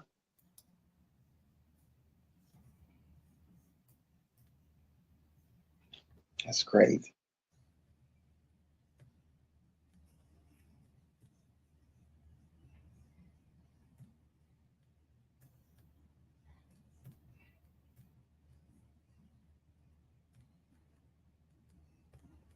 You know, I finished reading that Henry Venn's Indigenization of Christianity, right? And it's only 4 pages. It's not that long. It's like a little breakdown. And he went on to further say that at the time, you had a lot of Africans that practiced the religions of Christianity or Islam, but they did it only because it brought them goods and, you know, certain items and things that the Christians and Muslims had that they did not have. So they were lukewarm Christians. You understand? Like, they just adapted some of the ideas per se, like you know, some of the good principles, but they mainly held on to their indigenous or their traditional religion beliefs. They just took part of it, so they were lukewarm Christians. It just took further and further Africans, preachers, and things like that to get it to where it is now in Africa. But when they first started, it wasn't that they were full-fledged Christians or Muslims. It was more to keep the society going.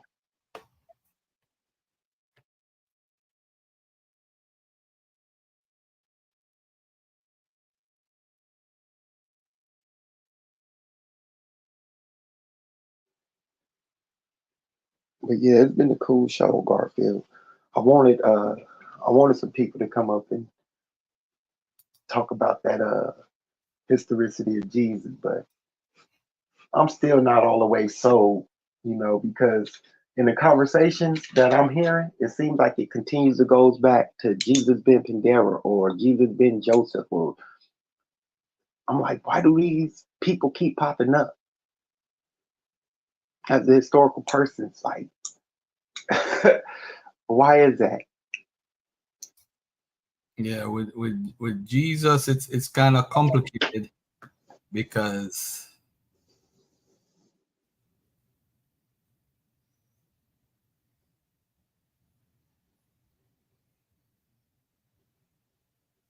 it's just a weird conversation, bro. I don't know. I'm still not sold. I mean, I understand both sides of the argument, but it's just the more I read on that particular subject, the less I see of them, especially knowing that the Gospels were piecemeal together by different writers at different times and shit like that. Like, ain't no telling. That's just me, though. Again, I could be wrong. Why isn't it complicated, Ron Saunders? Come join the panel and explain to us why it's not complicated. Y'all seem to have all the answers in the chat.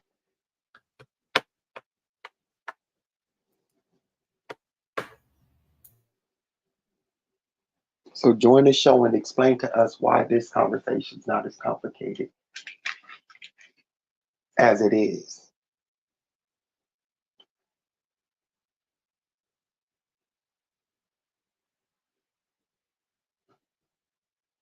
Oh, I want to shout out to Bud Crawford last night for winning his 4th championship in 4 divisions. Bud Crawford. Oh, hey, Pascal Cory, if you feel this way, why don't you come on the panel and let's have a discussion about it?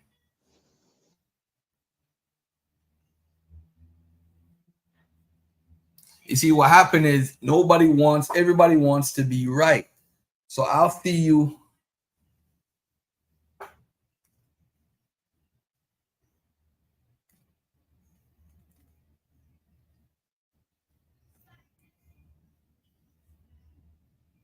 You there, Garfield? Right. Everybody wants to be right, man. So nobody wants to listen to nothing. Right, and you know what? I seen a video yesterday. I should have sent it to you. It was by Pastor. Was it not Pastor, but Professor Dave, I think. And he was talking about anti-intellectualism, and that's really what it is, yo. This anti-intellectualism got everybody wanting to be right without doing any scholarship.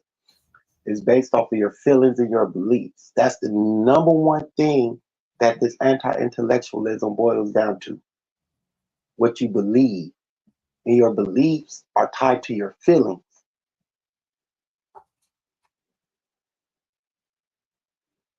So if there's a religious standpoint to it, your feelings are going to be tied to your beliefs, and your beliefs are going to be tied to whatever you know what? religion you Play the hold. part where he said the Gullah Geechee knew the Bible before they got on the slave ships, and that What? because Daniel 3 they mentioned praying to the east. That means that they're Jews. You see, this is the stupidness. It's so ridiculous. What happened is in the dialogue, because it wasn't supposed to be a debate, I'm not even paying no attention to what the dude is saying. But when he started playing all type of videos over and put my name in the titles, I'm like, yo, I gotta go look at what this dude is acting, because I ain't even paying him no mind during the dialogue.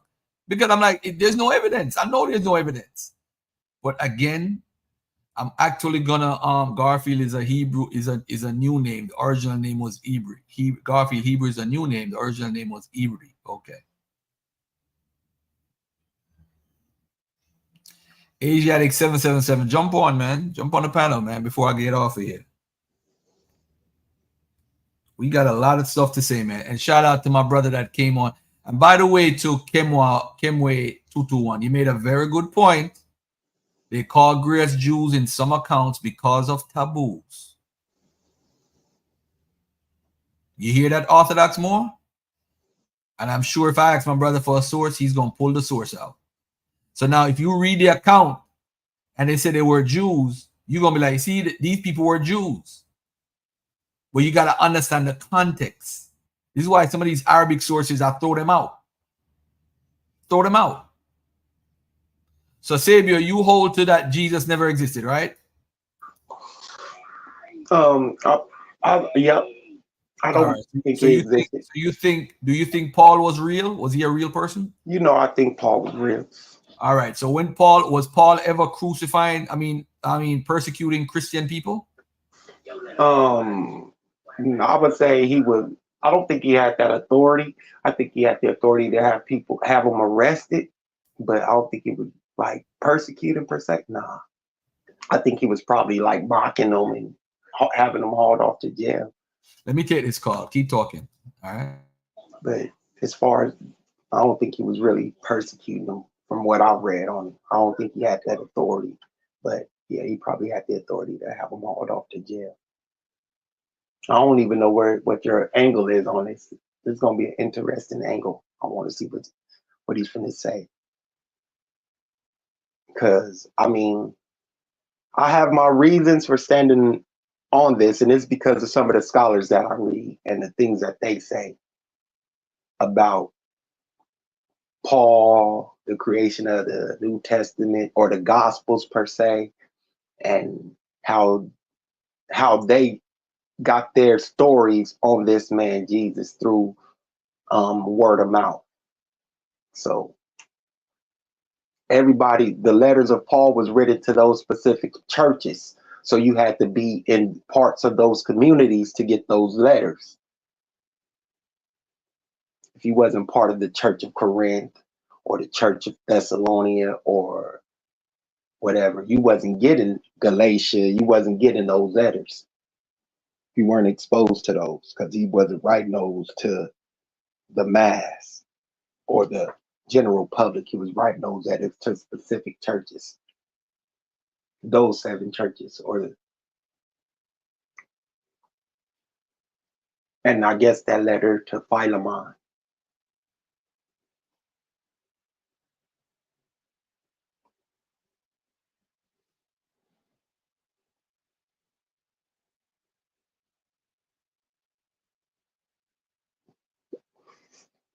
No doubt.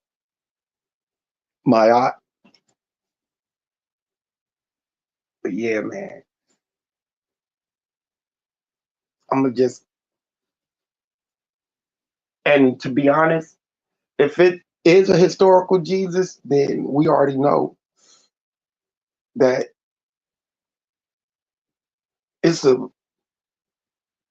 there's nothing y'all could actually do with the historical Jesus because it's a regular man. That story, that myth was created around, which is possible.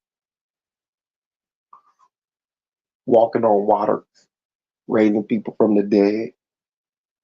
You know, it's possible, but as far as that, y'all have nothing. So y'all hold to a historical Jesus. Y'all whole religion dead. What did Paul say? If Jesus didn't die on the cross and resurrect, then y'all faith is in vain. Shit, Paul didn't lie right there.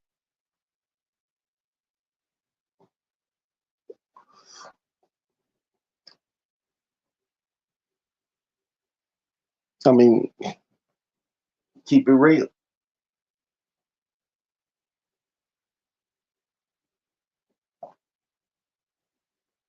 And then what's crazy about Paul, And I'm gonna ask y'all to do yourselves a favor. Go to History Valley if y'all haven't, and watch the video with him and Tobias Singer and what they did on Paul.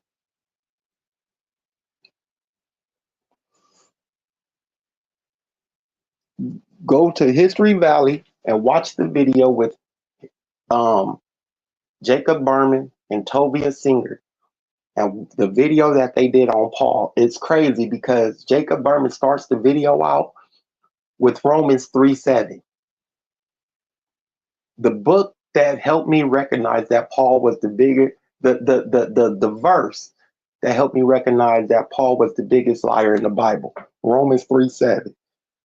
Jacob Berman asked Tobias Singer, when Paul said, if the truth of my lie abounds to the glory of God, why am I judged as a sinner? What was Paul doing? Or something to that effect.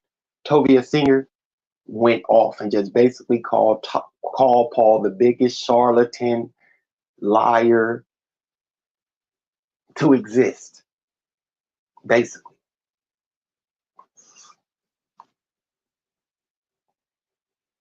Well, on Paulie is Rasta man.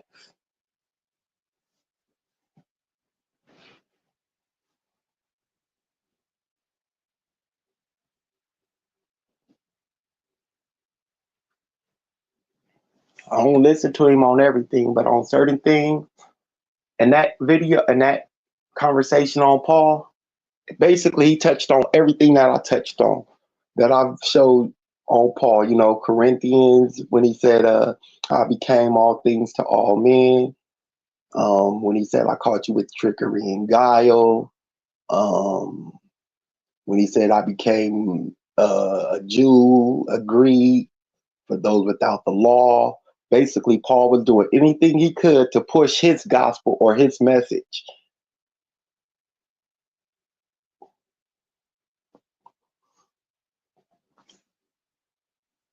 And, you know, that was one of the big things that helped me deconvert. Recognizing the lies of Paul.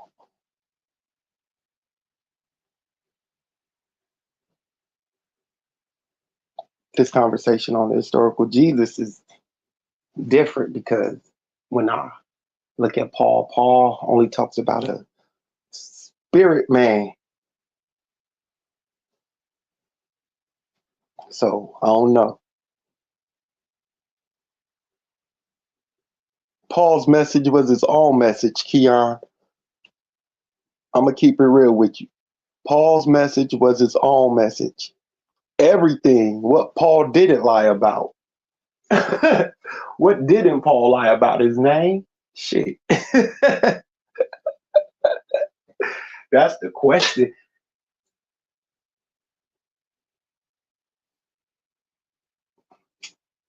That's what you should be asking. What didn't Paul lie about?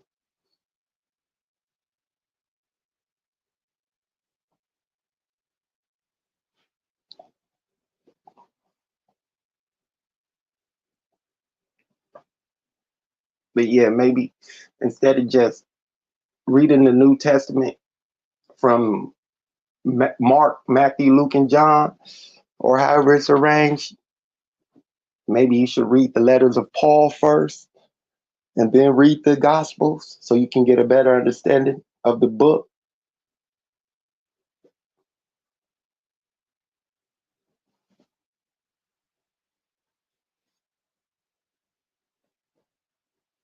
Because that's the first thing you must understand, the construction of the New Testament.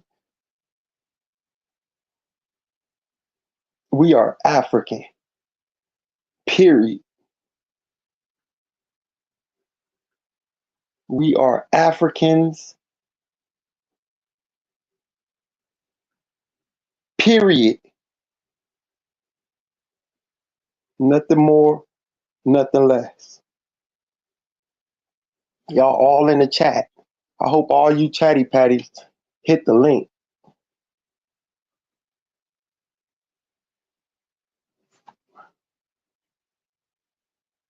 Because it's a bunch of chatty patties that want to be culture vultures.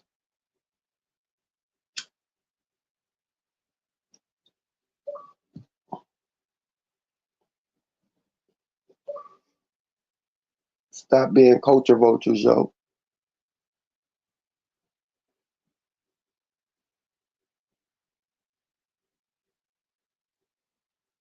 Yes, it does discredit the canonical order. It throws it into no, it discredits the creation of this Jesus nigga. Who cares about the canonical order? You're talking about something totally different. I'm talking about understanding the book, Keon. You will not understand the book if you read the Gospels first. That's what I'm trying to convey. It has nothing to do with the canonical order. How small-minded.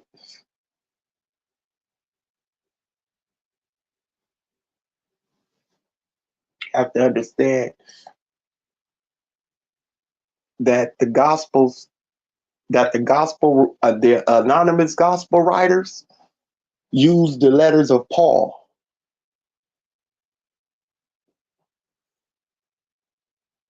Or they would have heard about the letters of Paul.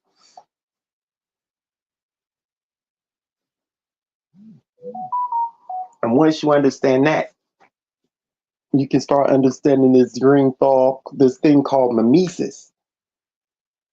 That's something else. That's a whole nother level.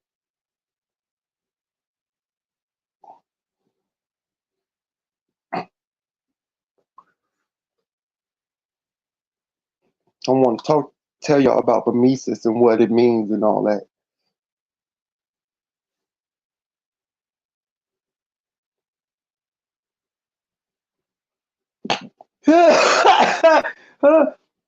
Typical Christian response. So hold on a second. So Sabio, you said Jesus never existed, right? That man never walked the earth, right? Yeah, that's where I stand. I think he's all right, a creation. Cool. So let me ask you this, right? The people who Paul was supposedly persecuting that he talked about, you think that he made that whole story up of persecuting Christians? No, I think. All right. So if he's persecuting Christians, right? Who is the Christ that they believe in? Now, this goes back into the Jewish system and has nothing to do with those apocalyptic preachers. This has something to do with their belief in an apocalyptic savior coming around or an apocalyptic person coming around. And from what I understand on Paul also was taught this through his teachings, being a Jew.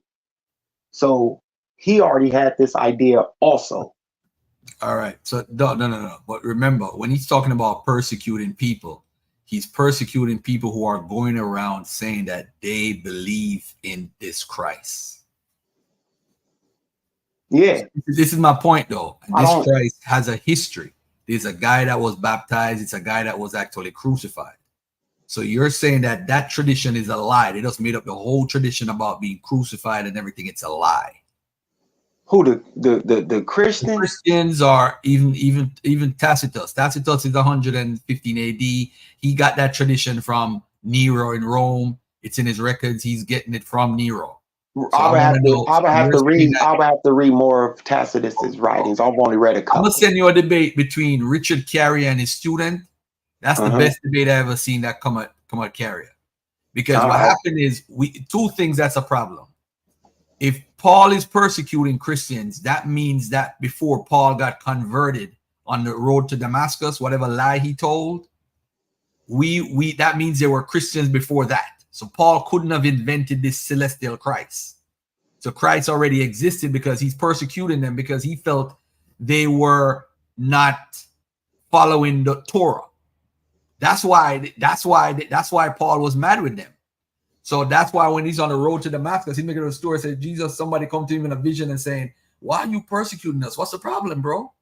So he had to invent that to become an apostle because he wasn't an apostle. Right. You know what I'm saying? Exactly. Right. If he was fake, why persecute? Exactly. If he never existed, why persecute? You see, because logically, we got to look at it this way. We got to look at it this way, right? if you read Trifo and Justin Martyr arguing, he's arguing with him and say, yo, your Jesus what you have is fake and da da da da. But he's not saying he's not real. He's just saying that he can't be the Christ because Elijah didn't come yet. So nobody's arguing that Jesus is not real. Even the Gnostics, bro. Look at the Gnostics. The Gnostics said Jesus went on the cross, but somebody switched places with him and they crucified the wrong person. So they're telling a story about a crucifixion, but it's the wrong guy. And guess what? 500 years later, it's in the Quran. So the tradition from the Gnostics is in the Quran of a real guy that never died, never got crucified. So all the stories we're reading around it is saying about this guy. There's a tradition of him being killed, being crucified, of him being baptized, and having followers. Don't worry about the supernatural stuff that these writers put into whatever. I'm talking about, was there a guy that people believed to be the Christ? There was a guy. It had to be. The Ebionites, the Nazarenes, the early Christians, it had to be. And then why would they make up a fake story of a failed Messiah when they were expecting a Messiah, Jesus of righteousness and all this stuff the whole time? Yeah, you understand what I'm saying? We got to think about it logically instead of saying it from a perspective. And I've looked at and I've talked about those with Raheem, and it just seems like at that time people were making up. That's a great point. No, don't move from that point. That's a good point. That's a good point, Savior. Don't move from there. You got me now. That's a very good point. But the point is, if people were making up stuff, did they make up somebody that didn't exist? That's possible. No. Let's think about it for a second now. And by the way, too, when I talk about Jesus, I'm talking about the Jesus that's mentioned in the New Testament. That's the There's only no other Jesus I'm talking about. I'm talking. There's that's the only one I'm talking. I'm not talking about. They want to write. My man Q Butter. I write a story about Q Butter. 20 years from now, I'm gonna say Q Butter used to float outside his Brooklyn offices on top of the roof like Bedwood in Jamaica. He used to float while he smoked a joint.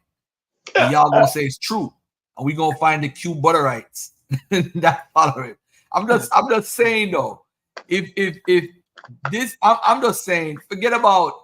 Can you stop looking at the Bible as a book that was put together? We're going to talk about it like individually. So Paul, we know Paul is a real guy that wrote letters. Some of them is fake, some of them is real. And if you agree to that, then we got to go to the brother of the Lord, because the brother of the Lord is only used twice in the Bible. Right. It's not brothers in the Lord or brothers in the Christ. It's brothers of the Lord. Of the Lord, right. The Lord's brother. It's totally different.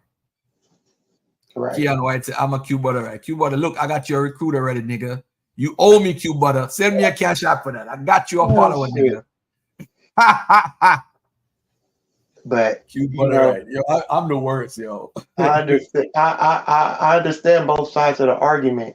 It's just when I look, and because I be reading a lot of different stuff, bro. Hold on, Sabi. I don't mean to cut you, but we got to go back to that point that you made. Yeah. Right. You made a great point that. And what's his name again? Our guy from Dagger Squad. What's his name? Raheem. So Raheem made a great point that there's a lot of people creating stories and so forth. So we got Jesus ben Ananias, we got Apollonius of Tyana, we got the Egyptian, we got John the Baptist, we got Paul, we got several messianic claimants in the first century. How would you prove like the Egyptian existed, or Jesus ben Ananias existed, or John the Baptist existed? How do we go about proving those people in the first century existed? Corroborating sources or some. So do you believe outside of Josephus that we could prove that Jesus ben Ananias was a real person? No. All right. So does that make him not real? No. Okay. So with Jesus, remember, you got to be definitive though. Because when you look at Jesus, you got to look at it in a chronological order, right? So like we want to follow a methodology, right? We're not going to deal with the whole criteria of embarrassment, a criteria for authority, a criteria of multiple attestation. We're not dealing with none of that. We're not going to deal with none of that. We're going to make it simple.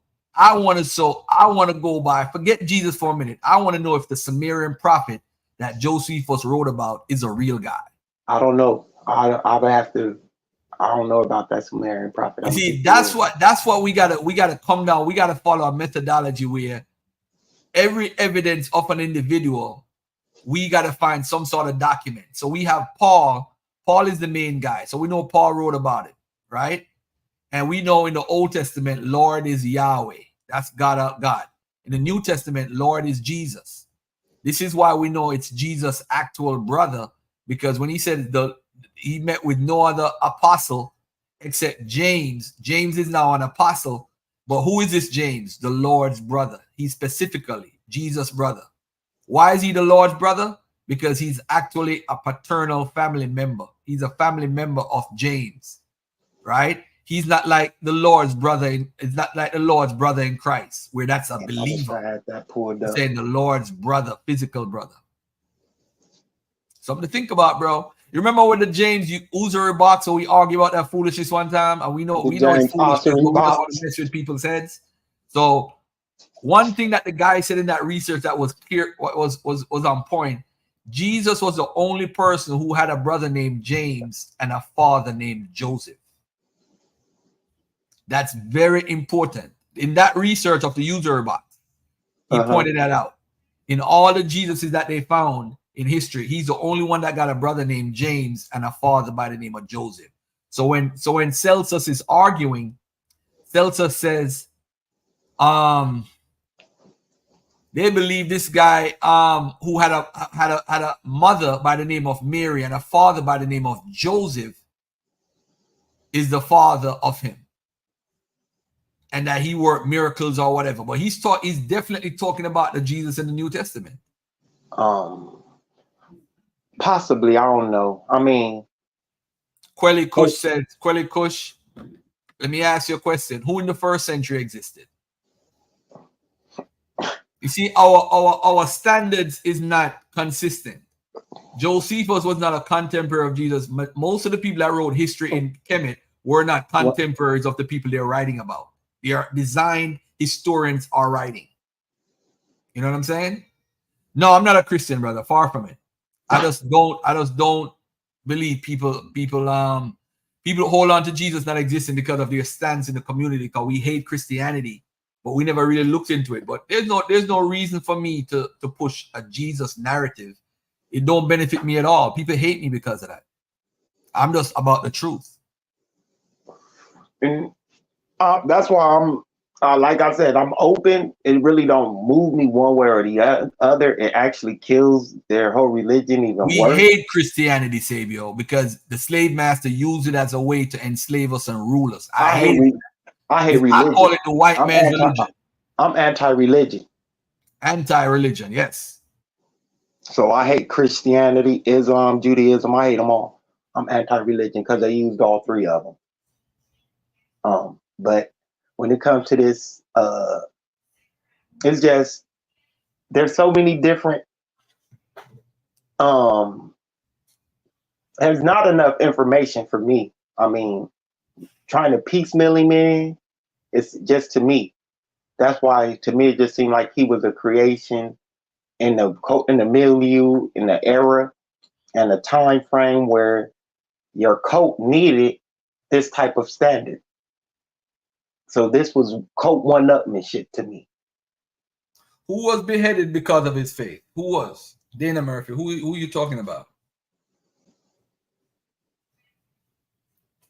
First of all, anybody that picks up the Bible, you shouldn't take it literal.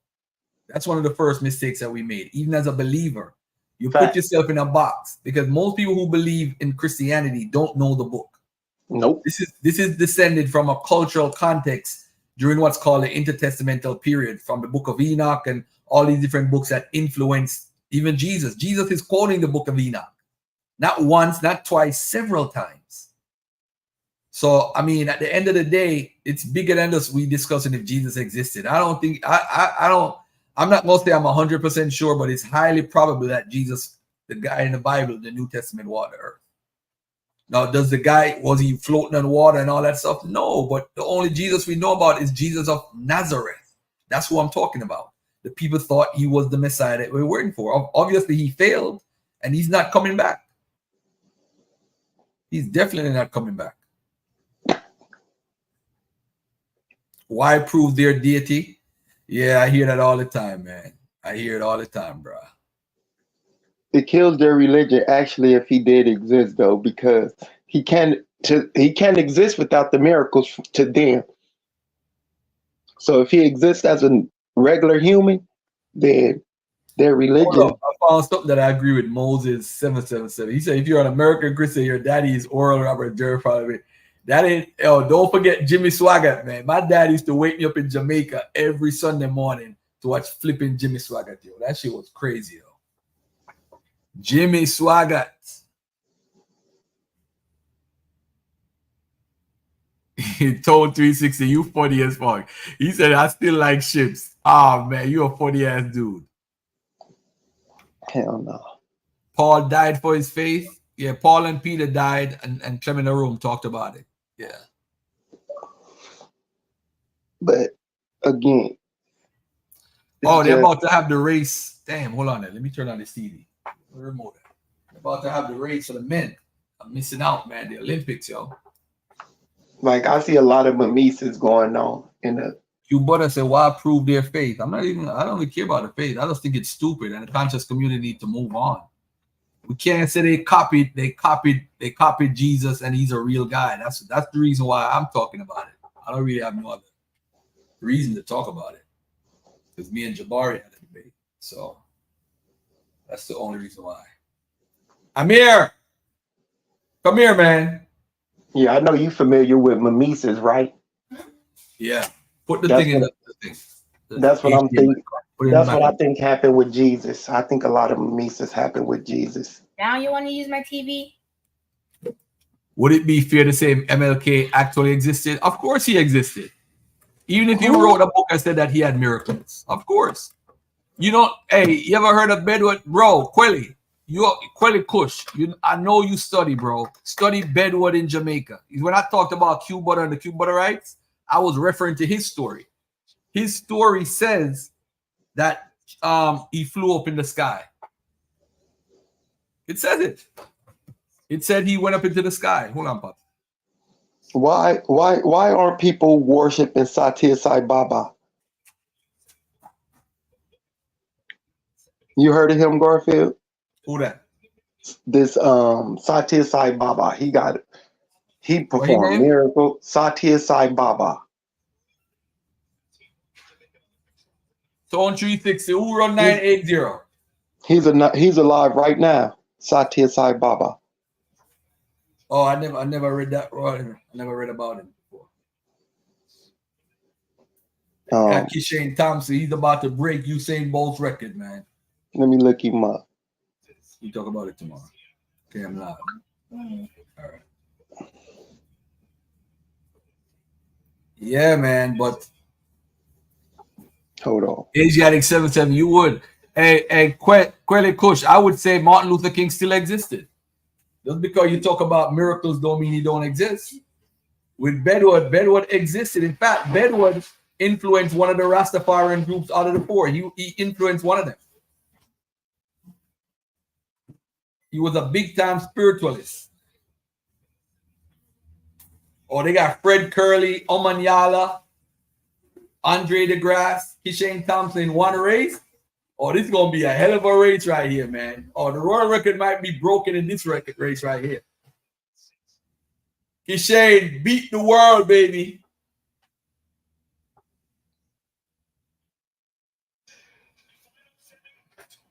So he got a whole Satir Sai Baba. Oh, that boy win that race with ease. Look at that boy. Look at Fred Curley coming. That boy won that race 9.80.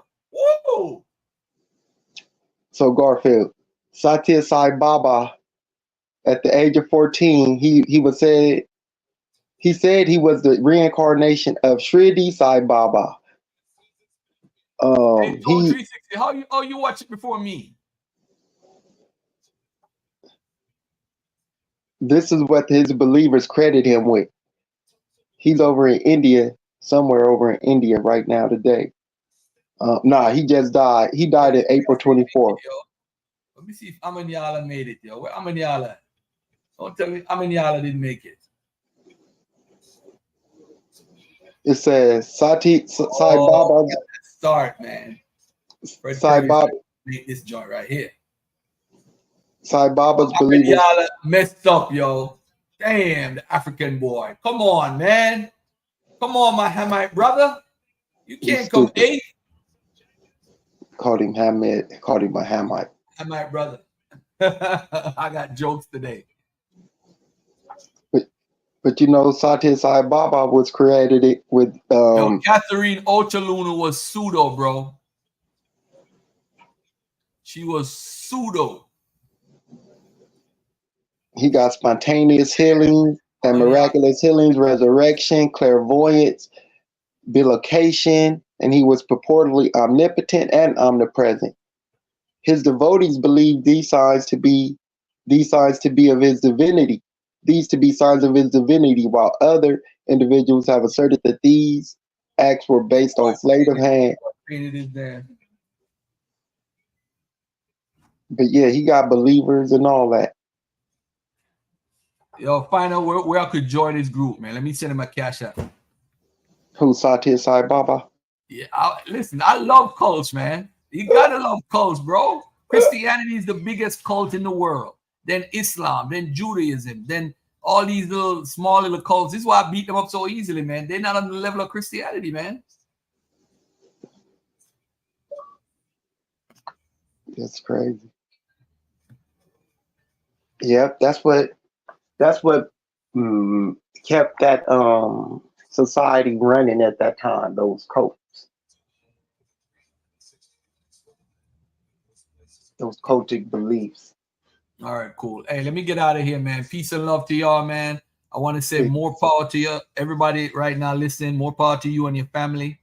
And do what you got to do in life, man. If you need to study a topic or you got a topic you want me to look into, email me at axbrothergarfield@gmail.com.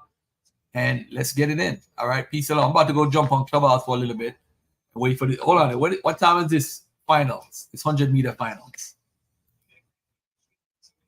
100-meter finals. Let me see what time it is.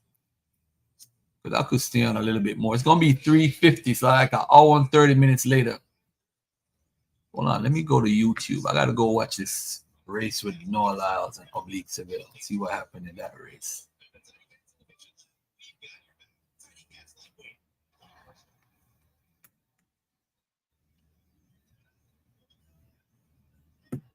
Hold on, 100-meter semis.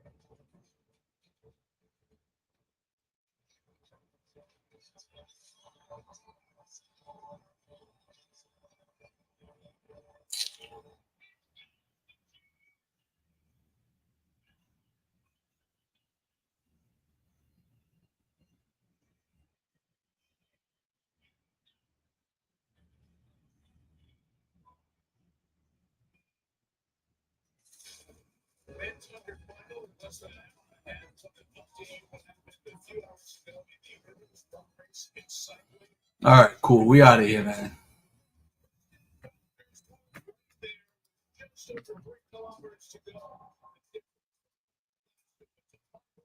Jamaica, mash up, G.